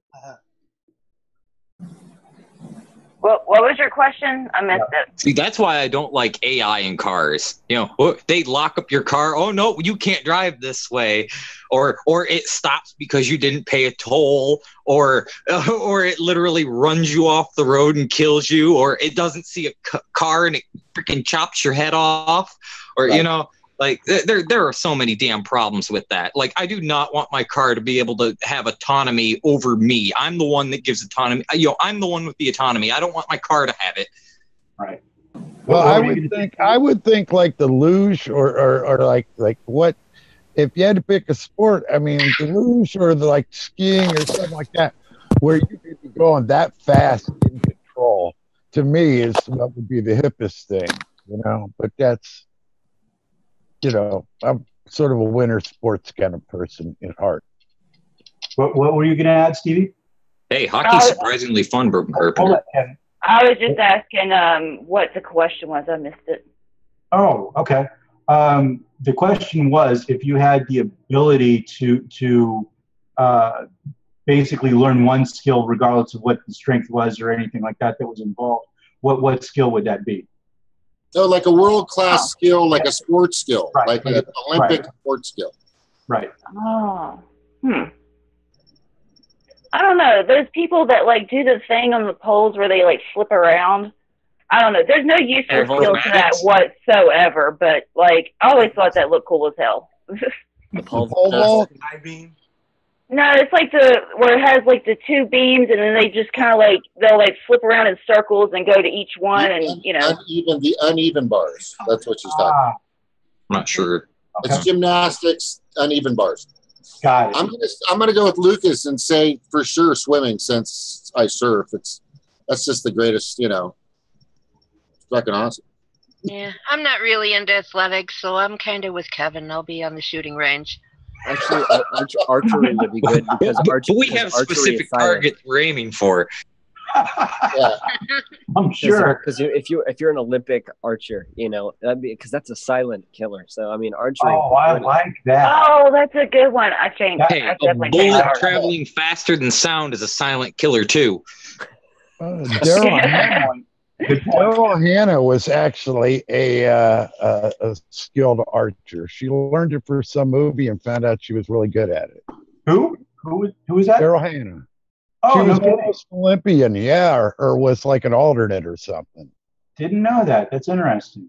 That's why I've always wanted to learn archery, because I'd like to go hunting without, you know, needing to own a gun. Because if you have a gun and you miss the first time, it's going to scare away the animals. Whereas if you have a bow and arrow and you miss the first time, there's a chance they might not even know. If you miss it I with a wouldn't bow have and the arrow. strength to pull back the bow. Actually, with the compound bows, you don't require a large amount of strength to actually pull back the bow and hold it there. Just kind of, I do archery, so I'm pretty familiar with those. That's cool. When I was little, I used to make bow and arrows out of sticks and string. Yeah, I think a lot of us did that as kids. I know I did with my cousins. We did that kind of stuff. Yeah, I used to make arrowheads like when I was a kid. Just like find rocks and just like grind them down. Well, that's the disappointing thing about my generation, is that I was born just too late to be able to go out and dig in the backyard and find arrowheads. It's like everyone's already found them all now at this point. I took one of these. I took one of these and split my thumb in half down to the bone. Alien. Yeah. Cutting and knocking an arrow. I was holding the arrow like this, and I took the knife, went like that was a brand new knife. Real nicely doing it. And yeah. So making bows and arrows, yeah, I remember that fondly. There's a guy on YouTube with his channel's called Primitive Technology, and basically he just goes out into the Australian woods with nothing and then creates these awesome things. And he shows in one of his videos how to make a bow and arrow starting from scratch. Well, that's interesting, but the guy from Australia I like is Mr. Thessalonian. He actually has, you should check out his videos. It's actually pretty interesting. I just wanted to learn how to do the cupped stick and the other stick, and to throw like an arrow or a spear, short spear. The spear thrower thing. Yeah. Yeah. I just wanted to learn that, and I always wanted to learn a hoochamjigget. I always thought that one looked really cool. No, not a bolo, a sling. Oh. Because I always thought a sling looked like a really hip thing, but it's like every time everybody ever tried it, they always ended up wrapping themselves in the head with a little rock, you know? It's like they would go to throw it and it would bounce back, and it would always end up hitting you. It never failed. I think it's a Middle Eastern thing. What was that one kind of like? It was basically you had like a 1.5 2 foot long arm, and it had a notch in it to where you could set a spear, and you would hold it over, and you basically use it like a lever arm to throw the spear. What is that? That's what I was talking about. That's what I was talking about. What he was talking about. I thought you were talking about a bolo, the thing with you spin around with a rock. Oh, the original thing was one of them spear thrower things, but yeah. Oh, okay. I've actually done one of those a long time ago somewhere in Hawaii. But in Hawaii, when you go spear fishing at night with a torch, you use a Hawaiian sling, which is just a rod that's got a point on it that comes out of a piece of wood with a piece of rubber on the back that makes it go out. And then you have to make sure you hit the fish, and I think I said it. You have to make sure you hit the fish in the head, because if you don't hit the fish in the head, it's going to steal your rod. And then the cooler thing is learning how to throw a net from your shoulder over a bunch of fish along the reef. There's like so many things out there that when I was a kid I learned, you know, guns, fishing, net throwing, spear diving. There's just nothing around anymore. How to build a fort, you know, all this stuff that used to be out there for us. how to have BB gun fights, how to have dirt clod fights, you know, all kinds of fun stuff. I just don't know. Lucas, do you guys ever get BB guns that you can buy from the back of Popular Mechanics that are single shot and go have BB gun fights with protective eye gear on? You ever had the? I've had to pull them out of my fucking legs. You'd get like, I mean, if you were to have BB gun fights, you'd get like in serious trouble around here for. Are you talking about the break barrel high compression BB guns, the single shot ones? I have a red Those rider, things are and my fucking brother has a red rider. painful. Not BB those. guns I got the one from the Christmas story. BB guns are no joke, man. Like I've seen somebody that got their leg amputated for one. Oh wow. So I mean, they were being dumbasses and shot. You know, one guy shot his friend at like basically point blank range, but he had to have his leg amputated over. I mean, it was like the craziest thing I've ever seen. Crazy. Gun. Wow. Yeah, if you want to shoot each other, airsoft or paintball is probably a better option. Well, I had a friend of mine. I had a buddy of mine that was shot with a paintball, and the idiot that shot him had froze his paintballs. Oh God, that's the worst thing you can do. The other idiot that I've known, somebody that did something similar to that, but it wasn't frozen paintballs. He was using marbles. Oh. Yeah, that's why we need to bring critical thinking back into our schools, because we had dumbasses run around each other with damn marbles. Yeah, we used to have an airsoft place around here that you could go in. Like they had like a maze and like, you know, doors that you could kick in like a military installation, and like one people had to be the terrorists or whatever, and then the other people was like the Marines, and you had to, you know, be both or whatever.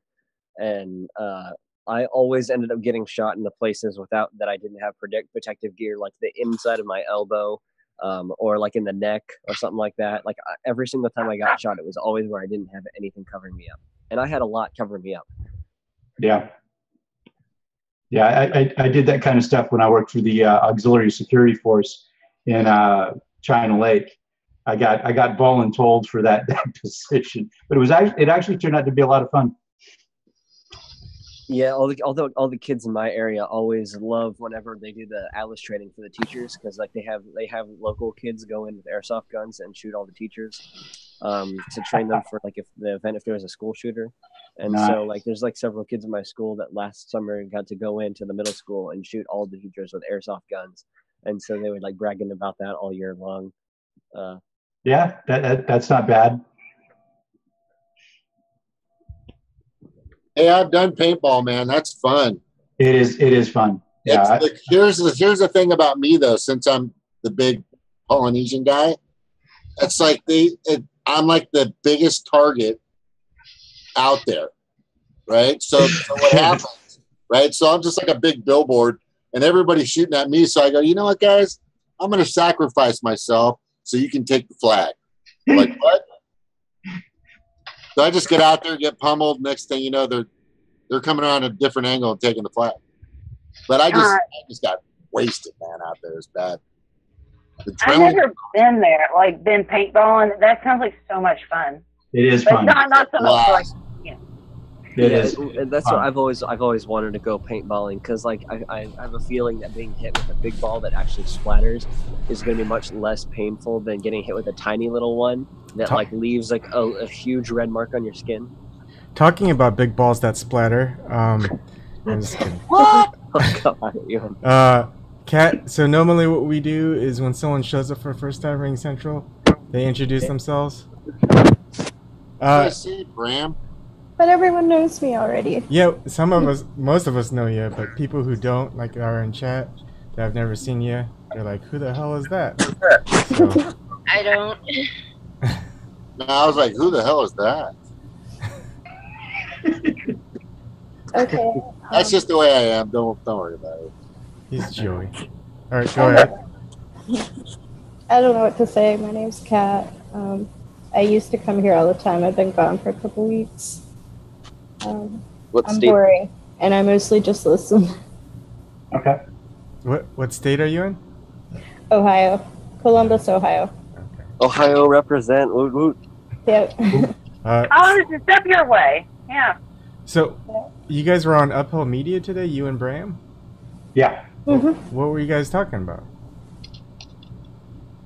There was a rally going on if I remember correctly, it was the healthcare rally, right? Yes. Yeah. Okay. I'm working on a climate show for Uphill Media with Environmental Coffee House. So that's something, I guess. Cool. Awesome. Oh, go check it out. Yeah. Social media. Uphill Media was that one I sent you the thing to come see Paula Swearingen. Right. One night. Yeah, Uphill Media used to be Political Revolution TV, and before that, they were Bernie 2016 TV, and that's when I started watching them because they covered Bernie's rallies pretty extensively. They did a great job of it. All right. We can talk about balls again if you guys want. Didn't we have a rule for sexually explicit content? I was talking about baseballs. What are you talking about? I mean, paintballs. I have to give him a warning. Oh my goodness, you guys have some dirty minds. We hang out with you, Ebon. That is exactly, yes, we do. We hang out with you. I'm going back in the dark. Back into your broom closet, Ebon.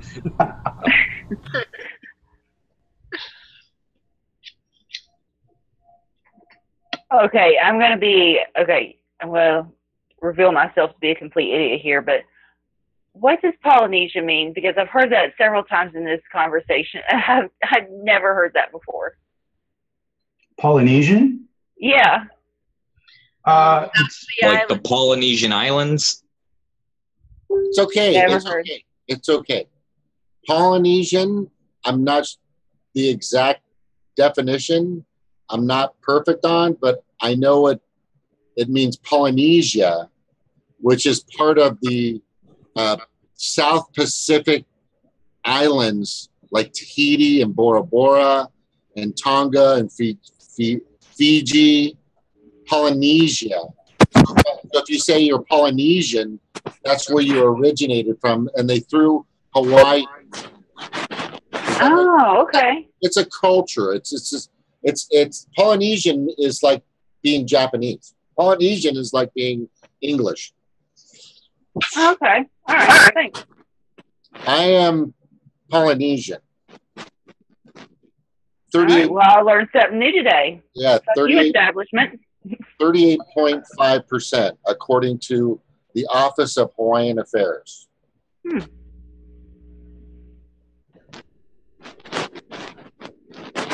If you want to know more, you should look up a guy named Max Freedom Long. He did the best studies. What was the last name? Max Freedom Long, as in long ball. Don't do it, James.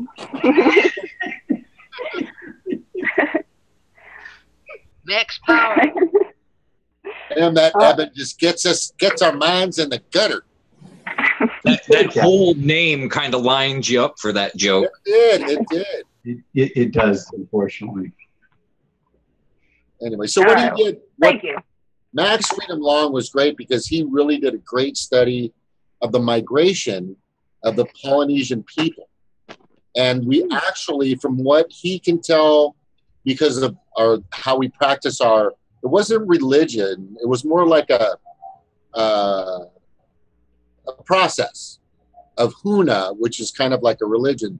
So he says our origins, and he brings this up, is one of the 13th tribe of Egypt, which I thought was pretty weird. And then our migration starts, I guess, from the northern part of Africa, and then swings up through Australia, and then some of us, I think, went through like Thailand area, and then down towards, all up through Tonga, Fiji, Samoa, because if you put a Samoan, a Tongan, a Fijian, and a Hawaiian together, 40 years ago, they all look identical. They were considered black in a sense. You know, so, but we swam better, for sure. Wait, you think Aborigines are of Polynesian descent? Yeah. No. There's other groups too. Down further south, there's Micronesia. I can't think of the other ones. Yeah, like Micronesian. That's another group too, besides Polynesian. Indonesian.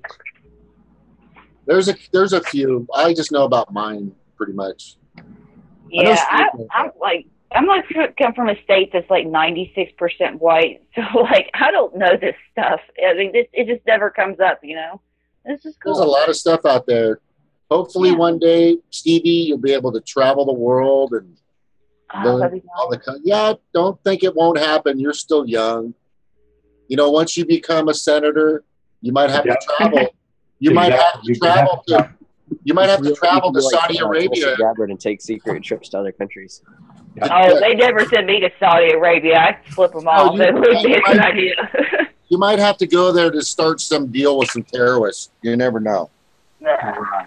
No way. I don't see Stevie doing that. Yeah. No, I wouldn't be polite. They wouldn't send me. No, I don't think she'd get executed for not wearing the veil over her face. Hijab or no Hajj or what is it?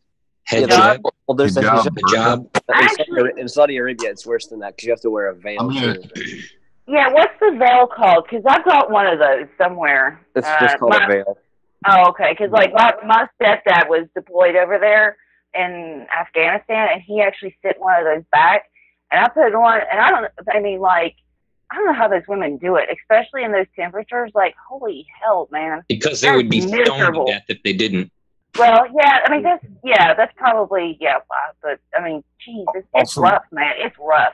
Honestly, I wish that there'd just be a women's revolution and all the women in Saudi Arabia would just rise up and kill all the men. That would be free. They do sweat and they get wet. The cloth gets wet, and air movement across it causes a temperature drop for some of them. Yeah, if they're in a place that the air is not moving, it'd be horrible. If they're out where there's any wind, I guess it improves it. And that's part of the turbine was basically it's a great big sweat store to enable you. That way when it evaporates, it robs heat from you. Yeah. That's interesting. Then the flowing multiple layers of light robes, light is the key word, is that I've never been there, but I can imagine that there must be quite a combination of sweat because you sweat quarts per hour. I mean, Snork with the science, man. Thanks. This is why Snork needs his own channel. I know. He's so smart, and you need to, it is selfish to keep all that information to yourself.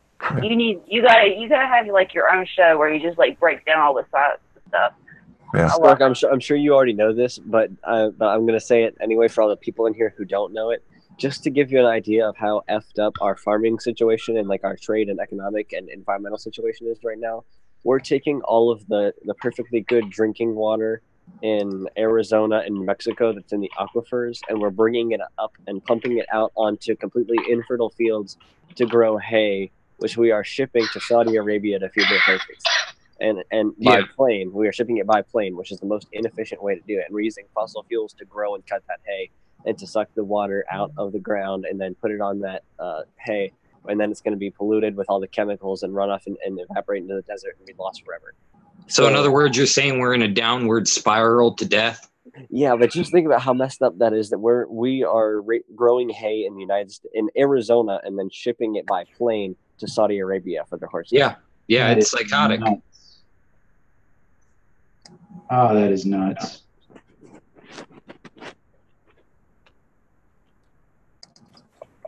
It's like, to me, if you can't grow the hay for the horses in your own country, you probably shouldn't have horses.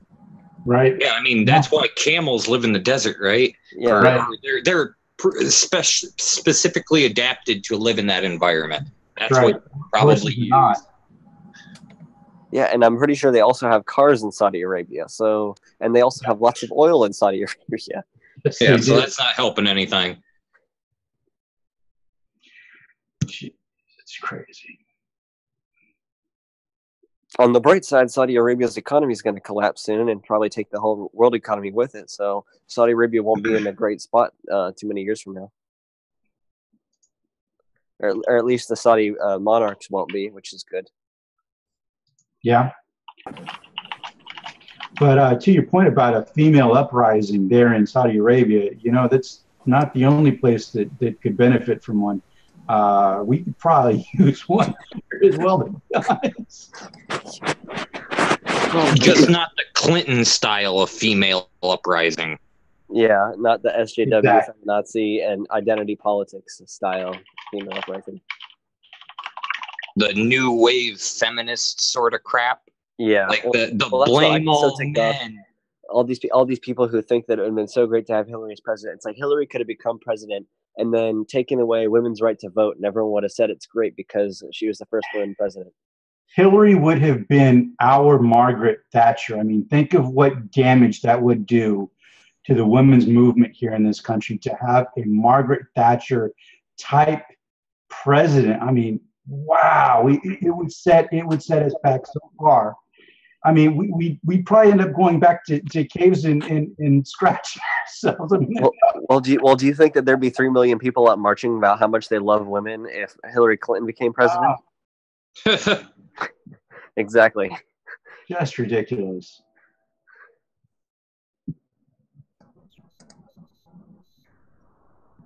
But don't worry, because Donald Trump says he loves women. Yeah, that's why he gets immigrant workers and shoves them, like, 10 or 20 of them into a small apartment and makes them work for less than minimum wage. I mean, he's taken advantage of that, the visa worker thing, too. He's done the worker trafficking. Yeah. Anyone who's rich takes advantage of those. That's why we should get rid of the H-1B visa program and instead say hire America.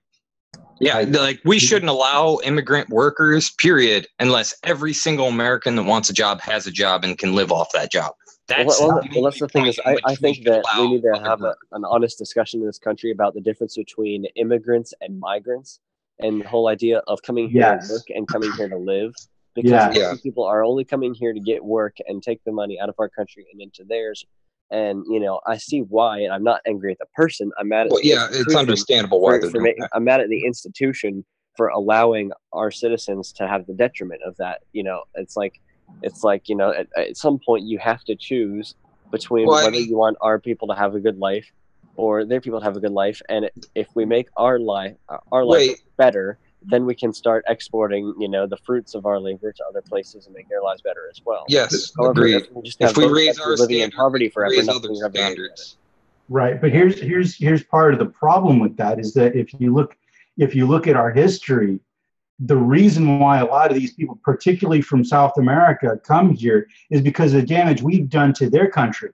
Yes, Bram. Yeah, yes. I mean, Mexico is basically a vassal state at this point. Right.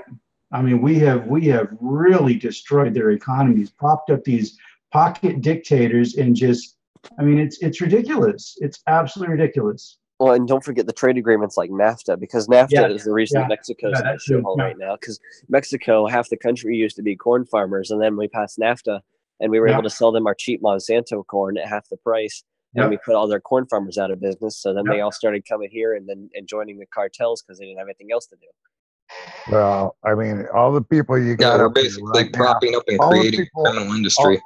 All the people that are right now are picking our fruit and our vegetables are getting poisoned in the fields. They're still using child labor. I mean, there's still a lot of things that could be fixed just to make it a humane system, let alone hiring Americans to do it. Because, I mean, you know, we then we'd have a real argument over the minimum wage, because there should be no difference between restaurant workers, agricultural workers, and anybody else. Minimum wage is minimum wage. You're paying for 8 hours of somebody's time, no matter what they're doing. You know, from the start, you're paying them for an hour's worth of their time, and that's where you start from, and then you start adding on. But you know, that's how things should be looked at as far as every hour you work at your job, you're stealing it from your family. You're stealing it. You know, every hour you got to sit on the freeway to get to your job, whatever. It's all stealing it. So, and it's taking it from you. Time is a finite but sort of valuable thing in life. And to do things like lowering the weekly, lowering it to a 32-hour week, and hiring other shifts so that you overlap, so that you have so that you have people working constantly. It's just a matter of they're working 32-hour shifts, and you bring on, for every 4 workers, you bring on a fifth, basically. Yeah, but the only way that the workers would agree to that is if they still get paid the same at the very least. Right. Because Well, otherwise the they'd be idea, fighting over that's what I'm hours. saying. That's why that's why the idea of when you're figuring labor's time, an hour of your time, and you're taking an hour away from me, however you figure it. So that's our starting point. If you want me to be skilled, then you're going to have to add to that, and you're going to have to add to it, and it goes on. But the first thing we got to talk about is just making it safe for people to work in the fields, because it's inhumane no matter how you look at it. And I mean, you got kids working in the tobacco fields. They're getting poisoned by nicotine and pesticides. Just from handling. They're like stacking in the barns and stuff. And yeah, I mean, it's all, the whole system needs to be looked at. Plus, a whole lot of it's going to be automated someday. So that's a whole nother issue. Well, that's the thing. If we had Americans doing a lot of those jobs, they wouldn't be, this whole, we wouldn't even have those jobs. If Americans had to do those jobs, they wouldn't be done the same way. Automated. So, yeah, they would. Because then there'd be OSHA and unions and stuff. Because an illegal immigrant or a person here on an H-1B visa, they don't have the benefits of OSHA. I'm sorry, you always got a mobile workforce. You always, remember what they were, Okies. That's what they used to call white working people in the fields. They were Okies, and that's who came into California. So I mean, yes, you might organize them, but I'll tell you what, I'd rather organize with people who speak their own language. People who have, it's a lot easier. Currently, agreed. Our court system is optimized for the employer, not the employee, and it really should be a balance. Now, the employee has to pay to drive to work every day. Especially people that work in LA, the commute can be horrifying, and so a lot of people are spending 10 to 20 hours a week actually just commuting to get to work. So I would say the first thing is do a compromise. Go to 9-hour days, 4 days a week, and use your fill-in schedules for that. Which shift people are on or whatever. But by reducing the number of days they work and increasing it 1 hour per day, or you can even go 2 hours a day, go to 40. But I really think the 9 hours is kind of hit you long.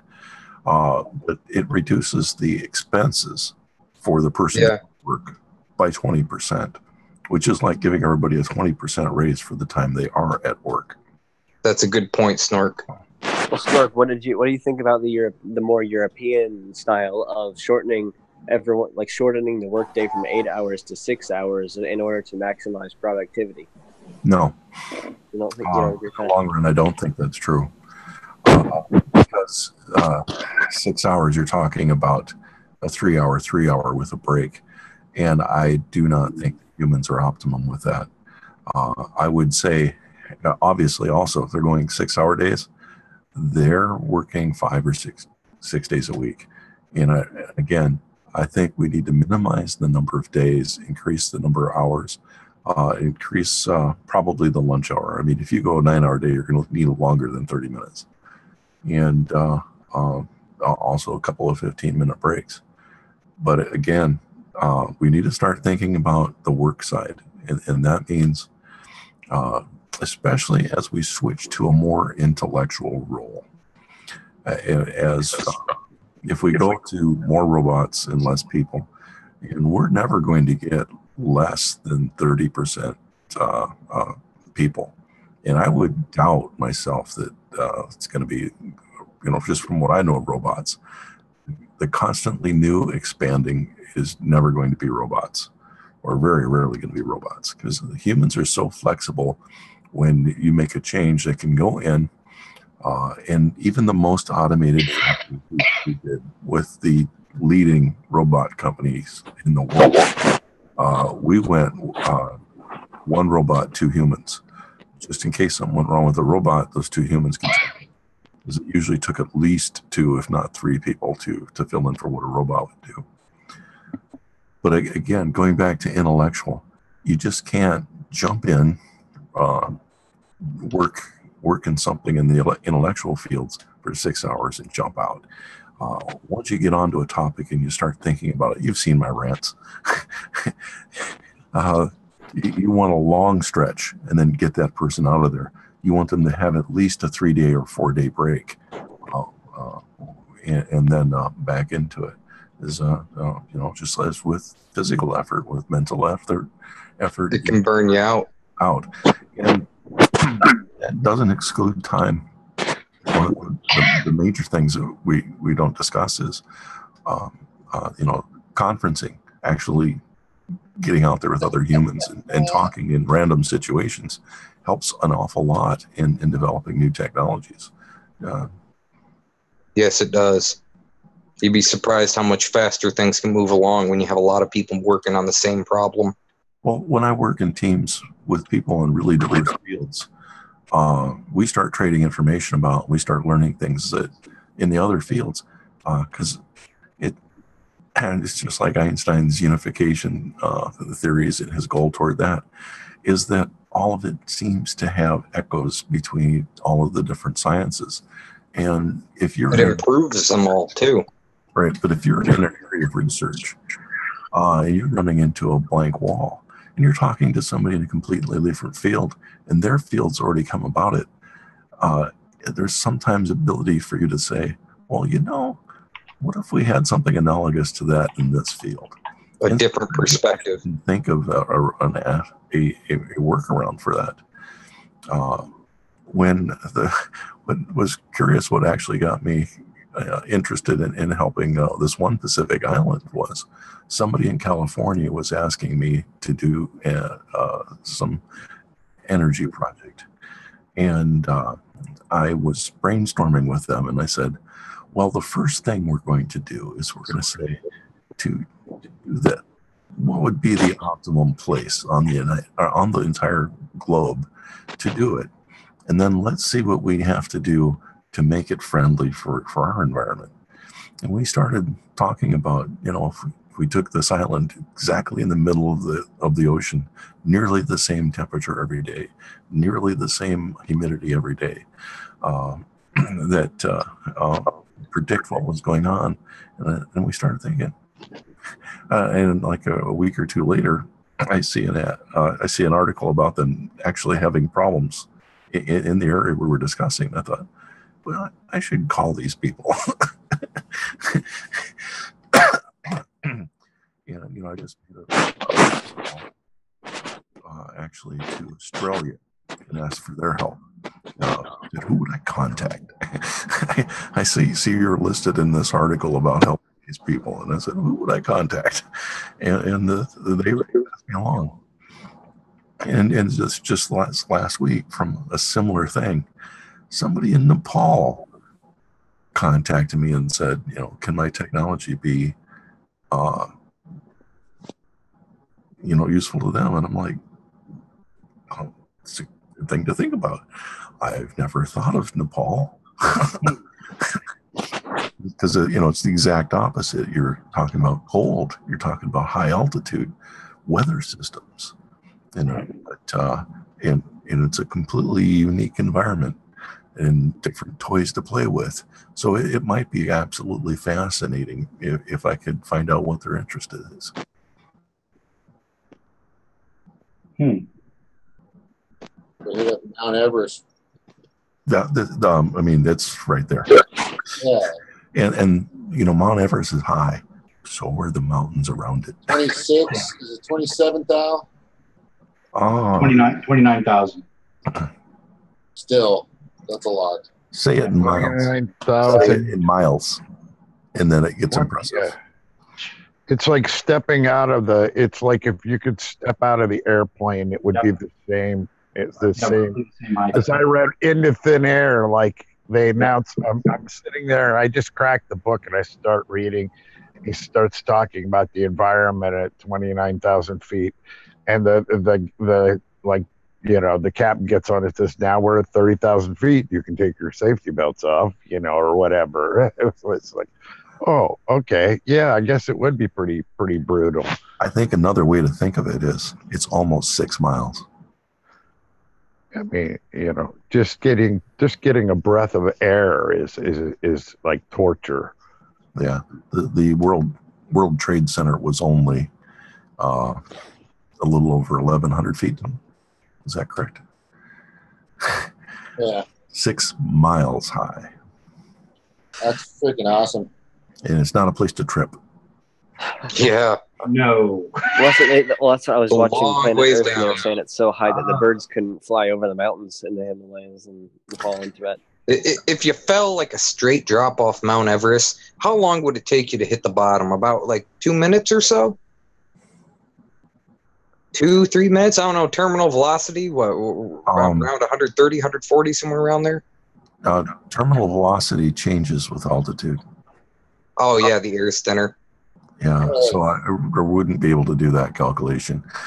I would ask. I know that the gravity acceleration formula is 9 meters per second, right? Or is Yeah, it but you got to take into account the resistance of the air. Yeah, the resistance of the air. C is what it's called. Well, I worked around a lot of high things, and I would say that it's never the fall. It's the landing that kills you. Yeah, it's a sudden stop. A great way to demonstrate what this air friction constant is by throwing a hamster. If you throw them straight up, you don't throw them straight down. They don't do well when you throw them straight down. But a hamster can't fall very fast because their little furry bodies are so light, and the fur just gathers so much air that it slows them. There's terminal They have velocity. a lot of drag. Yeah. Wow. Okay. Didn't know that. But if you shave them first, they'll get mad at you. Shaving your gerbils and throwing them off of high things. What kind of shit have you done, Snork? No, not gerbils. No, that's Hollywood. Guinea pigs or whatever you said. Small rodents. Torturing small rodents. But that was what I remember when I was in a class and we were asked to calculate something, and it was given to us by if you drop a hamster, they give us the value for the air. They calculate how fast it would fall. But I would love to do that. Yeah. I'm too terrified of heights. There's no way. Yeah, there's this mountain in Norway I wanted to go visit called the Troll's Tongue in English. I forgot the word in Norwegian. It's very hard for me to maintain that stuff. It's this outcropping at the top of very tall mountain overlooking a fjord. And you see all these people sitting on it, hanging from it. Many, it's like our tallest mountains here in the United States tall. And I'm thinking that they're hanging from the edge, sitting on the edge. I don't know if I could even walk 50 feet to the edge. That's what I think every time I see people sitting on the edge of something that's like super duper tall. I think I could not go anywhere near the edge of that because I'd be too afraid of someone like pushing me or playing a joke on me and the joke going wrong, or if like I sneezed, or if the edge just finally after years of people sitting on it, there was like a crack in it and it gave away. It's just like there's just too much that could go wrong for me to even contemplate doing that. You'd never know where the apple or the banana peels are. Yeah. I know that I don't want to jump off of whatever it is. You know, I might be able to get myself the edge of everything, but you know, that jumping off part. What we used to have flying squirrels where I grew up, and we went up one time when there was a bunch of us. We were sitting there, and like this one flying squirrel just flew around us for like 45 minutes. We just sat there, watched it because it's so cool. And you know, we had like 4 dogs there, and the dogs were all sitting in like a line, just watching it flying back and forth, and you're waiting for this thing to fall, because the instant that thing fell, it was going to have like 4 dogs on it right away chasing after it. But this squirrel, like when he came down the tree, like almost, you know, like 6 foot away from us on the tree, it was funky, man. But it was like a show. And you know the squirrel enjoys teasing the dogs. Oh, yeah, they were going nuts because they you know, he was just playing with them.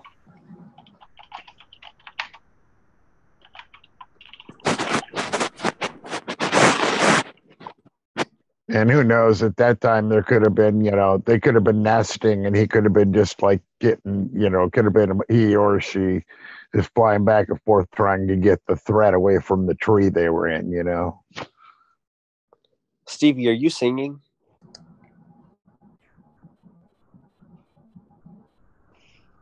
What? It looked like Stevie was singing to herself, and I was just asking if that's what she was doing. It's like I saw her mouth. What's going on? Were you singing to yourself? I was singing. Yeah.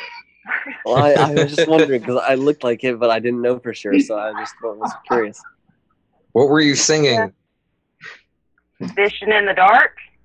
Oh.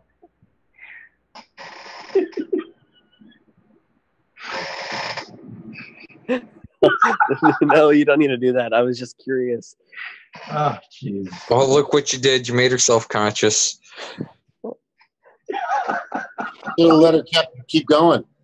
Hey, you busted me, man.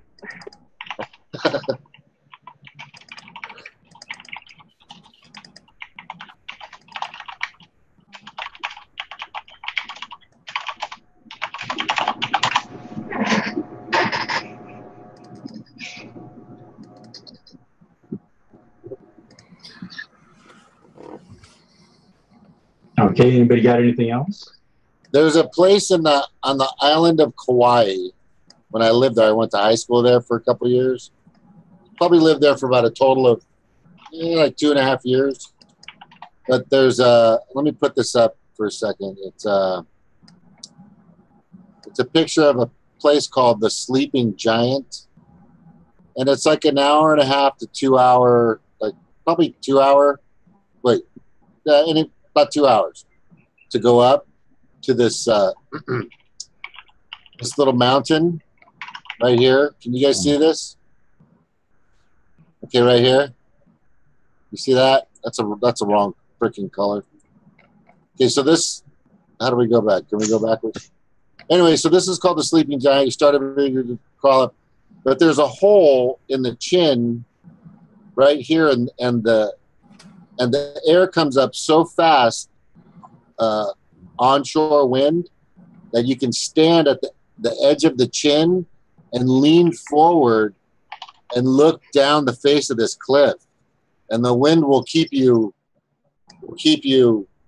from falling. That seems like a risky thing to do. Very. I did that. That was awesome. You know, maybe I'd try it, but just in case of emergency, I definitely have a rope tying me off. Yeah. But you see that Sleeping Giant? It's called the Sleeping Giant. It looks like there's the head forehead. There's definitely cool looking. Yeah. Yeah. This just. I used to live like right around somewhere around here. It's fucking awesome, man. That is kind of neat. I went there. I've been to Kauai. I can't remember whether I seen that. We went up, saw Puff the Magic Dragon. I remember that. Did you go to Waimea Canyon or like a canyon? at all? Like a big? Oh, I missed. They went on like one of those helicopter rides, but I had the kid that day, so they went on the helicopter. Oh, the helicopter rides to Kauai. Oh, we got the little matching Hawaiian shirts. Me and the little Munchkin dude standing, walking around in our bright blue Hawaiian shirts, aloha shirts. So it was cool. Yeah, just you went to Kauai. That's epic. Oh man, you know.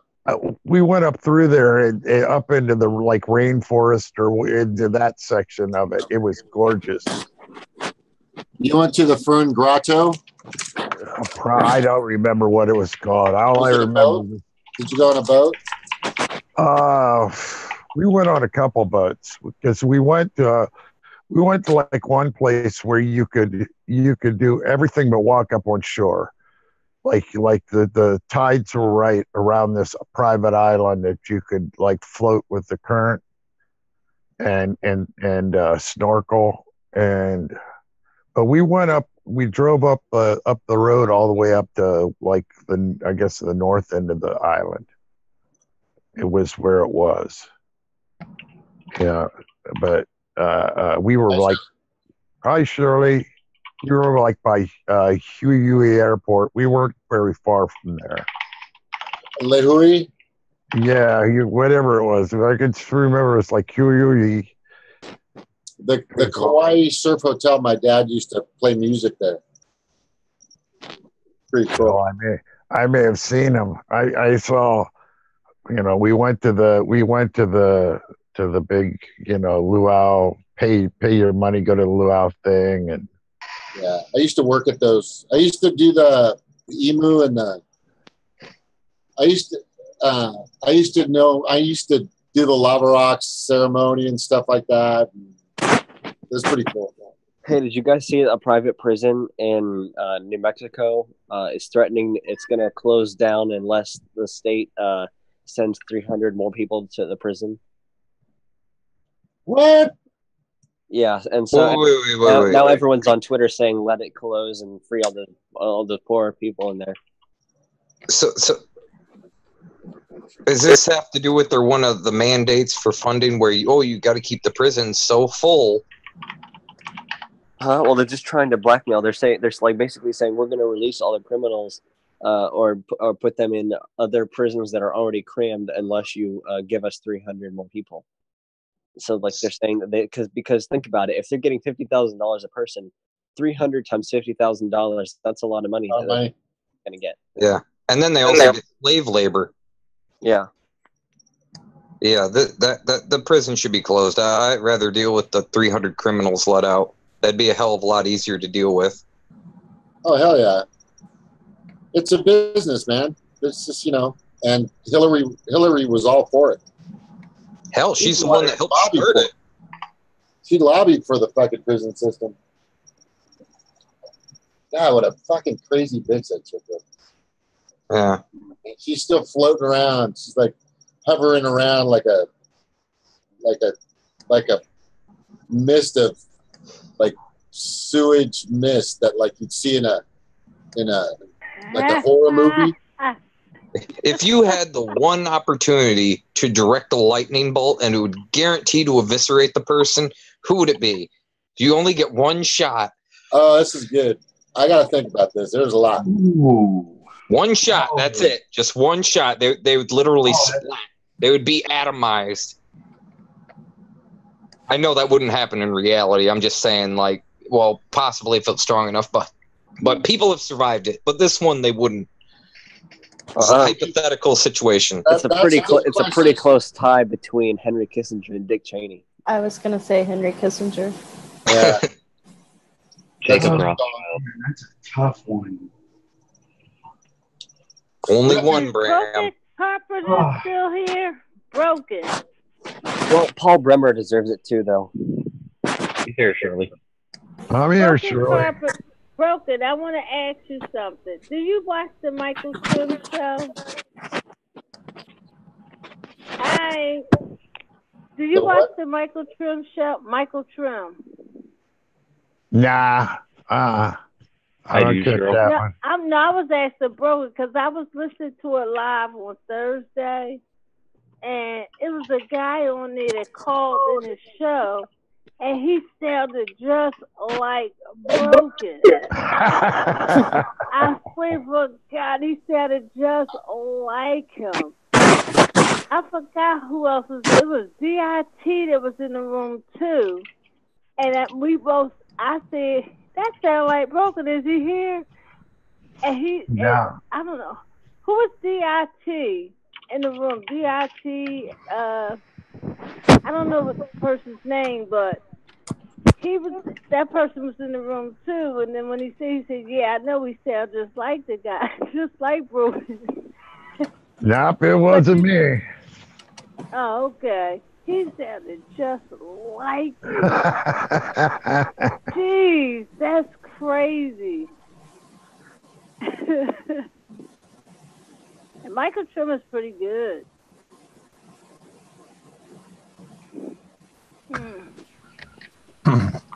Yeah, that's what's his name? Let me see. He just said hi to me. Who was in that room?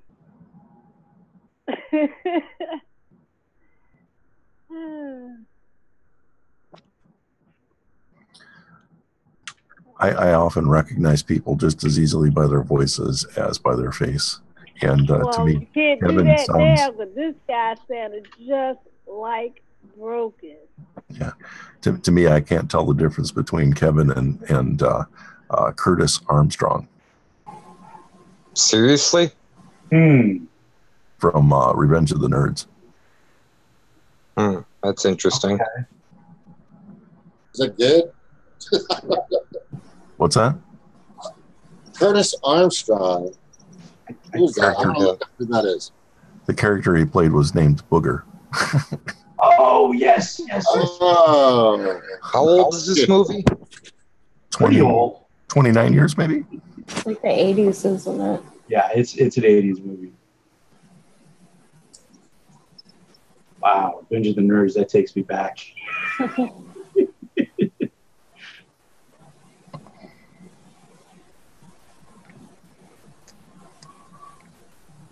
Okay, so who would I take down if I had one whole? That's a tough one. Wow. And I only get one volt. It may cause collateral damage around the area. Okay. That helps. Maybe like a 5-foot radius around the area. Okay. Yeah. Just for shits and giggles, I think I'm going to have to go with Hillary. Yeah. Well, if it's going to cause collateral damage, I'll wait until the annual Bush family retreat and then get W. Only for about 5 foot around them, though. Well, I'll wait till it's dinner time.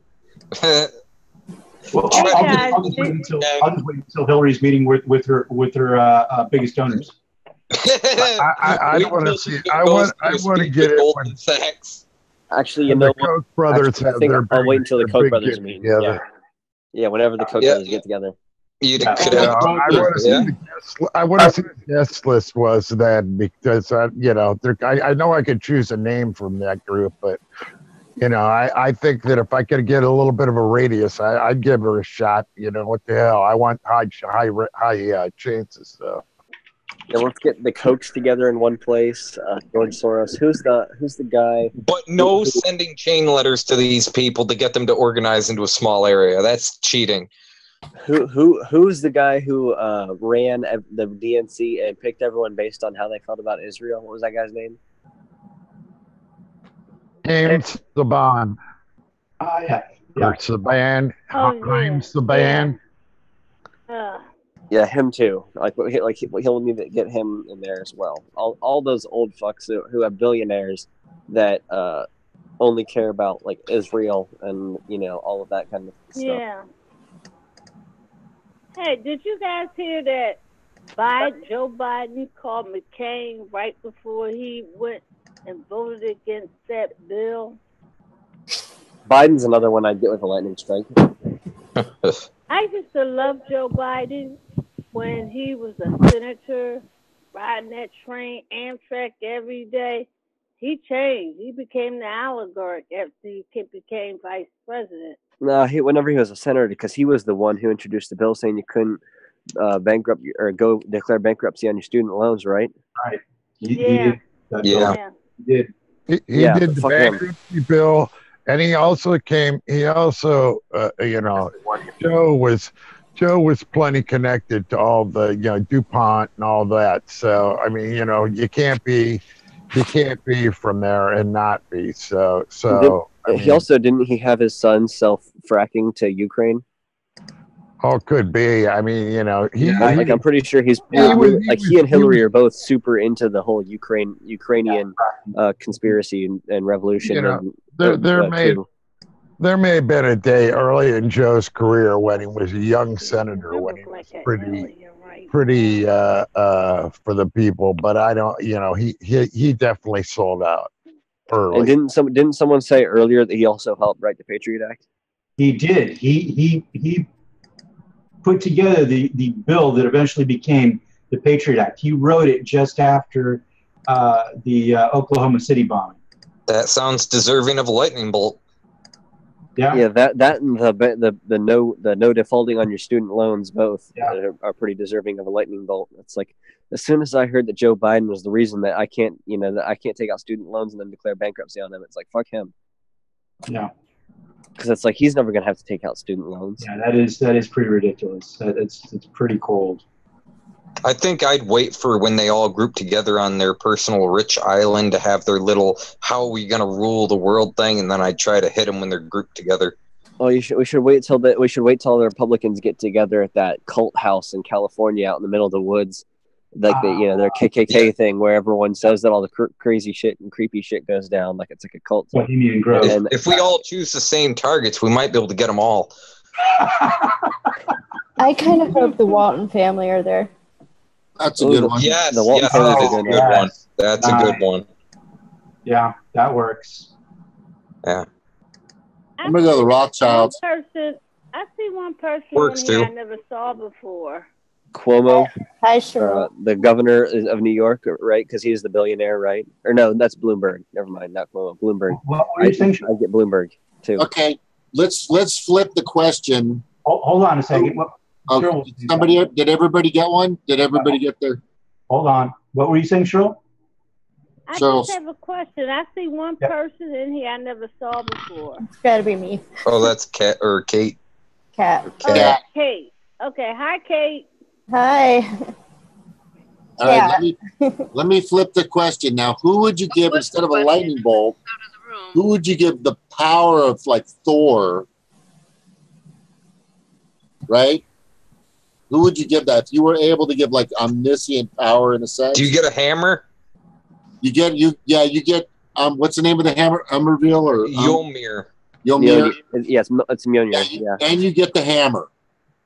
Who would you? DNC use a lot of them. But it can't be yourself. It can't be yourself. Yeah, that's the hard part. Dang it, I really had it narrowed down, James. What's the original question? I ran out of the room. I didn't get The original question was if you had one lightning bolt that would basically atomize and completely disintegrate the person, and it had a 5-foot damage radius of collateral damage around it, who would you target? You only get one. No, well, she would have got hit twice then. she already got hit once, and then you hit her again. That works. Yeah, double tap that. Several times. I want to see her suffer, man. I would love to see her in handcuffs. I mean, I'm sorry, a Koch brother when he's standing next to his brother. That's what Broken and I both said too. Got that one too. I was with them on that too. Ooh, Debbie Wasserman Schultz. That's another one who I'd get with a lightning bolt. Yeah, Debbie Wasserman Schultz. And Donna Brazil. Oh, that's another good one. Debbie is in despair right now. She don't know what to do. Dummy Waffleham Schmaltz. John Podesta. That would be a good target. Armwine shaking down on Bernie Sanders. Do you guys remember back whenever we all first heard of John Podesta and he was like super into aliens, and he was like saying that whenever Hillary became president, she was going to release whether or not we knew of the existence of aliens because it was his like life's passion. Right. Yep. And everyone was like, "Oh, what a goofball!" And then we all learned how corrupt he was, and he's a corporate lobbyist, and we're like, "Fuck him." Oh, and did you guys hear today that what was it, yesterday, that somebody called the Becks in the middle of the night and warned them that Podesta was in Florida? Yeah, Oh, I saw wow. it on Twitter. Wow. Yeah. Jeez, They that's was like, kind well, of we're scary. not going to sleep well. Yeah, that's that. Oh, that's scary. Yeah. I don't know. I think if I had the power of Mjolnir, I might give it to Jill Stein. Yeah. If I had it, Bernie, but he's too nice. He doesn't want to. Yeah, No, Bernie he wouldn't goes use to it. damn DNC with it. I have somebody in this chat I would give it to. Oh, there you go. I have somebody in this chat I would give it to. It would be Stevie. Yes. Yeah, I give it to Stevie. She's got pretty much the right attitude and the right ideas. Give it to Stevie. I'd vote for Stevie too. Yeah. Oh no, I don't want. I don't know if I could do that. No, but then you need a sidekick if you're a superhero, and I'd pick Lucas. That would Yeah, work. I would definitely trust Lucas with it. You sure about that? He's young. He still can be corrupted. Oh yeah, that's true. I Trust don't me, know. I don't think so. I don't care about money. Bullshit.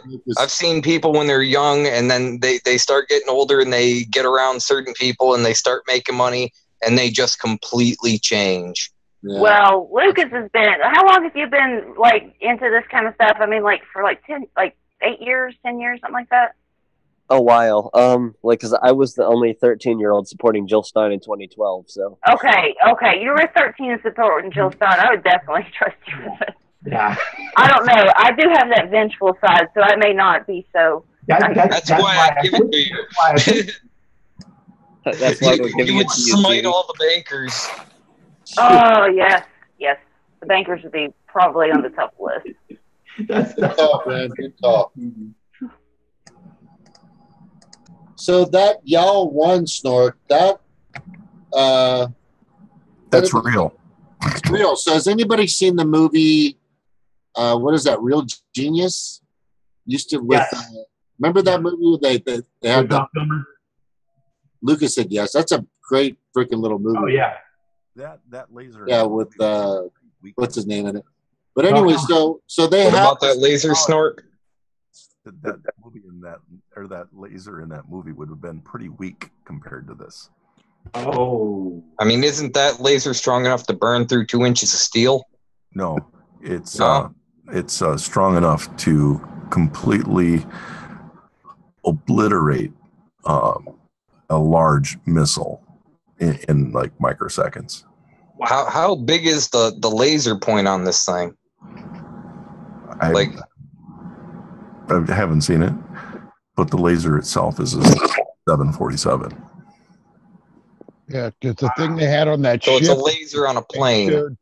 Yeah. Well, they showed one on a ship, man, shooting down a drone, and it didn't look like it worked real hard. Well, you couldn't see anything. I mean, it's invisible. Yeah.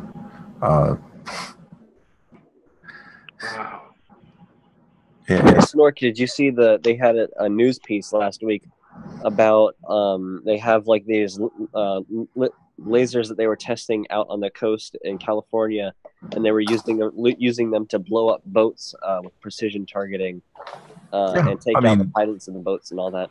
That thing has a range 300 miles any direction. 7 targets, bang, bang, bang, bang, just faster than what you could see them go. And then it would have to reload, basically charge back up. Would they be able to build a sort of one of the stratospheric planes with one of those in it?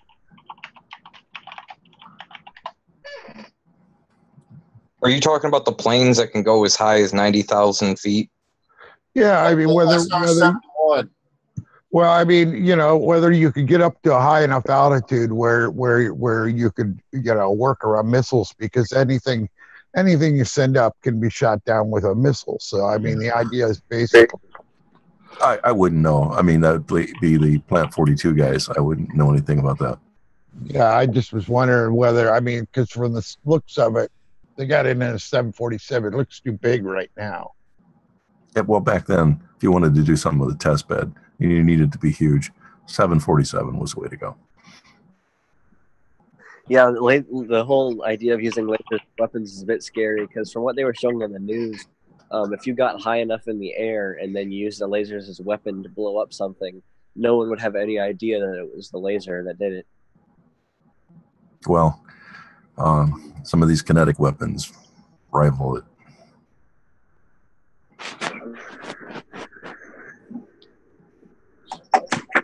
Yeah, technology is getting so fun. That's one of the reasons why I thought that we won't go to war with Korea yet, because basically we go to war to sell weapons. And the boat that's going to get the first kinetic weapon on it is still being built. And talking about a railgun? Yeah, we probably will not go to war with North Korea until that's done. I mean, from what I've seen on the testing with them, little chunk of metal accelerated faster than sound with enough energy to just completely tear things apart. Yes, I mean, and it's really, really fun to work with. In the early tests, we weren't using the same propulsion method they were. Snork, have you read the book "The Moon is a Harsh Mistress"? No. It's basically about a moon colony that has a railgun, and they use that railgun to take over the Earth. President W. Bush actually considered that.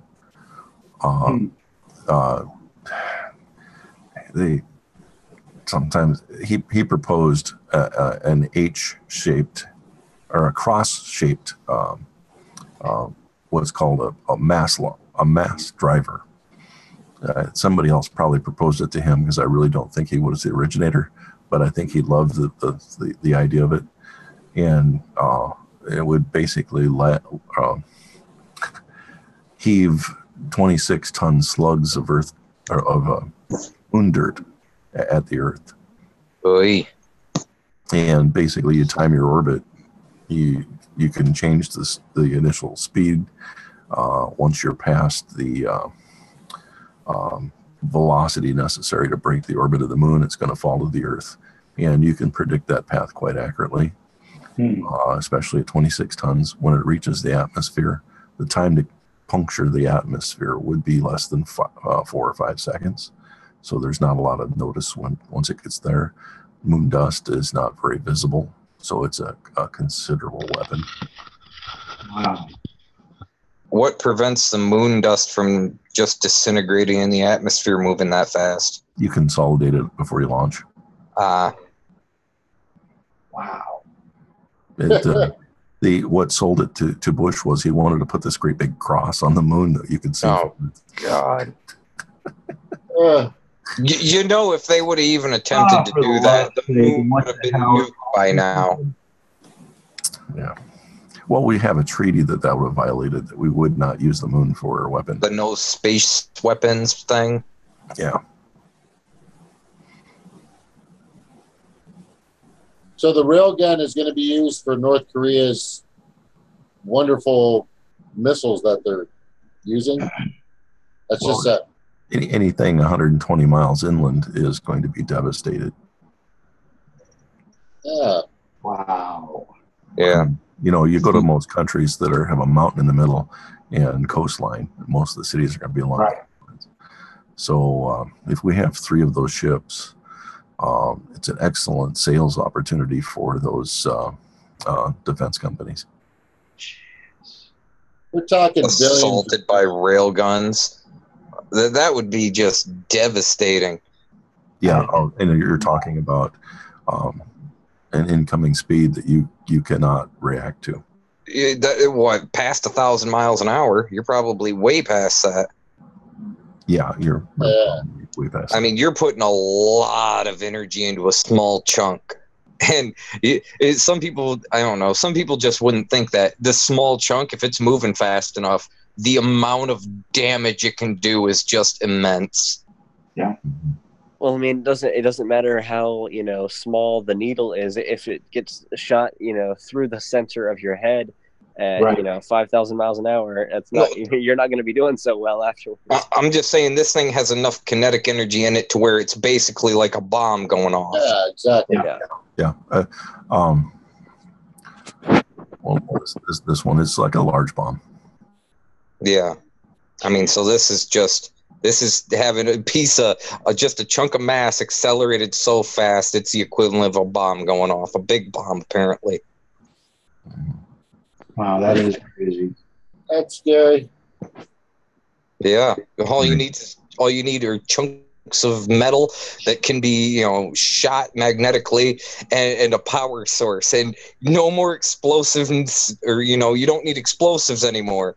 These boats have quite a bit of power, and Probably got a nuclear reactor on them. I don't believe that that class is a nuclear reactor. But the thing is, one of the vulnerabilities of a ship is getting hit and having a large amount of explosive ammunition. This allows them to reduce how much explosive ammunition they have. So if they get a hit to themselves, they're not as vulnerable using this type of weapon.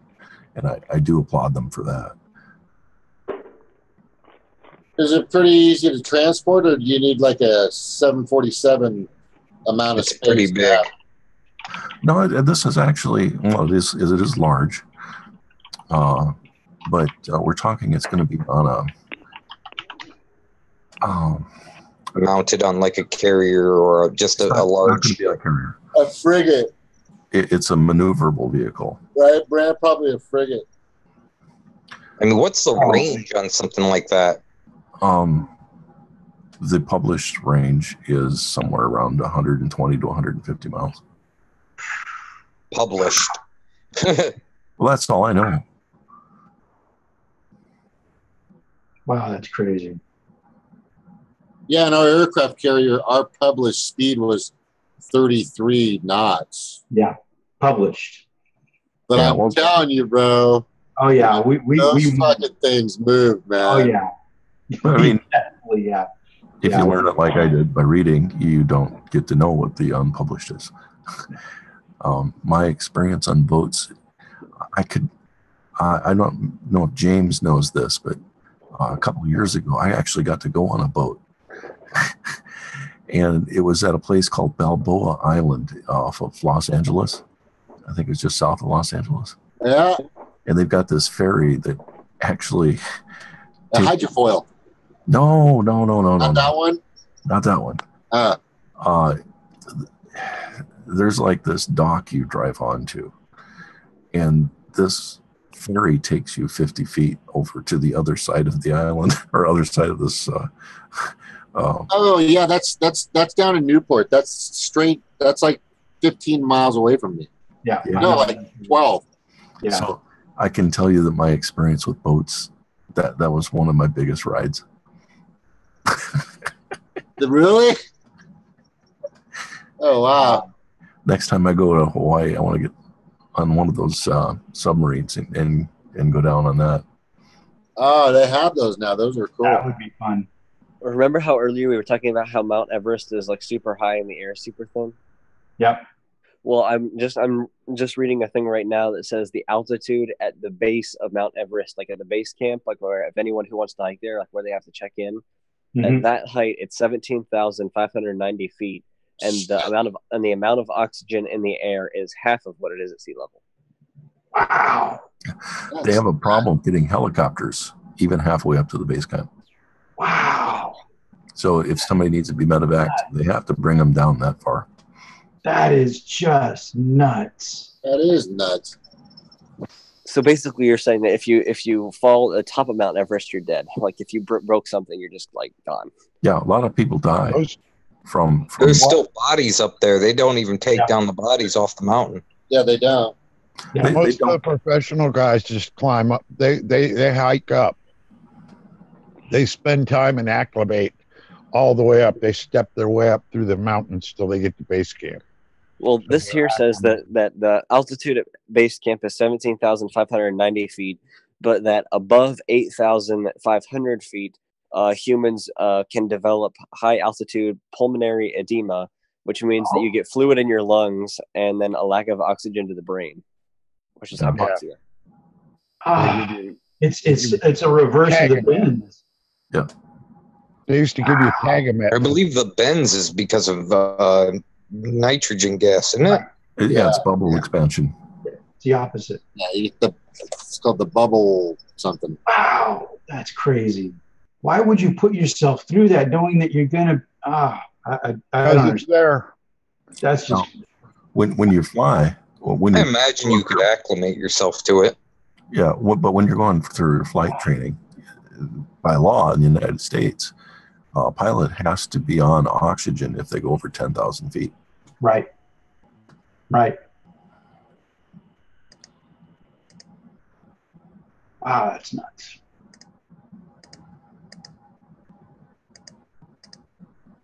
We've got a lot of interesting.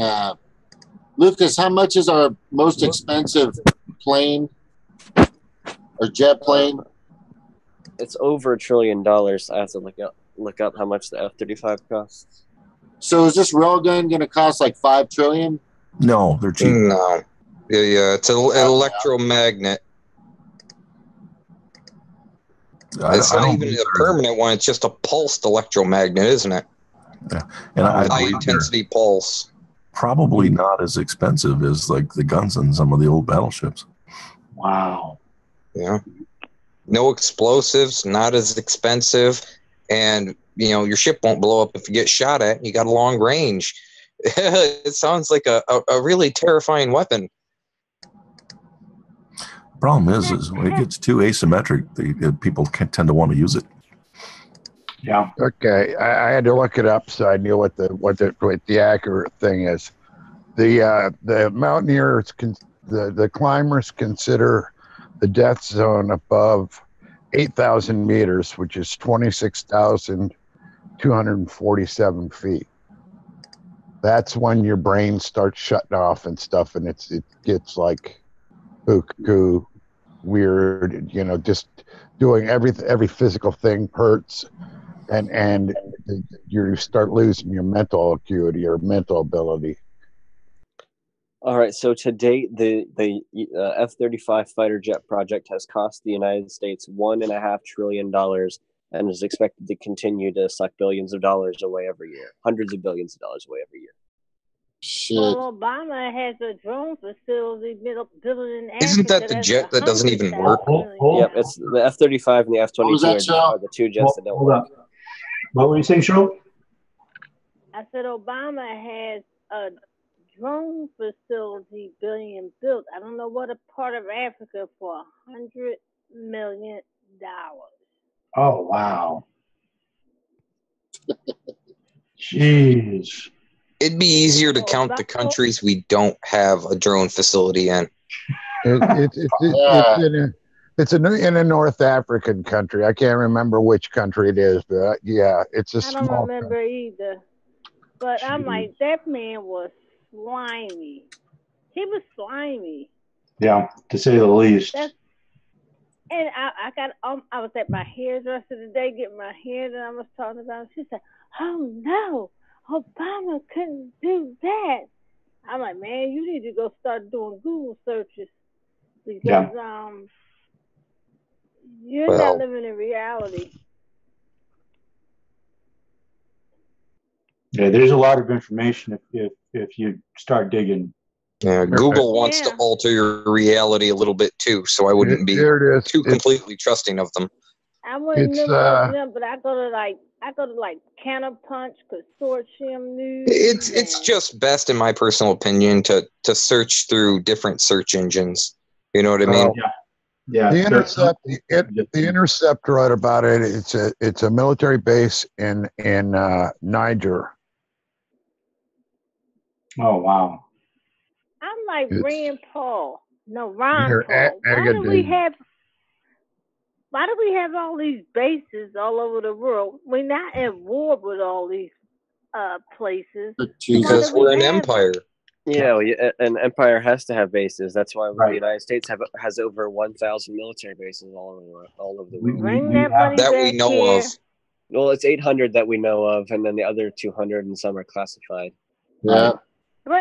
Bring that money back here and give us free health care, Medicare really. for all. Damn it. Nope, not going to happen. Big Pharma's got their eye on all of us. They want us to get sick and keep us on a respirator for the rest of our life. The pharmaceutical industry spends more on lobbying than all of the defense and weapons manufacturers combined.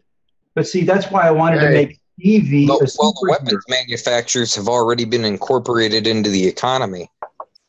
Israel has experimented with giving weed to old folks, and I'm all for if we could just have, that their level of health care and free weed when we're old.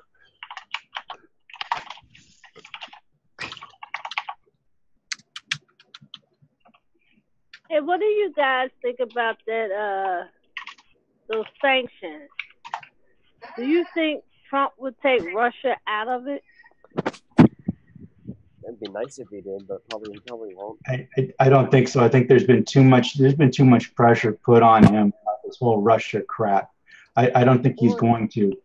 The ridiculous thing. Ariel. Hey. I just don't understand what the end game is for our deep state. What are they trying to do here? Because if you continue to poke at a big nuclear power like that, it doesn't end well. I honestly don't understand what their end game is. It doesn't make any logical sense. Well, and it doesn't make sense to throw in Iran either. No. That's insane. This shit is getting scary. Yeah. Well, Yeah. I mean, it's what happens when you have foreign policy by committee, and so. No, well, you had the deep state involved.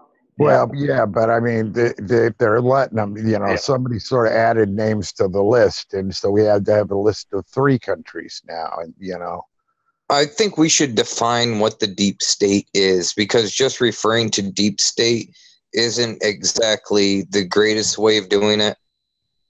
Okay. I mean, because basically we're talking about people that have been in sections of the government for long periods of time unelected, and we're talking about people that have been appointed, and we're talking about large money interests, and these are multiple levels. Like Obama at first.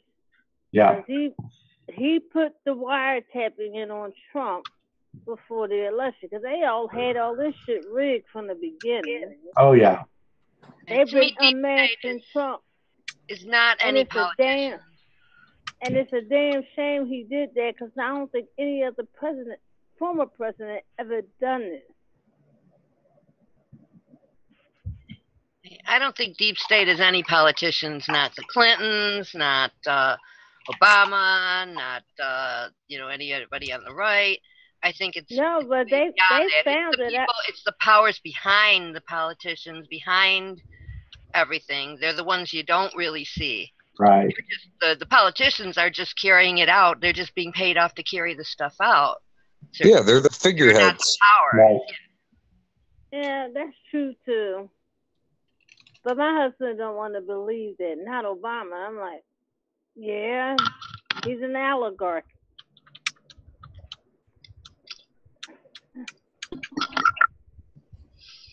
Yeah, they're like the yes men, like when you have the Joker, and then he has all his little minions who go around yes boss, and do everything. That's the politicians, the yes bosses. Mm-hmm. That's exactly right. They're just the ones getting their strings pulled. Yep. So guys, have you heard this story? Just came out really early morning that two people. It was a married couple in their mid-50s. Oh my God, that's horrible. They jumped from a 9th-story window and killed themselves.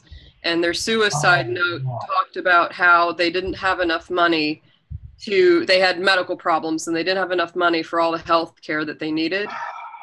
And that they had student loan debt from themselves. They had student loan debt from their kids.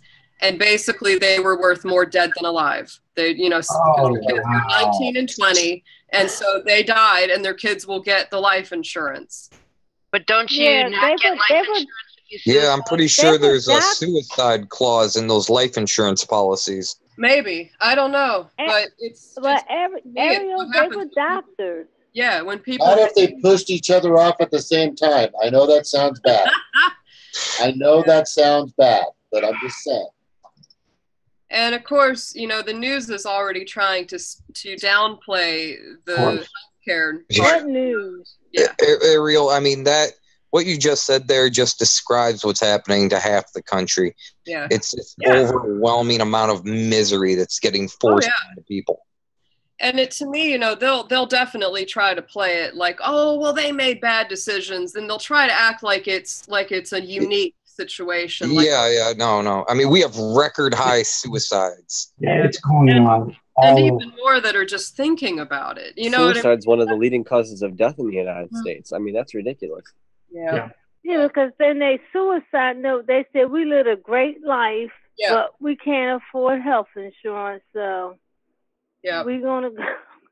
See, I think they already had debts, and it was just sort of like everything just starts piling up.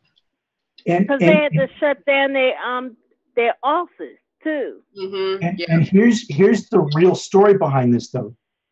This is with the ACA. Right. This is with the The ACA was just designed to insert a leech to suck off the healthcare system. People are dying now. Yeah. This is how bad this situation is. This is absurd. Yep. See, this is why we need to start lynching all the economic terrorists, all the bankers, and all the pharmaceutical industry reps, and all those people that are responsible for this. I'll bring the rope. Yeah, we need to hang the bankers and guillotine the politicians. And we need to make the people running things scared again. You can only push people so far. Something's got to give. Yeah. It's just it's heartbreaking. Yeah, I know. And it's angering to me. I mean, to me, it just makes me want to work harder to make sure that doesn't happen to anyone else. Yeah. It's the combination of people spending a ridiculous amount of money for schooling, and they've already got that debt. And then if their business fails or struggles, they're struggling even more. Then they can't afford to get health care. They're in their mid-50s. They're thinking it's only going to get worse from here. They probably already have some things that they've got bills for that they can't pay. And then they know that there's going to be more. It's just a downward spiral. It just pushes you into this feeling of despair and desperation. And certain people are going to fall off the edge, literally. I mean, that's, not everybody that thinks about ending it is going to end it. But there for everybody like that actually follows through with it. Imagine how many more are contemplating it. Well, think about it. I was saying this last night. For the vast majority of us that are here right now, okay, having this discussion, for most of us, it wouldn't take more than a horrible disease or a car accident, and we're in that same situation with no way out of it. Yep. That's the truth. And that's the thing that pisses me off. It's like, and actually the best article I found about that story was from the Australian news. All of ours were really trying to downplay the healthcare part of the note. And they were trying to act like, oh yeah, they're like screwed up. It's like, well, jeez. They're trying to dismiss it. Yeah. As if, they're just nuts. And, not everybody has that problem. It's like, well, a lot of people have this problem, just not all of them jump off a building. Unbelievable. I mean, only in America, only in America could you know, a world of such immense, you know, means and wealth and resources, and yet we have people who get so desperate they feel like they would rather die than go through the next 20, 30 years of their life. Well, that's the thing. It's like they say that being rich makes you happy, and or that, you know, and that being wealthy makes you happy. And it's like, it might, you know, it's like considering half the country is poor. It's like, no wonder our suicide rate is one of the highest in the world. It's like, I mean, we're the richest country the face of the world has ever seen, and we have one of the highest suicide rates on the planet right now. As Nathan. Highest suicide rate, highest prison rate, highest court railroading rate, highest government fraud rate, highest insurance, least amount of health care. I mean, we're the wealthiest country on earth with the best. It's psychotic. It's absolutely insane. None of these things should be happening. The Democrats aren't promising us better pizza toppings, so hang in there for that. Oh yeah, yes, they are. There's a party of thee. It can't get much worse than their slogan actually saying SJW. I mean, I thought the first one was bad. Like, have you seen the other guys? But they did even worse. Yeah, they should just be labeled as the triggered party as a joke. Yeah, really. They get so triggered. That's what they do. It's ridiculous. And my thing is, they go and trying to overthrow regimes where those countries are helping them people, giving them free health care. Yep. Yeah. Well, I was going to... Or the whole Venezuela thing. $50. I was going to give you all a warm fuzzy. We're also running joint exercises right now, flying B-1s around the Korean Peninsula. So, well, that's nice. That's a real positive there, bro. Yeah, I figured that'd make you feel warm and fuzzy. I'll put the picture of the teddy bear up again. I mean, you know, it's not one thing; it's another. We're either glowing in the dark or. Here you go. This will make you feel better. This is that's for Ariel. That's my like air hugs. Yeah, nice. I like that. God, I'm just thinking about that railgun. It's like faster than sound, so you wouldn't even see or hear this thing coming. This thing would just be practically instantaneous, and it would be like a gigantic bomb went off. Unreal. What was I gonna say? I've been redoing my room. Cool. Pretty much all day. And I just got kind of done with it, but I had to do a few things. Probably at the end of the stream, or probably sometime tomorrow. Okay. What did you hold up, Kat? I finally got you on the little screens now. It's a cow. Oh, all right. It's sweet, soft and fuzzy. Hey, Kat, it's so good to see you. Hey, Ariel. I haven't seen you in the chat for a little while, and I was wondering where you were. And then you are here, yay!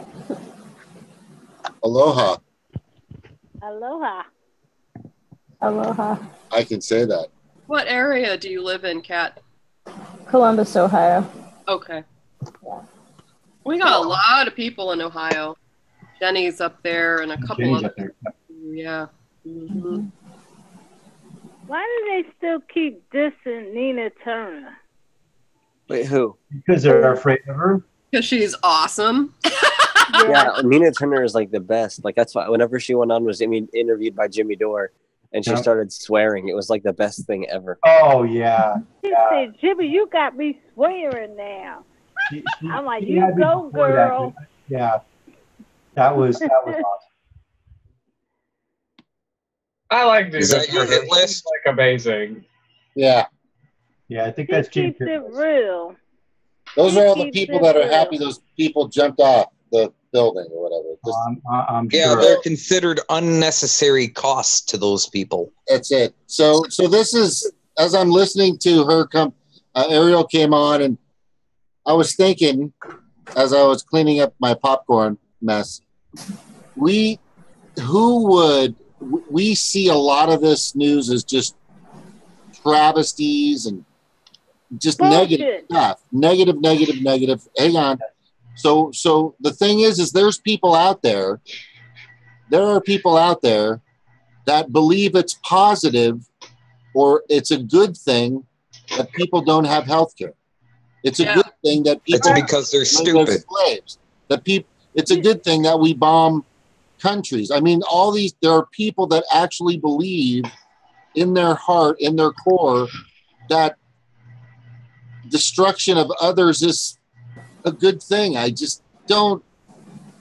They're so brainwashed. I know it's hard to wrap your head around. I just can't fathom that at all. It just doesn't make any sense. Did anyone watch Hard Bastard today? I was in and out. I watched part of it. He did the thing on the Rachel Maddow. I can't believe Robert Engel. He told them before it wasn't no Russian connection with Trump one time, and now he went out to this company that do antivirus spyware in Russia, Kaspersky. I can't remember the name. It begins with a K. I know what you're talking about because I did listen to that when I was, on a break. And Richard Engel was asking him, so, do the Kremlin ask you to spy on people? He was like, no, if I did that, I wouldn't do that. I would leave this country. Right. Oh, Kaspersky. Yeah, that's it. I mean, now that they're blaming companies, you know what? You know who they should really, really start blaming for companies? Fucking CrowdStrike. Blame them. Yeah. If they want to go deep into companies, they should start talking about CrowdStrike. Aren't they going to a congressional hearing? But here's like one. That was a Russian involved with CrowdStrike from the Ukraine, I believe. Oh, I was actually going to say one more thing. Like with CrowdStrike, I mean, it's a third-party company, and yet the Democratic Party relied on something that was third-party, and yet they kept attacking like other third parties, like the Green Party, the Libertarian Party. That's some fucked up shit. Is that just irony, or what would that exactly be? You got to point out all the bullshit in Irony? the Democratic Party. Yeah, I guess that'd be irony. When it comes to the Democratic Party, it really doesn't matter what you call it. It's just horrible. Yeah. All right, so on the list of the leading causes of death in the United States, suicide is number 10, but that's only if you include the non-preventable. If you include preventable, because suicide is preventable if you're going to give a person a good life. Yeah. Right. If you take that out, it's much higher on the list. It takes a lot for a sentient being to choose to end it because all of your biology is saying survive. Yeah. So you're going, I mean, that's, think about that. What pushes someone that's, their whole being is geared to staying alive and being well to just say, eh. Yeah, Well, I think it's on kinda the list of crazy. preventable, it's number 6. Yeah. It's kind of crazy because, but in that moment, it seems like the logical option, you're like, well, I mean, I could live another 10, 20, 30 years of this absolute misery, or I could just go ahead and just take the quick way out. While it's not so bad, right? And, I mean, I struggled with that for a few years of my life, and it took taking that sadness and that despair and transforming it into anger. Yeah. And directing it at the appropriate people. Yeah. And wanting to fight it because I know now I'm not the only one. I'm not just some screw up that it's just me. This is half of America at least that's in the same situation. So I want to take that and use it for something positive, and fight the people that are causing these problems and causing people to want to choose death over life. I mean, that's my biggest thing is life is so sacred. It really is, because you only get one go around. And if we don't make the best of it, I mean, to cut a life short is like the ultimate crime, you know? And I think probably even more, I mean, in the past, it's like, you know, people didn't, it's also actually kind of a relatively new idea that we are expected to live 70 or 80 years. I mean, even 100, 150 years ago, if you even made it past birth, you were doing pretty good. If you didn't get taken out by measles or smallpox or tooth decay or something happening, then if you made it to 40 or 50, you were doing pretty good. And I think people didn't take life as cavalier, because they knew that it was not that easy to get through it in the first darn place. Yeah, I mean, funny to think about this is like there was an article that I had read, maybe earlier in the year, and it was talking about how that was the demographic that suicide had really spiked. It was people in their mid-50s. And it's interesting that these people were also in that age range, because that is sort of that point where it's like you've gotten further enough in life. So you've probably, if you're going to accumulate debt, you've probably already done it, you know, and if you're going to be sick, you're probably already getting there. And a lot of people too, they end up on opioids, you know, a lot, especially women. There's more and more women of that age that are killing themselves or overdosing.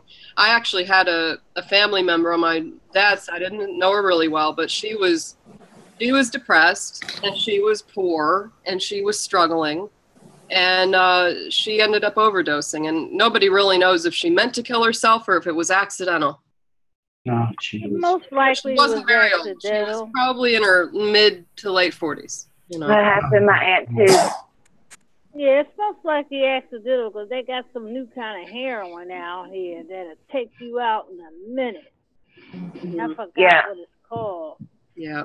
A lot of it is I believe it's the heroin laced with fentanyl. Yeah. That might be what you're referring to. It's fentanyl, yeah. It's awful. I mean, but people have to do something, especially when we're so religious, and killing yourself is seen as like the ultimate sin, you know, like you'll go to hell. So people have to find alternative ways of surviving, and the best way to do it is just to shut it all off. You know, you got to do some heroin or take some pain pills or whatever it is you got to do in order to keep your body functioning, but turn like all the pain off, you know, and it's just so sad, because I've seen my cousin, I don't know when, I know it's just a matter of time before I get the notification that she's dead. And my aunt's already overdosed. I mean, there's so many people here. We can't even keep up with the amount of overdoses. But I just, if anybody is, I've seen it in the ICU too, because, you know, I saw a 12-year-old, you know, shoot himself in the head. I've seen so many people try to kill themselves and not succeed at it. So just anybody out there that's struggling with it, like, just really seriously take that, because sadness is just anger without the energy. So just take that sadness and use it to fuel your anger to fight these people, because these are the people that are, it's not just you. Use that and fight for the other people that are out there. I really take action like we are. We're taking action. It may sound like we're negative sometimes, but we're basically just pointing out the facts, you know, because there are some assumptions, but mainly facts. And these are just devastating facts, but we're actually taking action to do things. Like Stevie went out and she's met with Nina Turner. We're appearing on shows. We're talking to independent media outlets. I mean, we're posting stuff. We're involved. And you know, I think that's the action that we're taking, and it helps. And that's our goal. We're helping. Well, I would suggest this. This is I mean, at this point, I'm getting through my days. I'm getting through my days on after broken, I'll go. Okay. But that that having marijuana around for people that are kicking heroin, or I took pain medication I took opiates for like 10 years, 11 years or something. And I mean, I just quit last Thanksgiving, something like that. Yeah, I think the week before Thanksgiving.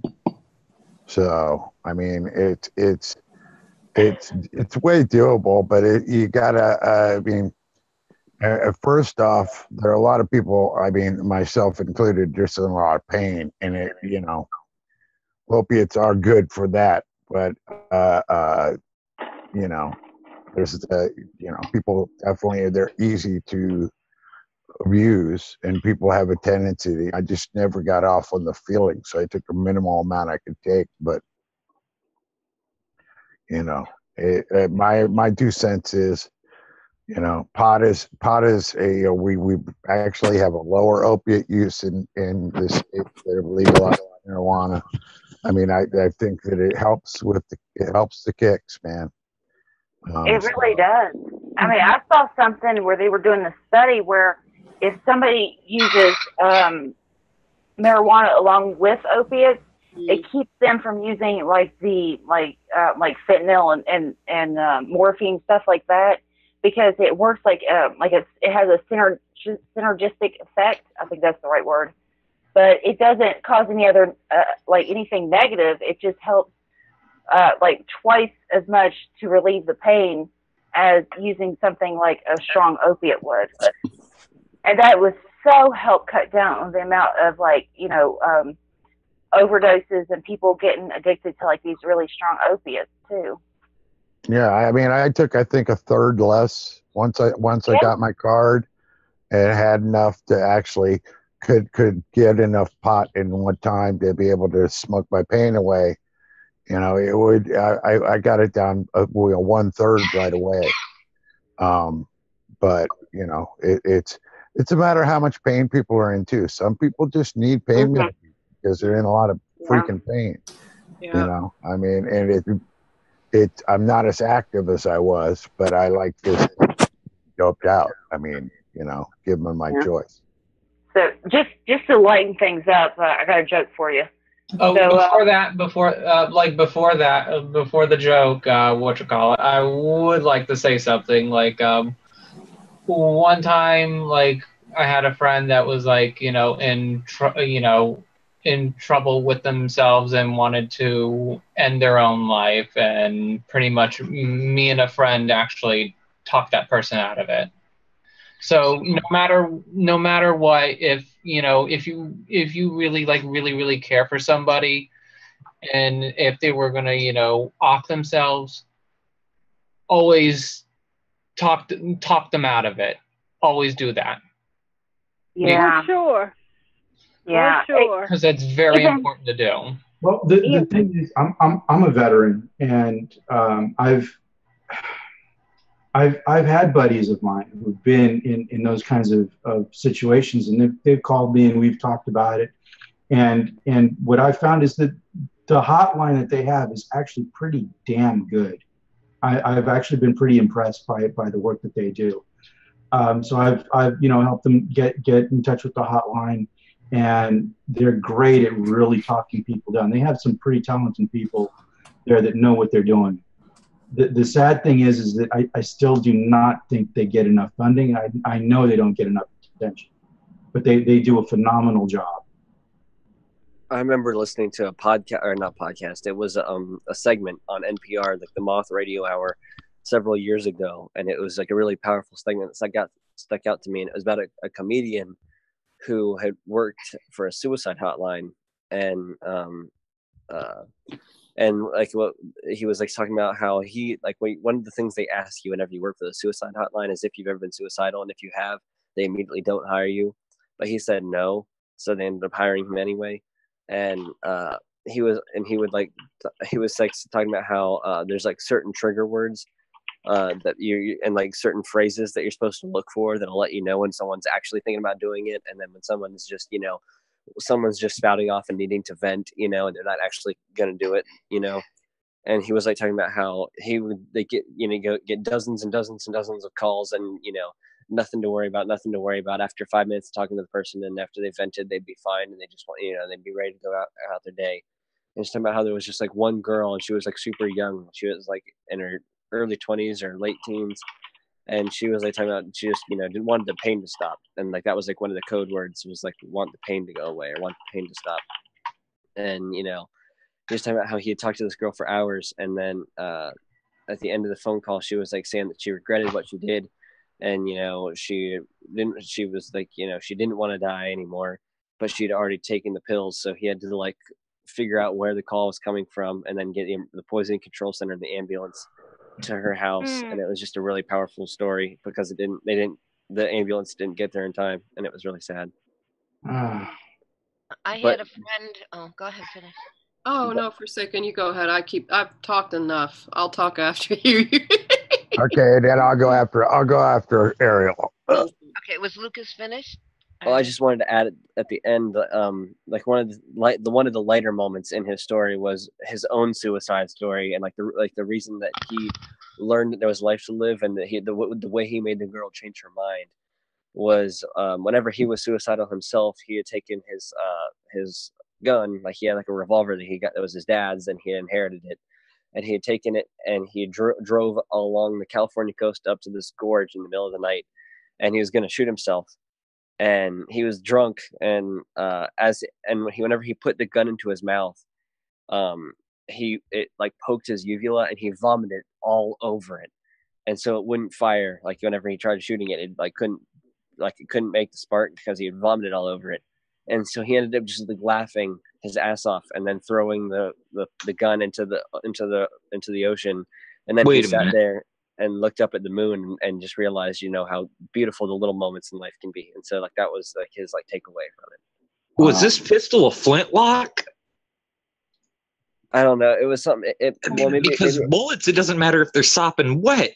They'll still shoot. Well, something was wrong with it. It might have been a manufacturing error. I don't know. Yeah. I've come across bullets that didn't fire before. That sounds like Montel Williams. He almost tried to kill himself because he's had that MS, and he's been getting arrested at the airport for having weed, but that helps him with his pain. Yeah. He said he don't care how many times he get arrested, he is going to have it with him because it helps him. Would you want to put in, Broken? I was just going to say, other thing about the problem with overdoses and things like that is every cop should have advanced first aid, or more than advanced first aid. I have advanced first aid just to be a carpenter foreman. I think that a police officer should have more than advanced first aid. Know how to work Narcan, know how to work a defibrillator.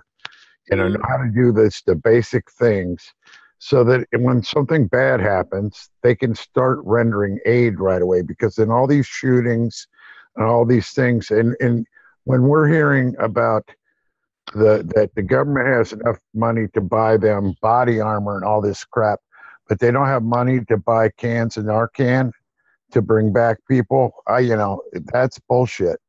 I think it's one of the problems no where I place live should is have that the cops are like the cops where I live, like in Akron and like in like the parts of Ohio and like Cleveland. A lot of the cops are assholes, and they don't want to carry Narcan because they think that the heroin addicts should all just die. But the problem is that all it takes is a brush up against the fentanyl or the carfentanil, and the cops themselves could die. And that's why we're having babies and dogs overdosing constantly now.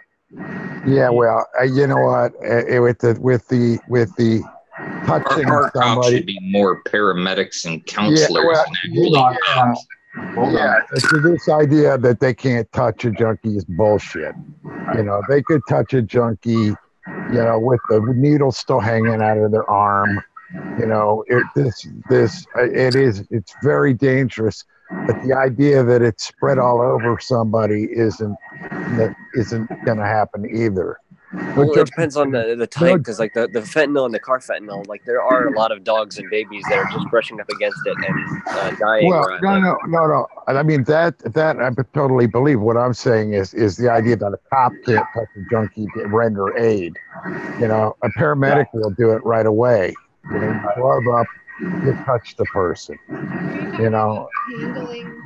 But listen at this. Did you hear about a fake company made up a website saying they were a police facility and they applied for a grant with the government? Yeah, I heard about weapons?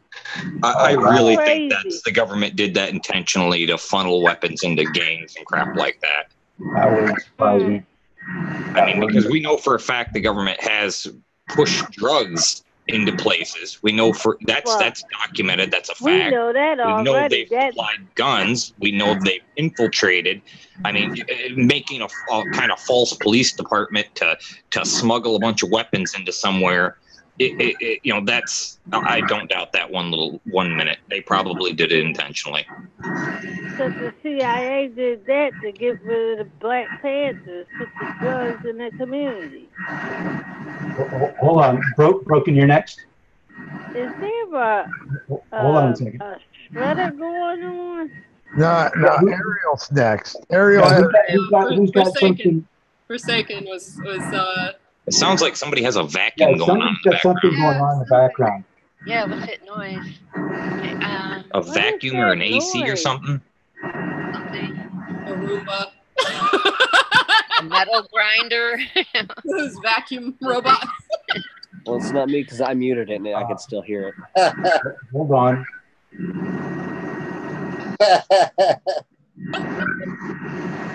My dog's on manual, so it ain't him. Stevie had a joke, right? Hold on a second. I'm trying to figure out where this noise is coming from. No. Bryan, try muting yours. Stevie. It's not yours. It's either Cat or Lucas. I already muted mine and I can still hear it going. It's not Stevie. It's either Cat or Lucas. Those were the only two that were unmuted when the sound was going. At least I think that's who it is. Stevie. I'm just gonna wait until he gets that. Oh, okay. I was just muted and it was. I thought it was Shirley's. No, it was. No, it was not Kat's. me. It's all quiet over here. No, it was Cats. I got it. So the joke was, I went to the doctor. I saw it on Reddit. It's something like, I'm terrible at telling jokes, by the way, just to tell you. And I went to the doctor because I had some back pain, and the doctor prescribed me medical marijuana because he said I had a chronic back problem. I know it's kind of a dad joke, but I thought it was funny. It's cheesy, but it's funny. I know. Anything to lighten the mood up, man. Yeah. But it's good. Oh, I got a joke. I got a joke. Suicide. He didn't give you an opioid. I got a joke for everybody. If you want to hear another joke, go for it, Okay. Kevin. Go ahead.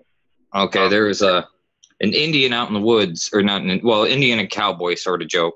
All right, the cowboy goes out to the Indian chief and he asks, "It's like, how did you get so smart?" Because he knew about nature and he knew how to take advantage of everything and make fire and how to live off the land.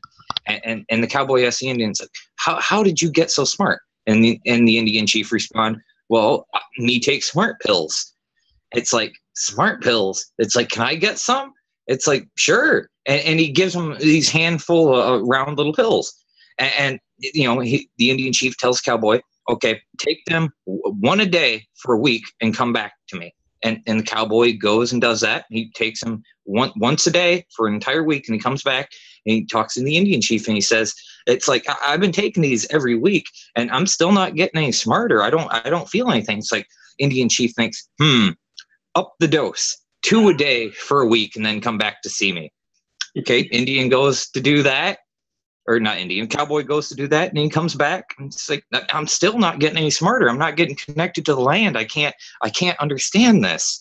And then the Indian chief finally says, it's like, okay, this is the last time. It's like, take 3 a day for another week and come back to see me. And he does that. He's like, or a cowboy does that, and then finally comes back, and he's like, I'm still. It's like, these things aren't working. I don't know what's wrong. It's like, well, the Indian chief's like, it's like they're not working at all. It's like the cowboy says, no. It's like they just taste like shit. And the Indian chief's like, oh, see, you're getting smarter already. That's funny. That is. He was funny. eating deer turds the whole fucking time. Little pills. It does. That's great. All right, I got a joke now too.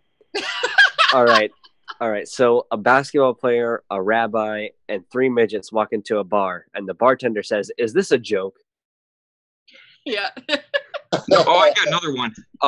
A Jewish person, a Muslim, or basically what you just said, the first one walks into the bar, the second one says, "No, I'm not stupid enough. I ducked." Yeah, that was horrible delivery. Sorry. Okay, it took a minute. I got it immediately. That was good. Anyway, Forsaken, did you want to talk? You were in the queue earlier. I did, but now everybody's telling jokes. We kind of moved on. Oh, I can make it depressing again real fast. Someone who committed suicide. I can get back to the tragic relief. I had a friend, and he was 18, and he was having problems with his girlfriend, and he thought she was cheating on him, which I think she was, because immediately after she was with someone else. Wow. But they couldn't find him. He had been threatening suicide, couldn't find him. So everybody went out looking for him, all our friends and that looking for him. And I stayed at the apartment waiting, and he called, and he was talking about killing himself and everything. And I got him calmed down, and had him talking calmly and thinking things through and that. And the girlfriend comes back, and he wanted to talk to her. She goes on the phone, she starts screaming. I'm telling him, I don't care if you go kill yourself, go out, do whatever you want, and he went out in the woods and he shot himself. 18 years old. Right. That's the toughest time of life too. I can remember being a teenager, and it's much harder. It's like you just take everything so much harder. But I can't see being as callous as her at any age. I don't think I would have ever done that. She was very, into drama, and, and to be saying that to someone who is, Did very she depressed even and feel bad for it afterwards? No. I mean, she went into hysterics for a day or two, and then all of a sudden, then everything was fine, and she was dating this other guy, and it's like it never happened with her. Wow. I would not be able to get rid of that out of my own fucking conscience. Yeah. I've seen people that, they've said like, oh, well, they're just, doing it for attention and stuff or whatever. But I never, ever take that as something to take light. Like anytime anybody tells me that they're thinking about suicide, you've got to take that seriously, because even if it's a cry for help, it's a cry for help, because eventually they will do it. Yeah. I will say that for me, depression was inherited because my mother always struggled with it. So did both of her parents were heavily depressed. And so I definitely have struggled with depression my whole life. I really think it's an inherited thing. My dad isn't that way at all. It's amazing, actually. He's like the complete opposite. He's Mr. Happy. Even through the cancer, it's like, I don't know how he maintains his mood. I've seen him get down, but not like me and my mom would. And so, I've definitely been in that place before, where you have those feelings, or you really actually have a plan. Like you really have a plan to do it and carry it out.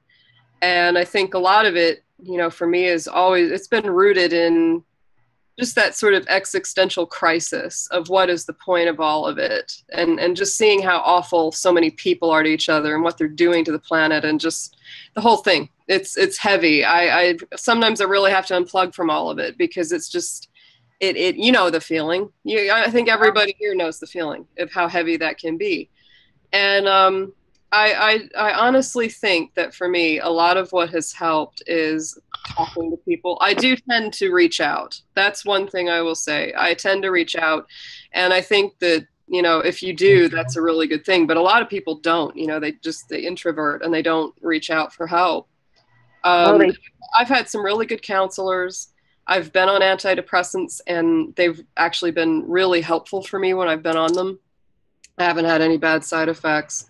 But the main thing really is it all comes back to what do you love and what do you care about? And I honestly think that without friends, my family, the people that I really love, my rabbits and all that kind of stuff, that's it. That's what keeps me here. You guys and the people I care about are the people that keep me here. Without that, bye. You know, that's how I would. Thank you, Ariel. Well, I'm so glad that you decided to stay with us because I know that our chat would be not nearly as great without you. Yeah. And I get what you're saying too, Stevie. It's kind of like, it's a little bit of that too, where it's like, don't let the bastards get you down. Yeah.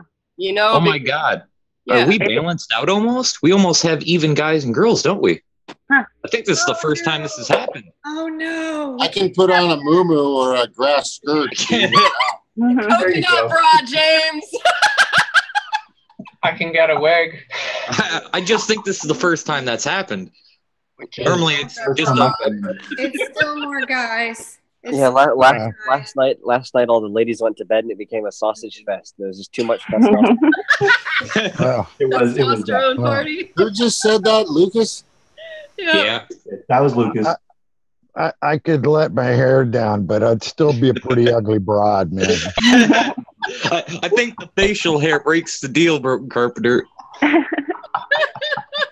Hi, Kat. Bearded lady. Maybe if I was like a dwarf, like one of the dwarves or one of those other Middle Earth kind of characters that gets away with the bearded women having beard. Yeah. Well, you know, Tolkien was Gnomes. the Capricorn like me and you, Mr. Goat. You got to take off, James? Yeah, I got to go too, but I'm gonna just say I'm gonna close. I always have my little close. Wait, I gotta ask you a question first. Do you mind? Okay, go ahead. I know it's late. No, it's okay. I almost forgot that I left this on, that I was still logged in. We had some people stay really late. So I kind of tried to bring up staying off labels and just staying on the message. And I mentioned Victor Tiffany's pledge, and it sort of fell flat with a lot of this group. But I kind of also was trying to explain to the Draft Bernie people, Draft Bernie for a People's Party, that for a lot of people, dropping the Bernie part might be necessary. And so I kind of wanted to get a read just off of you guys here in this room, this chat, how you guys would feel about that. I mean, I know a lot of people, we're not happy with Bernie and the things he's done. From endorsing Hillary, some of us were done at that point, and some of us, for me, it wasn't really until he started talking about Russia. But I wonder how, if their take was, well, people will come around if it's the right platform. And I said, but what about those voters that were for Bernie and they said, screw this, I'm voting for Trump? Are they going to come back and trust Bernie again? So I really wanted to get a read. They really kind of didn't listen very much, I'm afraid to say. But would they voted for Trump if Bernie had won I think he probably won the nomination, but if Bernie had been the nominee. They would have, yes, but I was just according to all data I could find, he did win. He was the nominee. They made him take that down when Obama had him come to that White House to meet him, and after that, Bernie had a totally different disposition. I know he came away from that meeting looking so down, so depressed. You're right. I think he should have a meeting with Trump, though. And if you were following his rallies, he also stopped asking for donations at the point when he had to back Hillary. He stopped asking for donations. And he hasn't given up the email list yet that I know of. Hell no. I would never give up the email list. I'll tell you I'd what. probably give it to Tulsi Gabbard or Nina Turner. Sometimes my way I try to approach things is a lot of times, like when I came here and I told you guys about what I was hearing and reading somewhere else, everyone kind of was reacting to what I was saying, which Michael said I need to do a public service announcement at the beginning. He should come in here and do it for me. It was funny. Like, the views I'm about to say are not my own. I'm just relaying them to you because I think it's important to have a strategy, or I don't know what you want to call it. Yeah, that look right there. Oh, that's too sad. And my That thing was is, horrible looking. Yeah. But we need to understand. I like how other Lee Camp side. put it. He fought off the zombies for a long time, but they finally got his ass. Oh. But when he was on the campaign with Hillary, and when he was at the rallies with her, he looked like a broken man. He wasn't himself. Well, Yeah, agreed. Did you see how small his crowds got too? I mean, it went from like 30, 40,000 to like a couple hundred. Yeah. So, hey guys, I know one time I came in here and I was trying to sort of explain how my conservative uncle would look at healthcare. So a lot of times I will sort of say, hey, I've heard this from this other side. I hear this over here in this area. And it's not that I think that, but it's something that I hear a lot of. It may have some validity to it to those groups. And I think it's important to discuss them. So that's kind of what I was trying to tell these guys was like, look, there are people that aren't going to come back to Bernie. And they kind of didn't want to hear that. So I really want to get a read how each of you feel about that. The one thing I want to mention. One thing I got to say something here right up front. Yeah. I was just perused like one tweet of Joy Reid's, okay, and read down through the comments. And Kamala Harris and Kirsten Gillibrand are going to be in the they're dropping names like Schiff. Yeah.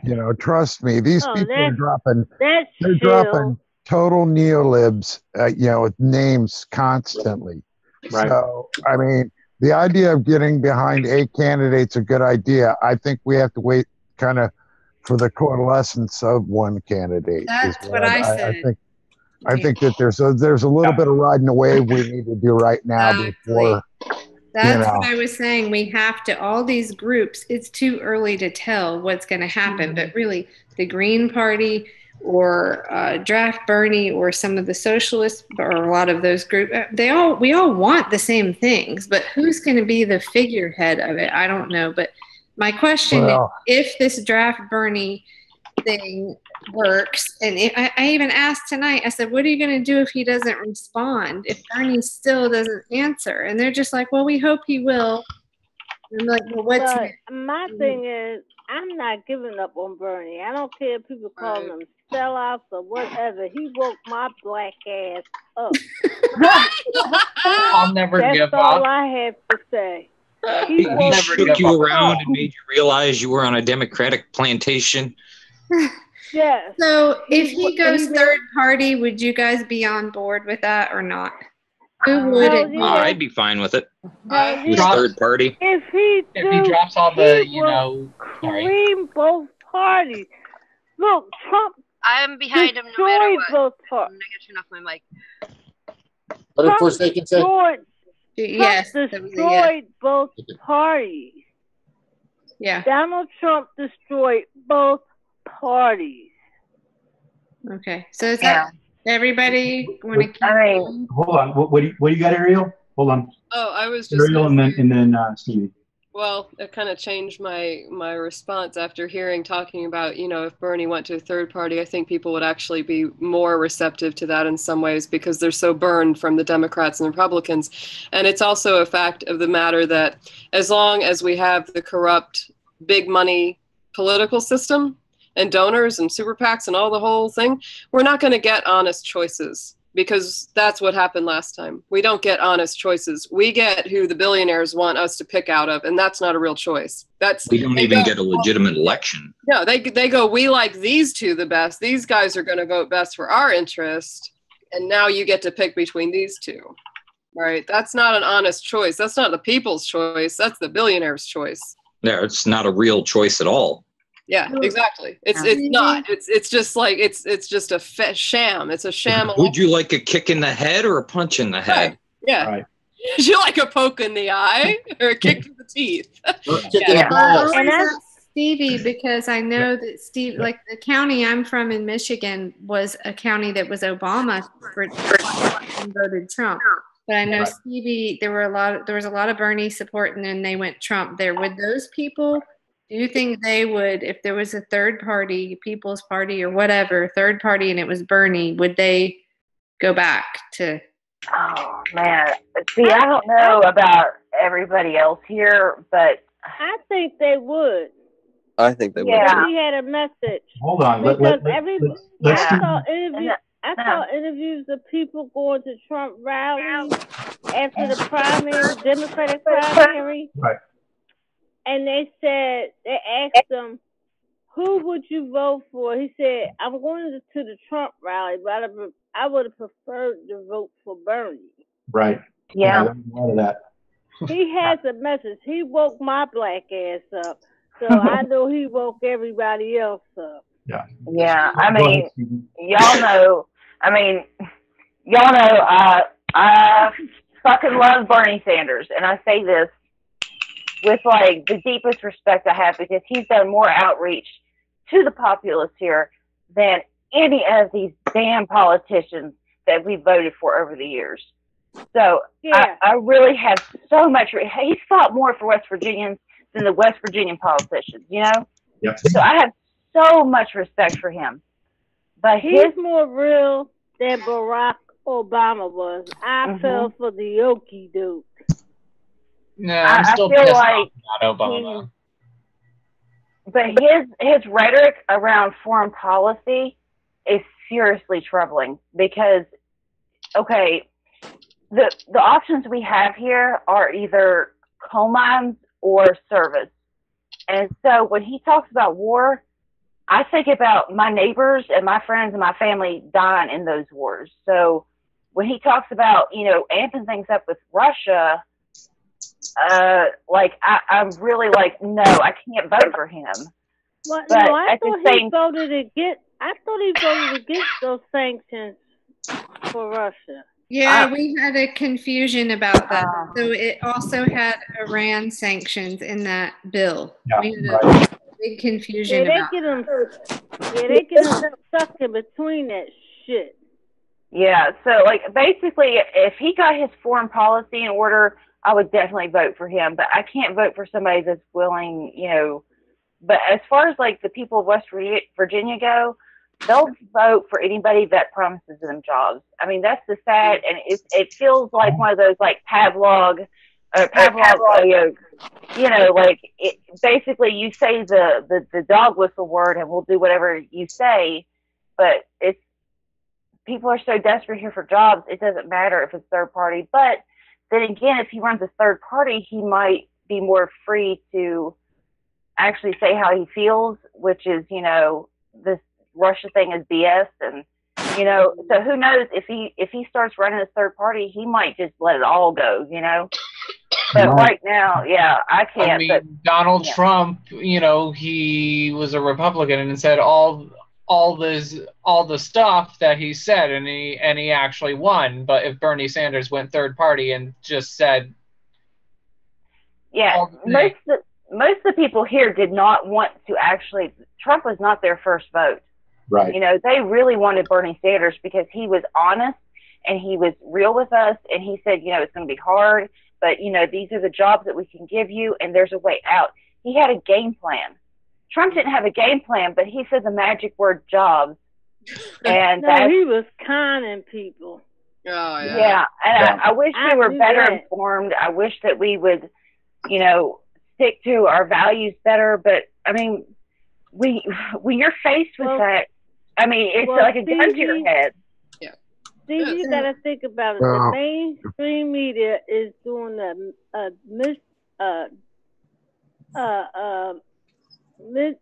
doing a bad service to the American people. Oh yeah. serious. And that's why I'm trying Well, so hard well. to get this information out to the people, because they need to. They're still thinking in terms of Democrat and Republican. It's just like, no, there's no Democrats, there's no Republicans. It's corporations, every single one of them. That's it. You Yeah, can't, you I can't think put your faith and your Yeah. financial stability in one party, because they don't give a damn about you. Yeah. So is I there think anybody that would that say no to Bernie if he was third party? Is there anybody that? Hold I on. think I I would think vote that, for that Bernie if he ran as, like Martian Democracy Party. I don't care. I would vote for Bernie. Oh, I would still vote for him. Oh, I would. Lady House Finch. It's so. He's the most. Oh, He's the most popular politician all over this country. He's honest. He has authenticity, and he's real. Yeah. Well, that's what if I you go would back too, and I you just watch if you go back and watch all the fan made Bernie or like the Bernie fan ads that were on YouTube, like the ones with like the speeches and all that behind him, and like with all of his like most passionate speeches, like when he was like talking about the injustices of America. Right. And like what we could have had, it'll just make you cry. Like it's ridiculous. Hold on. Kevin was next, and then Eric. Hold on a second. Kevin. What I wanted to say is this is ways back when Kelly mentioned the healthcare thing. Right. You do notice that how he included basically free tuition or free education with the healthcare thing, and there's kind of a reason behind that. Because I mean, you can have free healthcare, but how do you avoid inflation with free healthcare? You need more doctors. How do you get more doctors?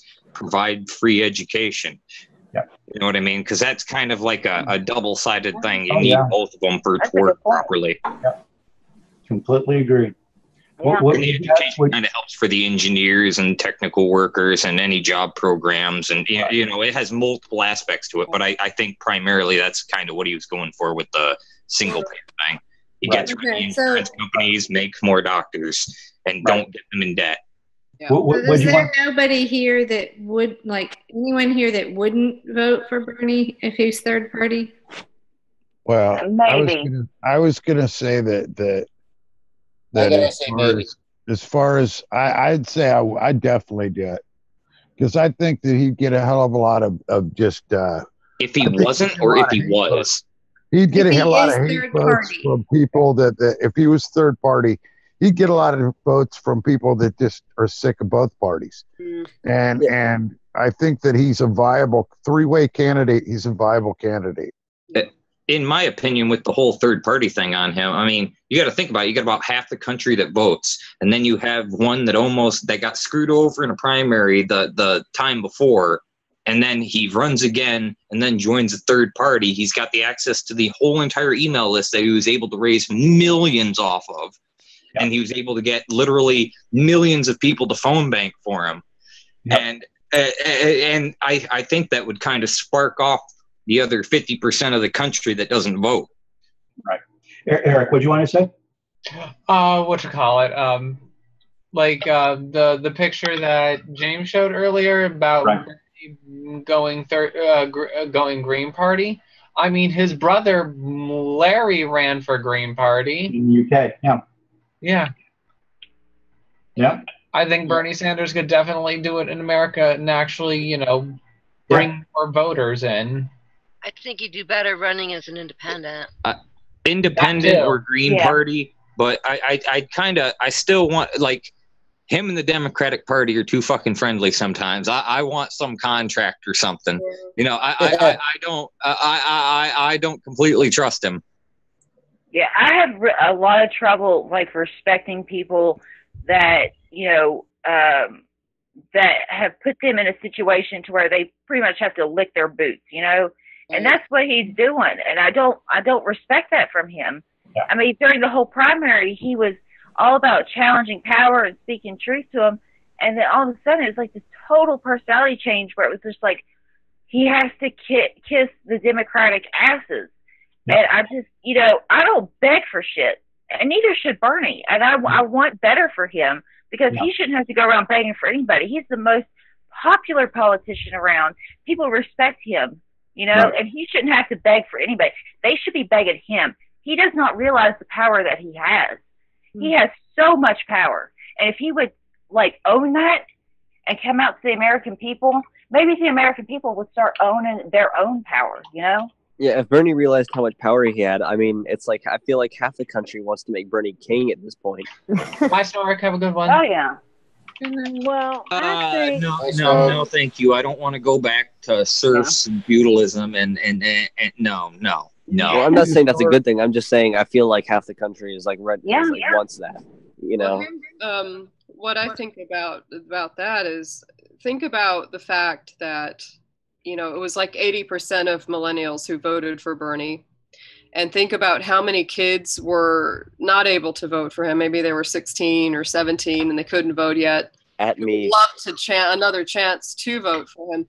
The fact is that I think where Bernie is, and the thing that really let me down about, what was going on with the election, all that, when he was really up until, the big night, he was like, I'm going to fight him on the convention floor. He kept saying that. And I was kind of expecting there to be like a brawl, almost a verbal brawl, but some kind of thing, and it didn't happen. So I really do still wonder if he was threatened somehow. I wouldn't put it past the Democratic Party at all. And I also think that he's an older guy. He's been in politics a very, very long time. And so he really does understand the game, whether we like it or not. He understands the damn game.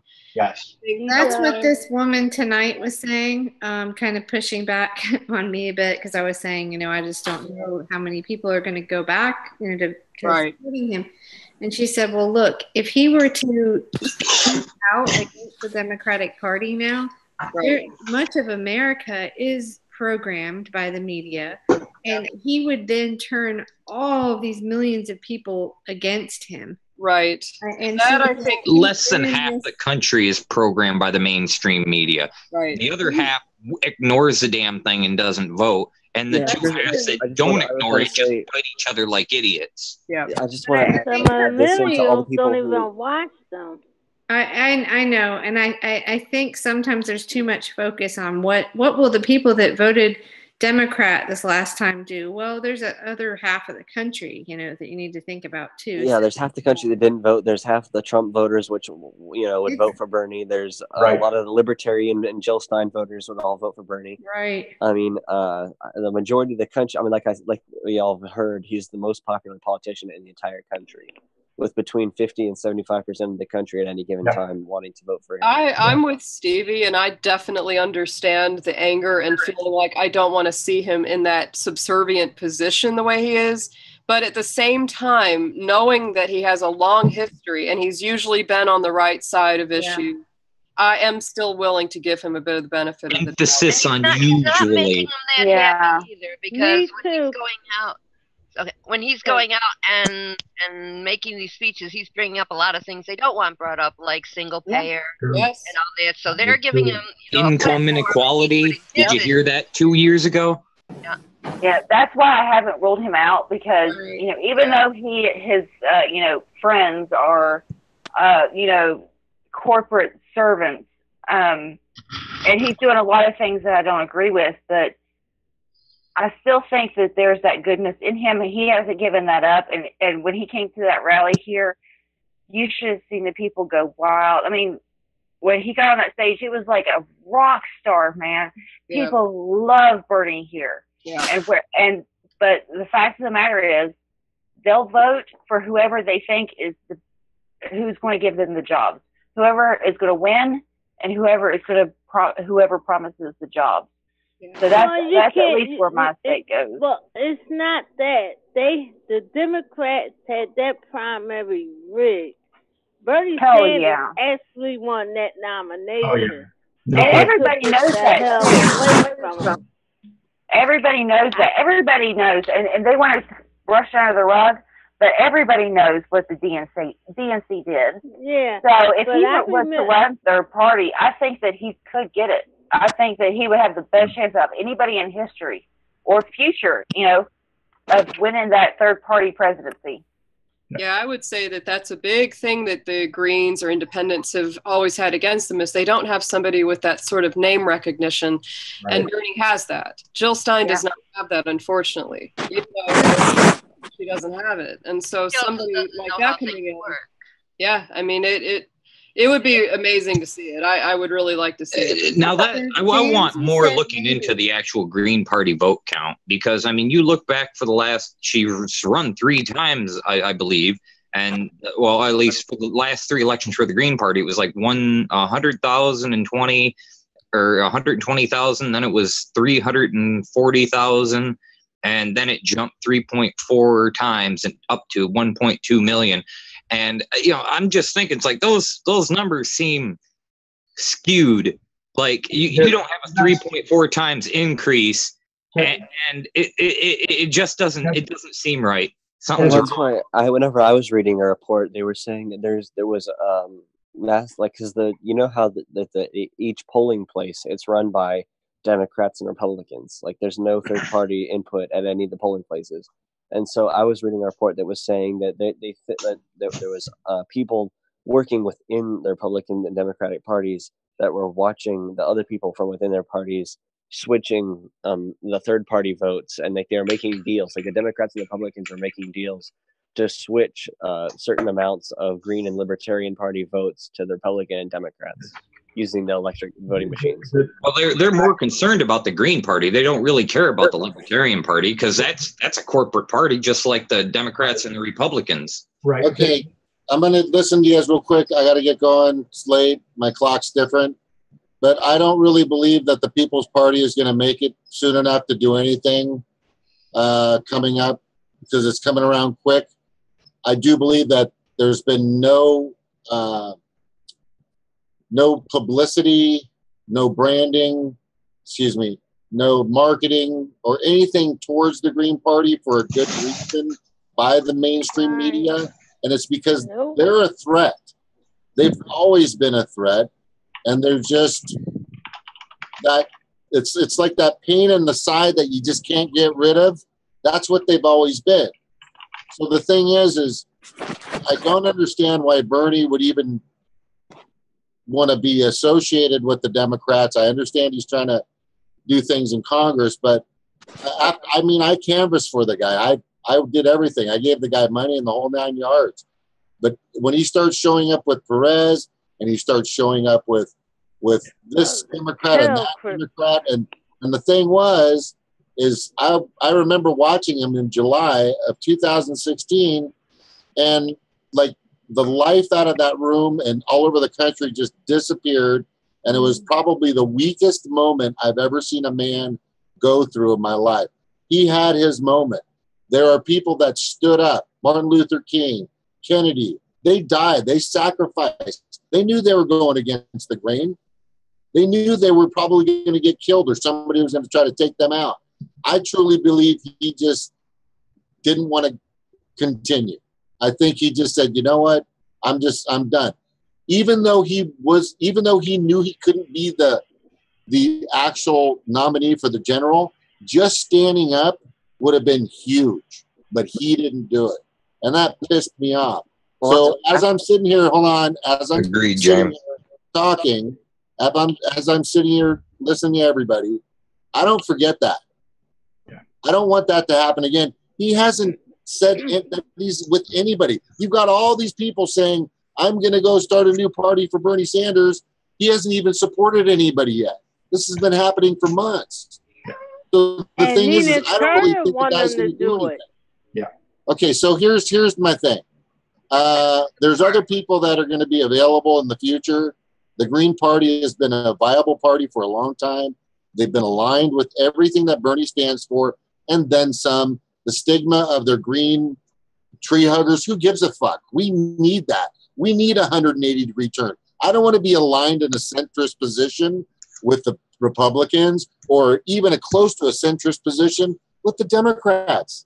We can't. We don't have time for any of that.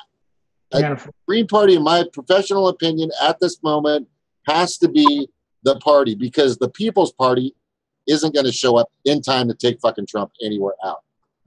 That's all I have to say about it. I'm not a Green. I don't intend to be a Green, so. Yeah, we're independent. I just noticed Steve wearing the Feel the Burn shirt. Yeah. On a statistical level, what Kevin was getting at earlier about how the numbers just didn't make sense. I can tell you, I studied statistics when I was studying economics, and they don't make sense. Here's the problem. Either the Trump's numbers. No. Here's the problem.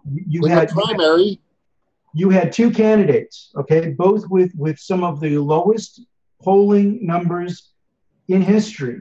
Number one. Number two, you had a upheaval of angst against the establishment. Okay, but you had this wonderful environment for a third party, for a third party to actually make a real impact on the election. And you're telling me that they only got about 1.5%, maybe 1.5% of the vote? Bullshit. That's bullshit. I don't believe any of it. It's bullshit. It's not feasible. It's not feasible. Thing is, this is the bubble. People, followed, say, Bernie and everything else and that, but even if you put all the people that actually followed the primary, what was going on, that's only a small fraction of the people who vote. And out of that, even then, if they're following, say, one candidate, the thing, they're not necessarily keeping track of anybody in small parties. If I went out on the street and asked 20 random people who Jill Stein was, I'd be lucky if one person knew.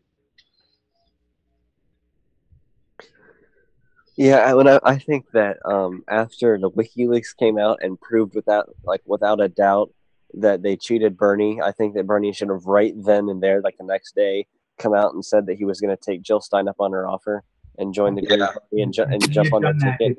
That would have been that just would have caused chaos, and it would have been terrific. And so many of those Hillary people would be so fucking triggered, and it would. Oh, they'd be flipping their shit. They would now, literally go. The WikiLeaks came out like 2 or 3 weeks before the general. So if he would have like that, he could have seriously had a huge impact on the politics of this country. Oh, I want to fucking just did it. And he didn't, and that's why I don't trust him. But he wouldn't have won, and he didn't want to feel responsible for Trump. Hell, he might have. Who cares? Trump's a fuck ton better than Clinton. I'm thinking. I mean, Clinton, we have clear evidence that she's been fucking the country for decades. I mean, Trump was the lesser of two evils there. I don't feel that way. I feel I don't know. But I don't feel Trump was the lesser. No, think of it in the long picture. Like if Clinton was elected, we would be stuck with a Republican majority in Congress that would be increasing for decades. With Trump, that the Republicans are going to lose. Now we have no one. You can already see it starting to self-destruct. Yeah, both the parties are self-destructing. That Republican Congress. Yeah, we do. They're not getting anything done. Have you noticed that their healthcare appeal just failed, just like everything else they've tried to do so far has been failing? They haven't got anything done since they got elected. But they could. The more that these people do things, the worse it gets most of the time. Yeah. That's yeah. Bipartisanship is just another word for fucking the country. That's why our country got worse under Bill Clinton than it did under Bush or Reagan. Honestly, I mean not W. Bush, but like under Bush Senior or Reagan, because they tried to pass NAFTA and they couldn't do it. They tried to deregulate the media and they couldn't do it because the Republicans and Democrats were obstructive of each other. Right. Whenever Bill Clinton came in office, he was like, you know what? I'm going to have the Democrats come over and play ball with the Republicans and do exactly what they want. And so he did exactly what they want. And guess what? They impeached him over a blowjob. Yeah. No, they impeached him for perjury. Well, And he served out the rest of his term, though. Yeah. So, I mean, impeachment really jack shit. Oh, you're still in power. Here's the thing with Hillary. This is the honest truth of the matter when it comes to Hillary. If she had won, we would be worse off, and here's why. We wouldn't have war with Russia. We wouldn't have this movement moving forward that is going to actually make the changes we need. With Trump in office, he is galvanizing a movement against him and against the establishment. With Hillary, people would have just gone back to sleep, and she would have been completely able to do whatever she wanted because the media would have covered her tracks just like they did Obama's, and we'd be much worse off. Yes. Or potentially dead. Yeah. Or she would have actively sought out a war. She might have gone for war, but she isn't crazy enough to push that button. She would have gone for a war that would have bullshit. She would have fucking stomped on that button. Any war. It doesn't matter. It doesn't matter if she pushes the nuclear button. If we're in a ground war with Russia, that's a lot of people dying. And Donald Trump is not going to get away with starting that kind of war. It's like, a lot of stolen resources. They have enough sense to not want to do that. I mean, to preserve their. I mean, Trump will just do it and then think later, oh, geez, I lost out on everything. I mean, she would be thinking, well, how do we benefit out of this? You know, and it would be cold calculating. And it wouldn't involve like nuking Russia or getting into actual war with Russia. It could get us back to the Cold War, but well, you're assuming she actually thinks critically and calculates her moves. Which, if she did that, she would not have lost to Donald Trump. Yeah, but she would have been surrounded by some people with common sense instead of these idiots that Trump is surrounding himself with. Advisors. She would have had advisors and people in there that actually, you know, knew something and understood the way things work. Well, the same people that picked Hillary, the same people that picked Hillary are going to pick Kamala Harris or Kirsten Gillibrand. Right. What I'm telling you is, I look towards either like after 2018 that Tulsi may be, Bernie may just throw his weight behind Tulsi and not even run. I mean, I could see him not run and just throw his weight and campaign for somebody, you know. And so I would love to. Gonna lose in 2018 with that new damn slogan. Probably. Have you seen the other guys? Well, haven't they looked in the fucking mirror lately? No.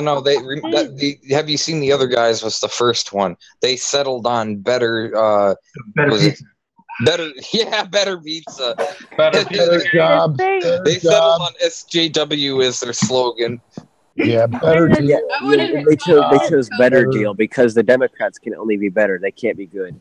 They can't have the best deal. They have to have a better deal. They kept on the Clinton same consultants from her presidential election. They need to get rid of them.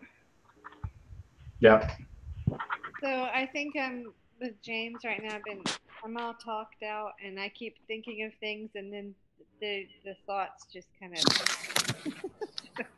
I'm gonna go now. Night, Kelly. Night, Kelly.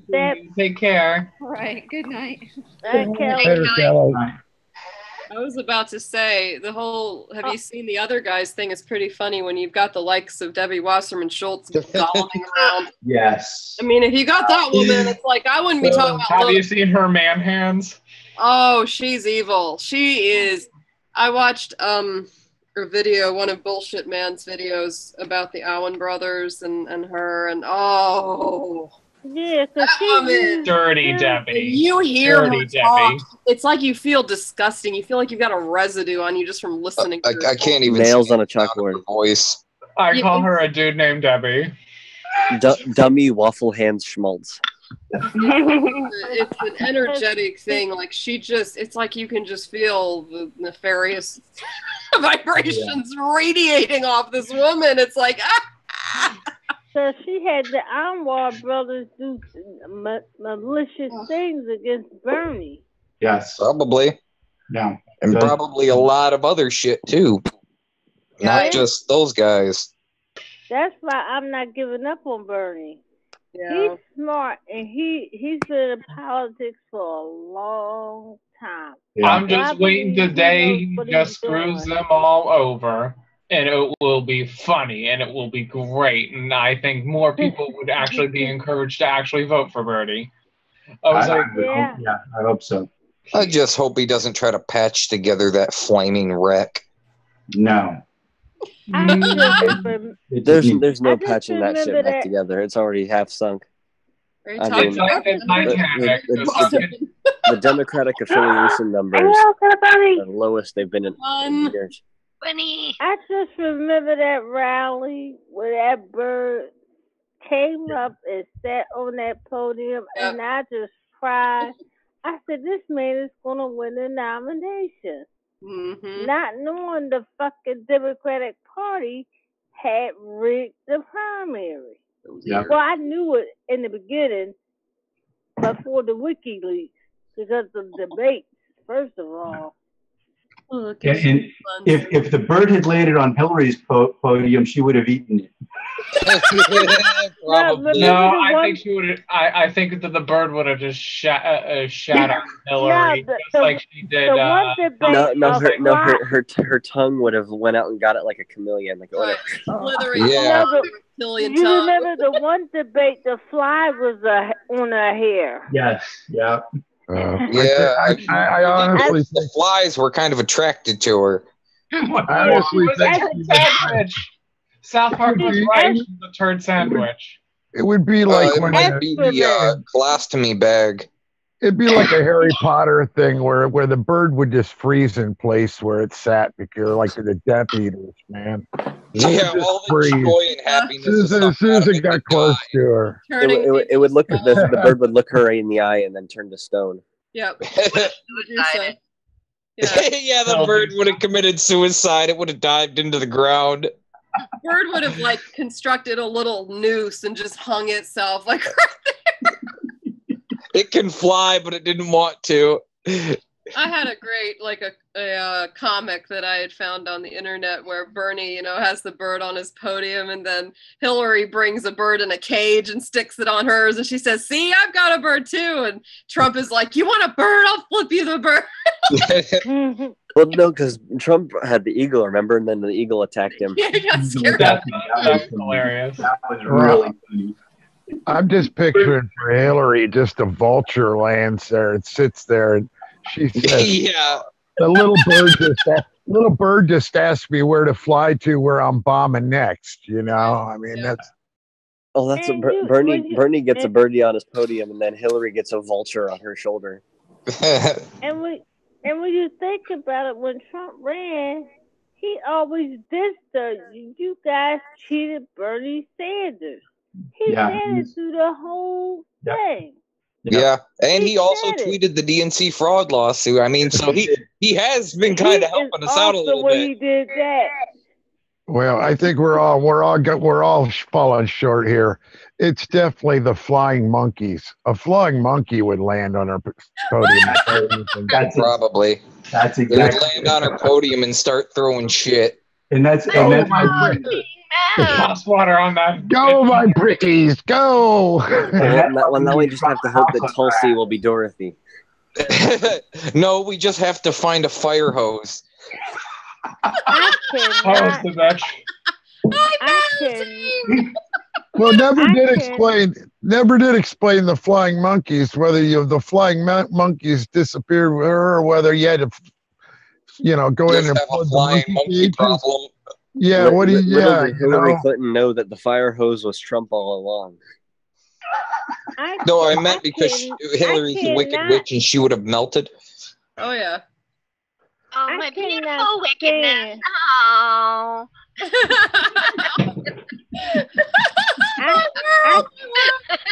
Yeah. I cannot. That's why she wants to turn all the water in the world to fracking wastewater. That way she can't be destroyed. Well, that's another reason it's great Trump won. Trump won, the fossil fuel industry has been dying more rapidly than ever before.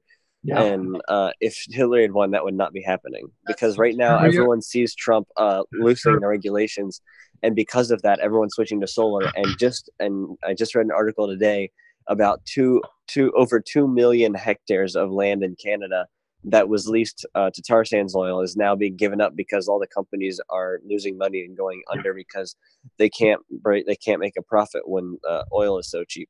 Yep. They haven't been making profits for years and years and years. Those things. I know, but I mean, the investors aren't stupid enough to keep pumping money into it anymore. So the pyramid scheme is ending. Yeah. But I'm thinking about this whole flying monkey munchkin thing. I think if there's no Wicked Witch there, I'm thinking it gets damn near Planet of the Apes world. I mean, because they just make lollipops, man. I didn't see no heavy weaponry on the Munchkins.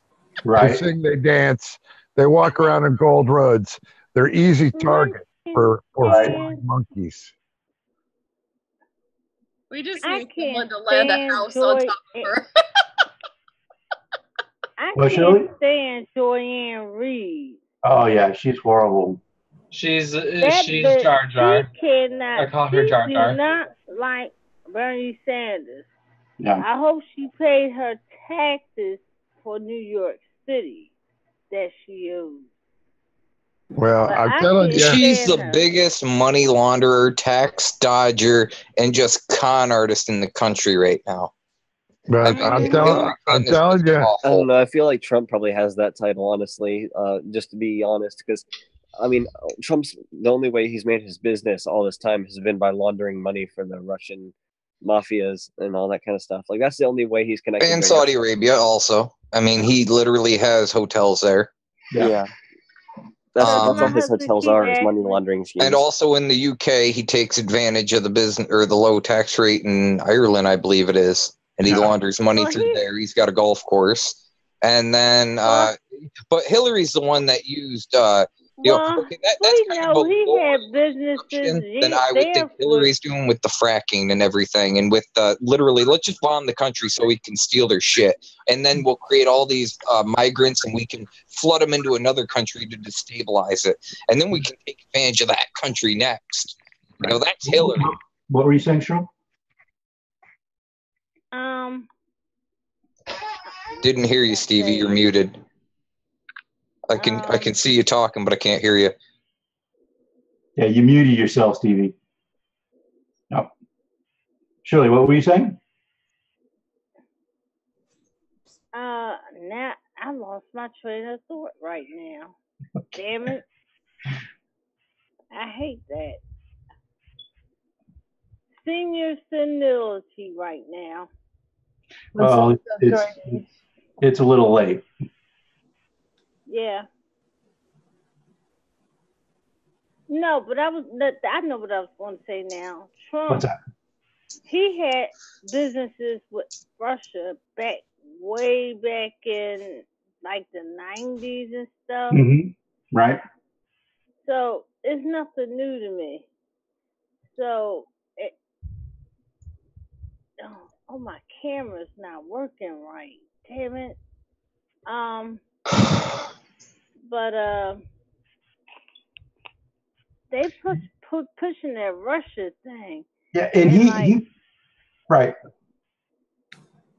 He what? He was going to, this was back, I think, in the mid 2000s. He was trying to get a deal to build some hotels there in Russia.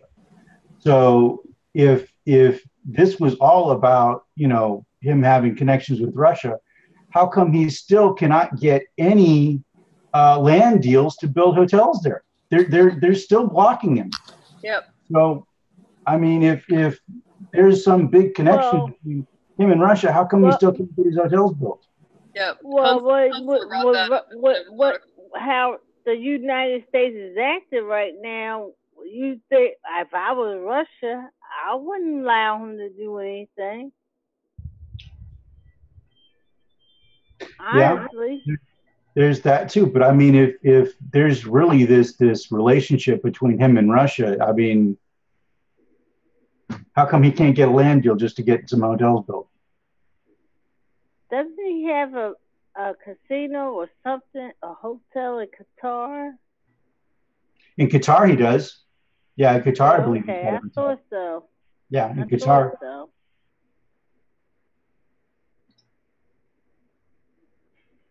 All right, guys, I'm gonna take off. See y'all later. All right, bye, Broken. Hey, you got- Take care. Have a good one. Have a great night. See you later, Bunny. Night, Carpenter. Carpenter. Au revoir. Au revoir from Bunsen. Did you guys see that since Twitter won't verify Julian Assange, he put a little blue diamond emoji next to his name? I'm not kidding. No, I didn't notice that. They won't verify him. That's ridiculous. Yeah. They always do. They verify the most obvious fucking liars. And but no, one guy that's been telling the truth for like 10, 11 years now, 100% verified on thousands of documents. Nope, we can't verify him. Oh yeah, well they have no problem verifying that fake 7-year-old girl that keeps saying that NATO should invade the one Syria. that obviously can't even speak English. Yeah.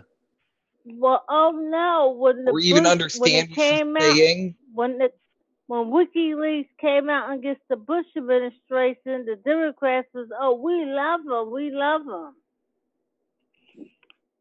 Yeah, that's called a tool to emotionally trigger people. Yeah. Oh, doesn't she look so cute? Haven't you heard what she said? Oh, don't you feel all warm and fuzzy? Let's go bomb 7 countries. I want to verify. They need to verify Bunsen. They probably would verify the rabbit before they verify Julian Assange. we should have a contest and see. I'm serious. I think the rabbit would get verified first. Yeah, my money's on the buddy. Definitely. She's personality plus. Yep. And the sweetie. Oh, Bunsen. I feel so bad for the people of Yemen. It's just horrible over there. That's horrible. Yeah. How many? Like 300,000 with cholera outbreak? You mean cholera? Yeah. Yeah. It's bad. It's really bad. Well, 17 million people on the brink of famine. I mean, that's just insane. No, that's an artificial famine too. That's because we're blocking their fucking food imports. That's right. Yeah. And I hope the Clinton Foundation don't have nothing involved with it, because they're involved with it. Oh, I doubt that. It's such a mess. I think I've mentioned, I have a friend named Inez, and he works at Kroger right up the street from me, and he's from Yemen, and his brother was killed over there, and he's only like in his 40s. You know, he was killed in all the fighting and all the mayhem. And it was just the craziest thing to go in there one day and just have him tell me, yeah, my brother was killed in Yemen. And it's like, what? I just gave him a big old hug. And I just know he's going through so much, and yet he's having to work full time. And his mom just died recently of cancer too. So it's just like, oh. I just call this country United Snakes of America. Oh, yeah. Yeah. Yeah, the stuff we do and the way we're involved in all the atrocities going on around the world, it's really ridiculous. And what I just don't understand about it is what is the point behind all of it? I mean, it can't be just for money. There's only so much money that oil. Make it happen. What's the point? It's not just oil. It's not just oil. I mean, it also has to do with, I mean, you got to think, what has been the sole purpose of a military for the past, 1,000 years? Yeah. It was to obtain resources. Yeah. Yeah, because Saudi Arabia, but it's not just oil. But it's Saudi Arabia is more geopolitical. That's a strategic location. Saudi Arabia wanted Assad to let them drill a pipeline through the country, and he told them no. Right. Yeah. So And then, also, I believe it was Libya was the one that was trying to form their own currency along the crescent they area was there. gonna go with gold. Yeah, well, a lot of countries have done that. The main thing they were going for is they were trying to get a currency that couldn't be fucked with by our country. Right. Yeah, You they know, were because trying to become an independent, And currency independent. That's why Hillary and Obama took his ass out. I mean, if they could have done it with a fiat or with a something else, they would have done it that way. Yeah. Yeah, and then she laughed about killing the guy too. Yeah. She's like, oh, Yeah, we that was came, he saw, he died. Ha ha ha ha, laughing like a wicked damn I wish she witch. died. Bullshit Man has a really good video all about that. All about the Gaddafi thing and Hillary. It's really good. It's And he had gold too, and the gold is missing. Well, of course it's missing. There's a lot of gold. Everybody knows this. There's a lot of gold in Iraq that is missing. A lot of gold in Iraq. I know that too. And it's a lot of gold from the World Trade Center too. Yep. If you want to get killed, start talking about going off the petrodollar. That's all you need to do. Get yourself assassinated. Start talking about not checking into that anymore. Yeah, I talked to other people about this. They say, you fucking crazy. I'm like, no, I'm not. You got to look at the facts. Yeah.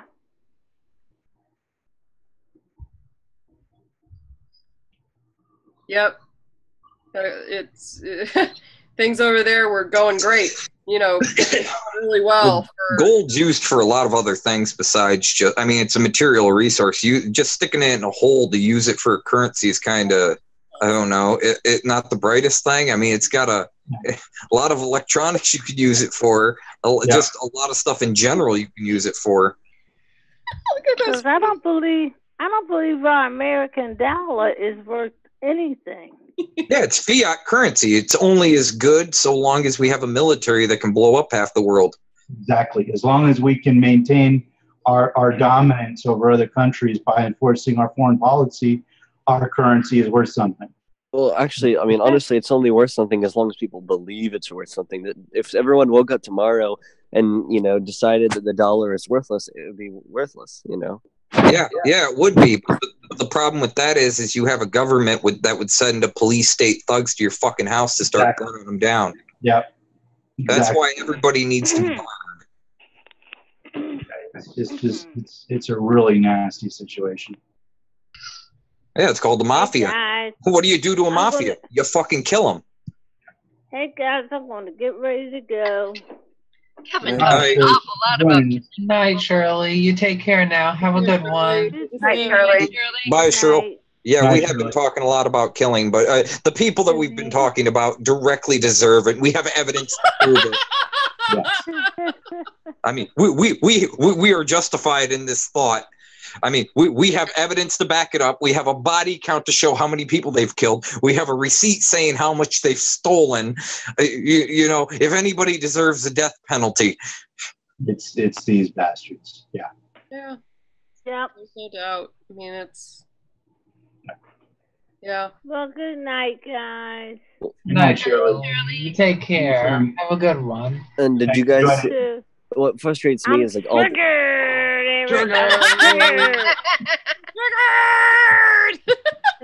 What frustrates me a lot of the time.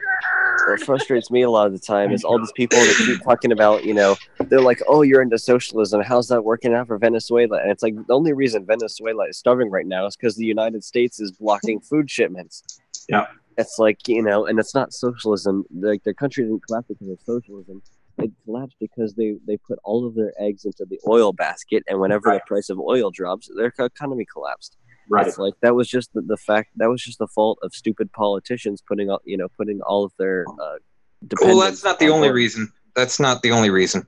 That's the main reason. Venezuela has, just the oil is a factor because they have primarily heavy oil, and the only two ways they can work with it is to have heavy refinement done to it or buy oil and mix so they can resell it with low oil prices. That's a problem.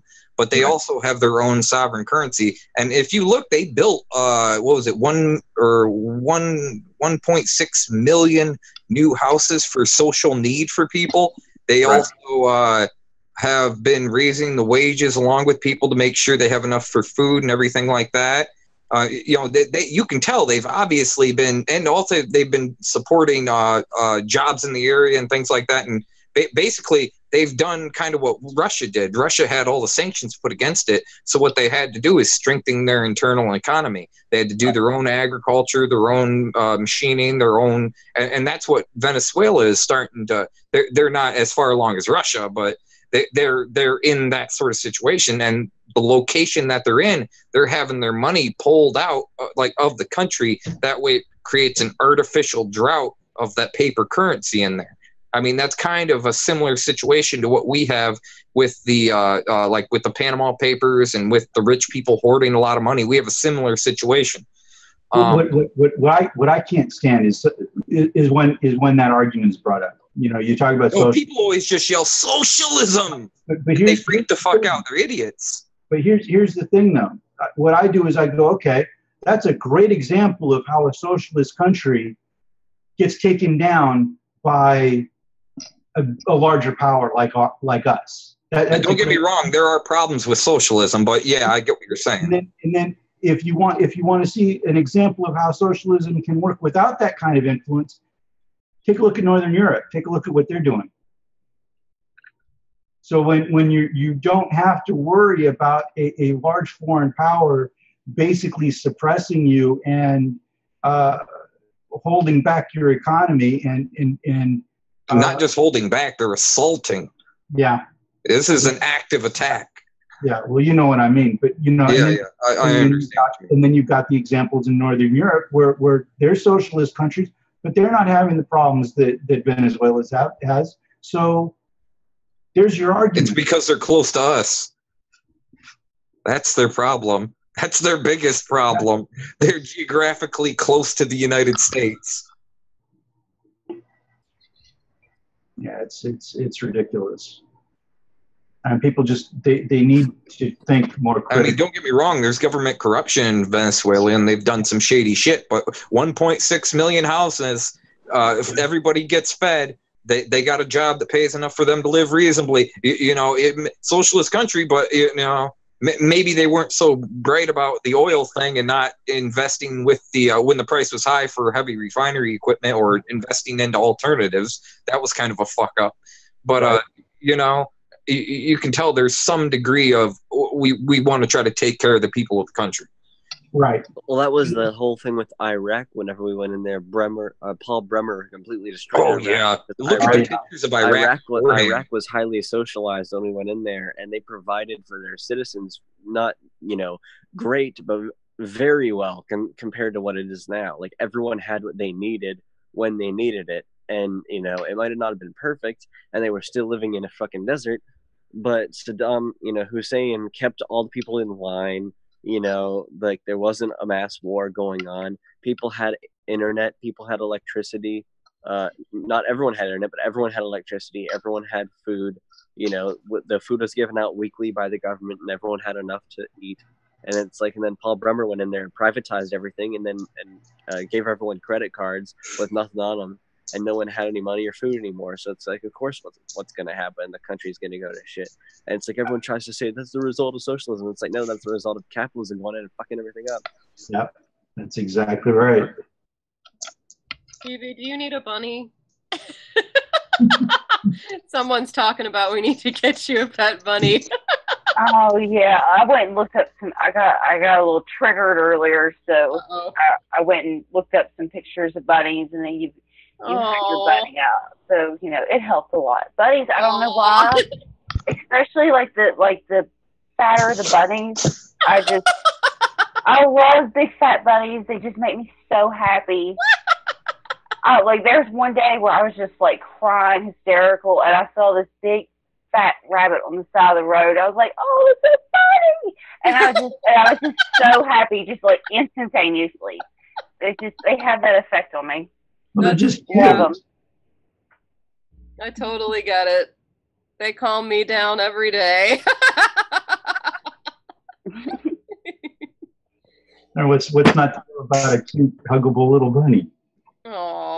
my cat Bambi is so bunny like she whenever she goes down the stairs, she does it like 2 legs at a time like a bunny rabbit. Yeah. And whenever she wants me to rub her belly, she like bends her arms like so that she looks like a bunny. And yeah, she's a very bunny like cat. Not funny.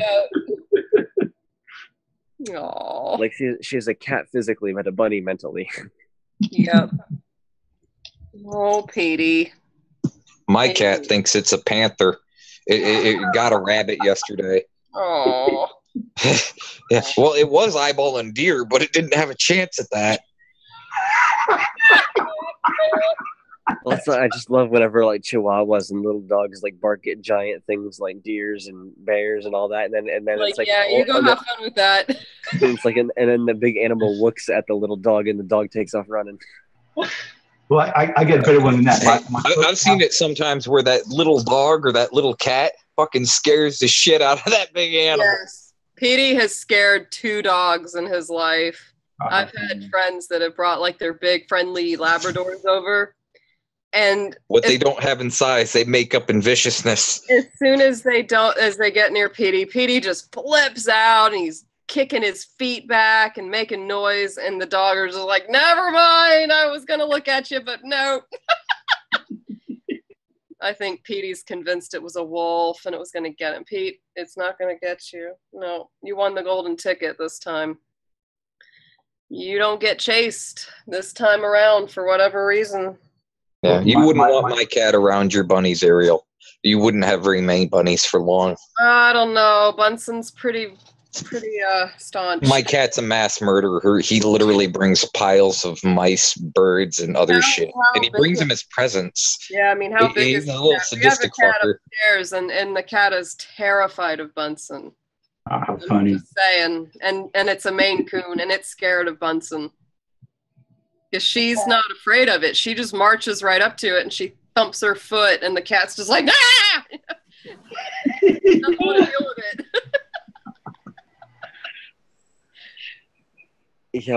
We tried to take my cats down to my grandparents for a few days a couple weeks ago, and stayed there. And my uncle's cat lives there with them.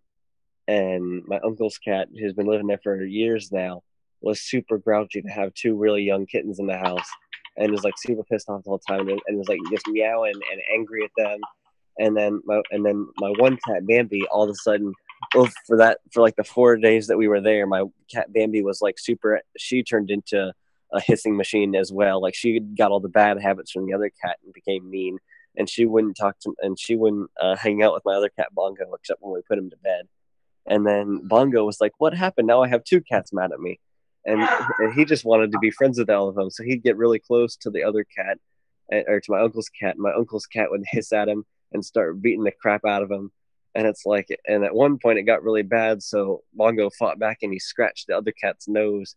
And it was just like not a good situation. Yeah, But rabbits from then on, they didn't actually fight. Yeah, rabbits will really give it back to a cat because their front feet, they'll like box. They'll get up on their back legs and they'll punch their front feet forward to get them in the eyes.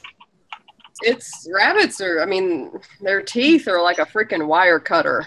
They're sharp as hell. They can go through metal. I mean, I wouldn't really want to tussle with a bun. They don't like to fight, but boy, if they're cornered, they're pretty strong. The back legs are, they're tough. Look at those feet. My cat, and like I had a cat and a rabbit. What is it like? What is it called? A Flemish or a Fleming giant rabbit? And they were adorable. I caught them one time cuddling. And it was like the cutest damn thing I've ever seen. Yeah. It was a little kitten, and then my rabbit. It was just so. I needed a shot of insulin. It was just too sweet. Like it was amazing. So Ariel, are you saying that rabbits are like tiny fat kangaroos? They can be a little bit that way in attitude, but like biologically, there's no relation whatsoever. Well, I mean, I kind of knew that part already, except but yeah, it's just kind of funny because, like you were saying, they have really strong legs like kangaroos, and They that do. and that they box like kangaroos. 'Cause, That's like, where their power is. I mean, for years, my rabbits would not let me touch their back feet. They're very, very touchy about that because, I mean, it's a big deal to them. No, they're different. They're really different. There's not very much of anything evolutionarily that like really is related to rabbits. They're really off on their own branch. And they're not even like a proper, like what you'd call a rodent. Because rodents, usually are omnivores, which rabbits are not. And the rabbit's teeth are not nearly, they don't grow like a proper rodent. They're different. They're weird. They're really strange. Like there used to be prehistoric, there were large rabbits. I mean, they were big, like like the size of maybe a small pony or something. They were very large. They're very slow. And they probably all got eaten. That's kind of the way it goes. that was like the giant beavers that used to be in Canada, and then humans hunted them all to extinction, like the 4-foot tall beavers. Yeah, similar deal. I think the proper classification for rabbit is probably just angels. They're just, they do the Lord's work. They're just so good. They're so good. If you ever get bunnies, Stevie, there's a really funny and adorable website called Bun Space. All rabbit profiles. I want to get another rabbit one day because they're just so good for they're just so good for me. Yeah. So good. That's how I feel with them. I've had dogs, I've had cats, I've had birds, lots of birds. It's just bunnies. There's just something very zen and peaceful and sweet. They have just such a nice nature. It puts you in the moment, Like Yes. you don't think about anything else. They're just so sweet. There's just that's all you can think about is just how sweet they are. I know. I got I love them. I love them. I know. I got a question. It's like I know, okay, why people would have a cat. It handles vermin and shit like that around the house. I know why people would have a dog, defensive, keeps an eye on the house and everything. I know why people would have a parrot to cuss their friends out for them. But I don't see what does a rabbit do? Oh, well, you'll never have any vegetables go to waste. I'll tell you that. Okay. Take care of waste stuff. And I do eat better because of my bunnies. I fix them the salad, and I have the salad, and well, they're just wonderful. I mean, they're just great companions. They're wonderful indoors. They like to be clean. They'll go in a litter box just like a cat. They don't make noise. They don't bark and wake you up in the middle of the night. You don't have to take them for a walk and carry a bag of poop. If you keep them indoors, you never have to get them vaccinated. They don't vomit. Their poop doesn't stink. There's a lot of pluses to bunny. Okay. I'd rather clean up Wait, after so they don't come up and me. punch you for Rather have a attention like parrot to cats cuss do? people out. And they're adorable. That's They're all cute. we really They're need. very cute.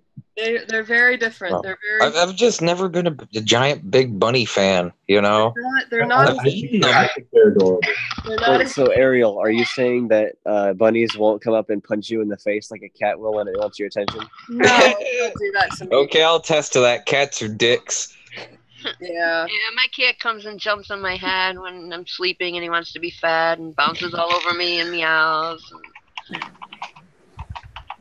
No, cats, not cats, but rabbits. Rabbits are not as needy as a dog, and they're not as aloof as most cats. They're sort of a nice middle. Yes, And I think that's what it is. Yeah, and because I have two of them, I never feel real bad that if I have to go out, because they have each other, and they're very, very social. Rabbits are extremely social, and they're a lot like chickens in the way that they establish an order. If you have more than one, they're going to establish an order. And if you have one and then you bring a new one into your house, you really can't put them together at once because they'll probably fight over territory. They're very territorial. One of the first things they'll do when you put them in a new place is they'll go all around the perimeter and they'll check, because it's a very different thing. Cats and dogs, dogs are more omnivores, but they're both carnivores. They both like meat. Rabbits, not at all. It's a big difference between a predator and a prey animal, because a prey animal is thinking about survival and awareness of surroundings. Where are the escape routes? Where are the rooms to the warren? And that's the way rabbits act. They're not good for little kids because little kids will chase them, and they don't like to be chased. They don't like to be pursued because that feels like, ugh. A lot of rabbits have to really get used to being picked up because being picked up is like, the hawk got me, and now I'm being flown away somewhere to be eaten. So it's taken time to get them used to, now they love being picked up, but in the early days they didn't. It takes a little time. And you have to handle them a lot, because otherwise the tendency is like, no, you might get me. And it's, I always have this ongoing joke with Petey. Like, he's so wild, and I think that in his mind he's thinking, are you just keeping me because one day you're going to cook me? It's like, no, Petey. Like, this time you get to live your whole life and just be snuggled and loved. You're not going to get eaten this time. Well, I know a lot of permaculture farms that raise meat rabbits. Yeah. Mm-hmm. And I mean, They do taste good, though. They're great for a meat source because they breed like rabbits, and you get. You just need to have fat to mix with them, because you can literally There's an essential amino acid missing in rabbit meat that if that's all you eat, you will die. Yeah. It's weird. It's really weird. It also since they're so high in protein and don't contain any fat at all whatsoever, it sucks all the water out of your body and it turns your blood pH acidic. Wow. So you want to make rabbit stew? No. No. Why would you do that? I would rather. That's how you handle the missing amino acids and the water and the fat. Yeah. Plus, you can use the carrots they've been eating on, and then the potatoes and the celery and. Oh. The funny thing is, rabbits would much rather have the carrot tops, which most people throw away, than the actual carrot. They love the tops. They love parsley. Yeah, I know. My garden, I got to see that firsthand in my garden this year when the rabbits got in and ate all the carrot tops off my carrots. And then I had to pull them up so they wouldn't rot. Yeah. The rabbits are just thinking, what a nice guy to plant all this just for me. And you put a fence to keep me out. This is great. I went to this place in Arizona. It's in the Sonora Valley, and it's so beautiful, but it's out very much in nature. And so a couple times taking a walk through there, they have a lot of outdoor trails, and they have a little outdoor garden that they use for their kitchen because they have a little dining room in the hotel. And so they had this sign on the fence that says, please close the fence behind you so that the rabbits don't get in. And I'm like, oh my God. And so I'm walking around the corner and I see like ears sticking out from behind rocks. And those rabbits were all over that garden. And you'd walk in and they'd scamper out, and they're big jackrabbits. The jackrabbits in the desert are really different. Like, they're skinny, their tails are super big and fluffy, and their ears are really big and wide because rabbit ears diffuse the heat. Like, a dog will pant, but rabbits don't do that. So their heat kind of goes through their ears. That's primarily where their heat is released. Their ears are very, very warm. Wasn't it Snork that said he knew somebody that they tried to build a house that was heated with rabbit heat? And so they had a room underneath full of rabbits that were living underneath to heat the house, and it worked too well. It got really, really hot because the rabbit heat is so immense. Does anybody notice when Ebon is sitting back against his chair, it looks like he has rabbit lop ears? I've not noticed that. Yeah. That's what I always think of when I see him sitting with the chair back. Oh my gosh. Yeah. Well, I know that I was reading about how a lot of people, whenever they build really well insulated passive houses, they say that all they need to do if they want to make their their temperature in their house or in their room a few degrees warmer is they'll just get a pet rabbit or a cat or a dog or something. Oh yeah, because they give off a lot of heat. Yeah. They are snuggly. There is a truth to Snuggle Bunny, and they like to just pile on each other, and so you really almost can't squeeze them too hard in a way because they love to be squeezed. They love to feel, safe and secure. That's their whole deal. They like to feel snug and warm and like everything's all right. And I watched a BBC documentary once about the life of rabbits, and it is pretty amazing the way that they built this special, section of ground, and they put a plexiglass window, and they just let the rabbits go for it and build a warren. and you could see it. I mean, it was like there were chambers and rooms and all these. I mean, it was like an underground apartment. You couldn't believe it. And so, you know, they had different escape routes to get out, you know, if they needed to. And, you know, rabbits don't have estrus. I mean, they're fertile all the time, and that's why they have so many. And that's part of their survival mechanism is that, you know, once all these rabbits in the spring are ready to go, they all burst out of the warren all at once. And the predators are just overwhelmed by their numbers. It's like, there's like, I don't even know where to start because there's so many bunnies. And so that's part of the tactic, is that we'll just make so many that, you know, but even with that, we'll make so many predators are gorged to death. Okay, thanks for joining us. So many bunnies. Thank you for joining. Oh, okay. Who's leaving? Cat is. Good night, Cat. Okay. Good night, Cat. Take care. Have a good one. Come See you back soon. soon and say more, please. More than welcome to come back at any time. Yes. We need more girls. Yeah, too much testosterone in here. But yeah, so they overwhelm with numbers, but even so, only 1 in 10 rabbits makes it past their first year in the wild. Only 1 in 10. Right. Oh, wow. So, yeah, I didn't they know get that. grabbed. They get grabbed a lot. There's no doubt.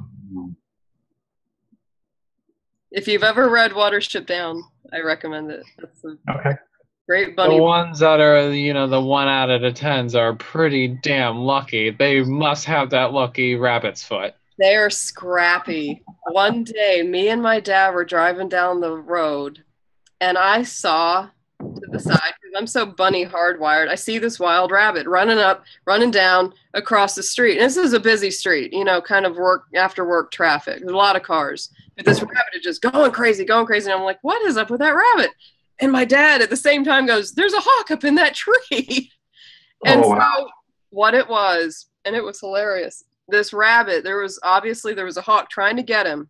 And he wasn't having it. He was just like, not today. And he was just running back and forth and going around. And he crossed the street and he got in this bush and he got away. Like, he got away. He crossed like 3-4 lanes of traffic and got away from the hawk. But sometimes you'll see them actually fight with their predators. There's a video I found, this big wild hare, and this hawk keeps trying to dive on him, and the rabbit keeps sitting back on his feet, and he's boxing up at the hawk. Every time he dives, he's like, boom, you know, and it's like the hawk bird's like, what? So yeah, it just depends. Sometimes the rabbits are really pugnacious, and they just are like, you're not eating me today, pal. Well, that's what I'd be if I was a rabbit. I'd be like Rocky, you know, and it's like, you know, come at me, Apollo, vulture, bird. Got the gloves on. Yeah, it's funny, you know, people think of rabbits as just being these soft, innocent little bit. They can be kind of surly. They're very disapproving. If you don't do what they like, boy, you know it. It's like, oh, and you can never get mad at them because they're just so cute. You look at them, it's like, damn it. Like, I just chewed your computer wire. I just chewed your phone wire. And you're just like, oh. Bunsen is very well behaved. Petey, not so much. Petey has chewed just about everything in the house. Oh, wow. Oh, yeah.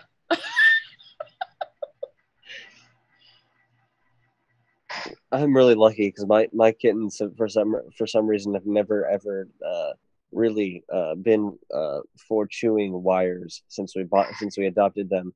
Like, they've never had the inclination to do that. Like, anything else that's like a string, they will. And like, even if I take my glasses off and sit them down, like the little piece of my glasses that like sticks up, they'll like want to bat at it and chew on it.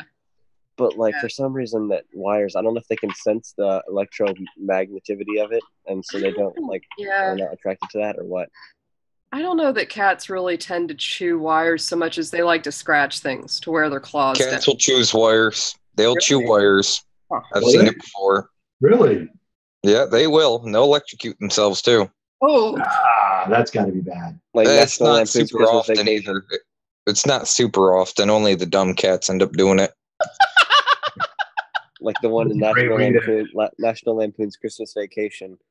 Pretty that much. bit into the Christmas tree lights underneath the sofa and fried himself. Whoa.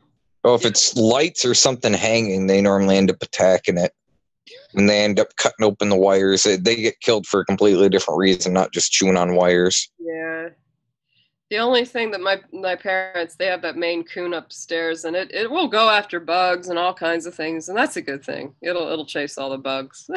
Let it chase the roaches. Oh my! If there's a fly in the house, my cat Bongo will be all over everything. Oh yeah, to they want to get it. climb. They want to climb the wall.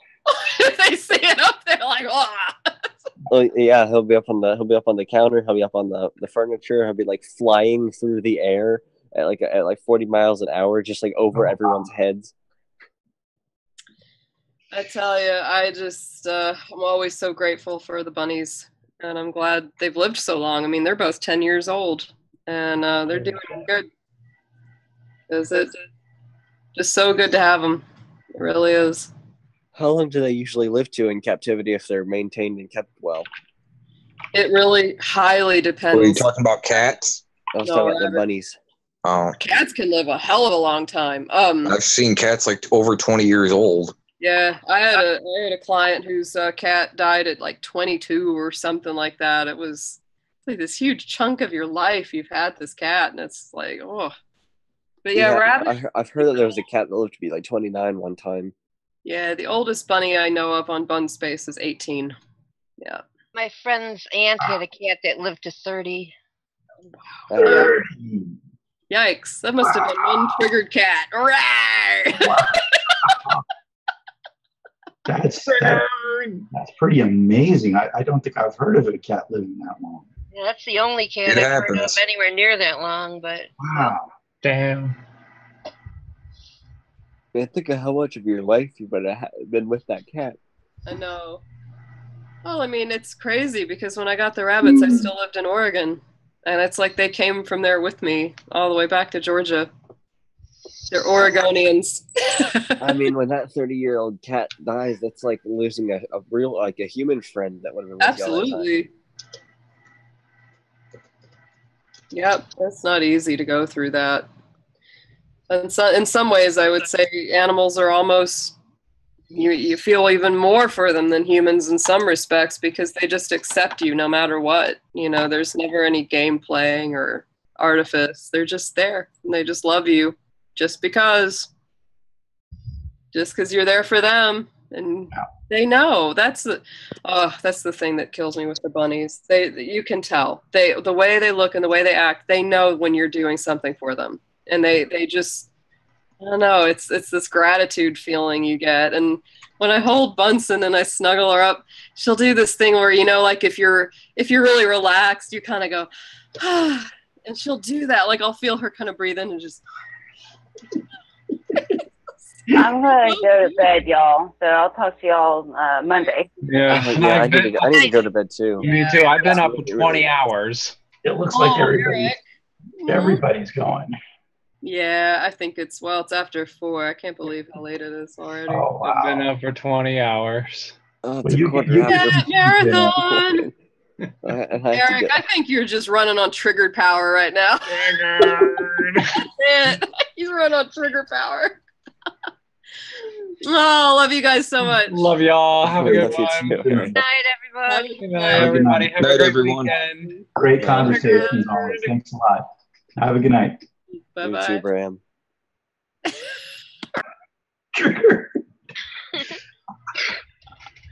I like doing that all the time. We'll see you, Eric. Have a good one. You too. Take care, Bram.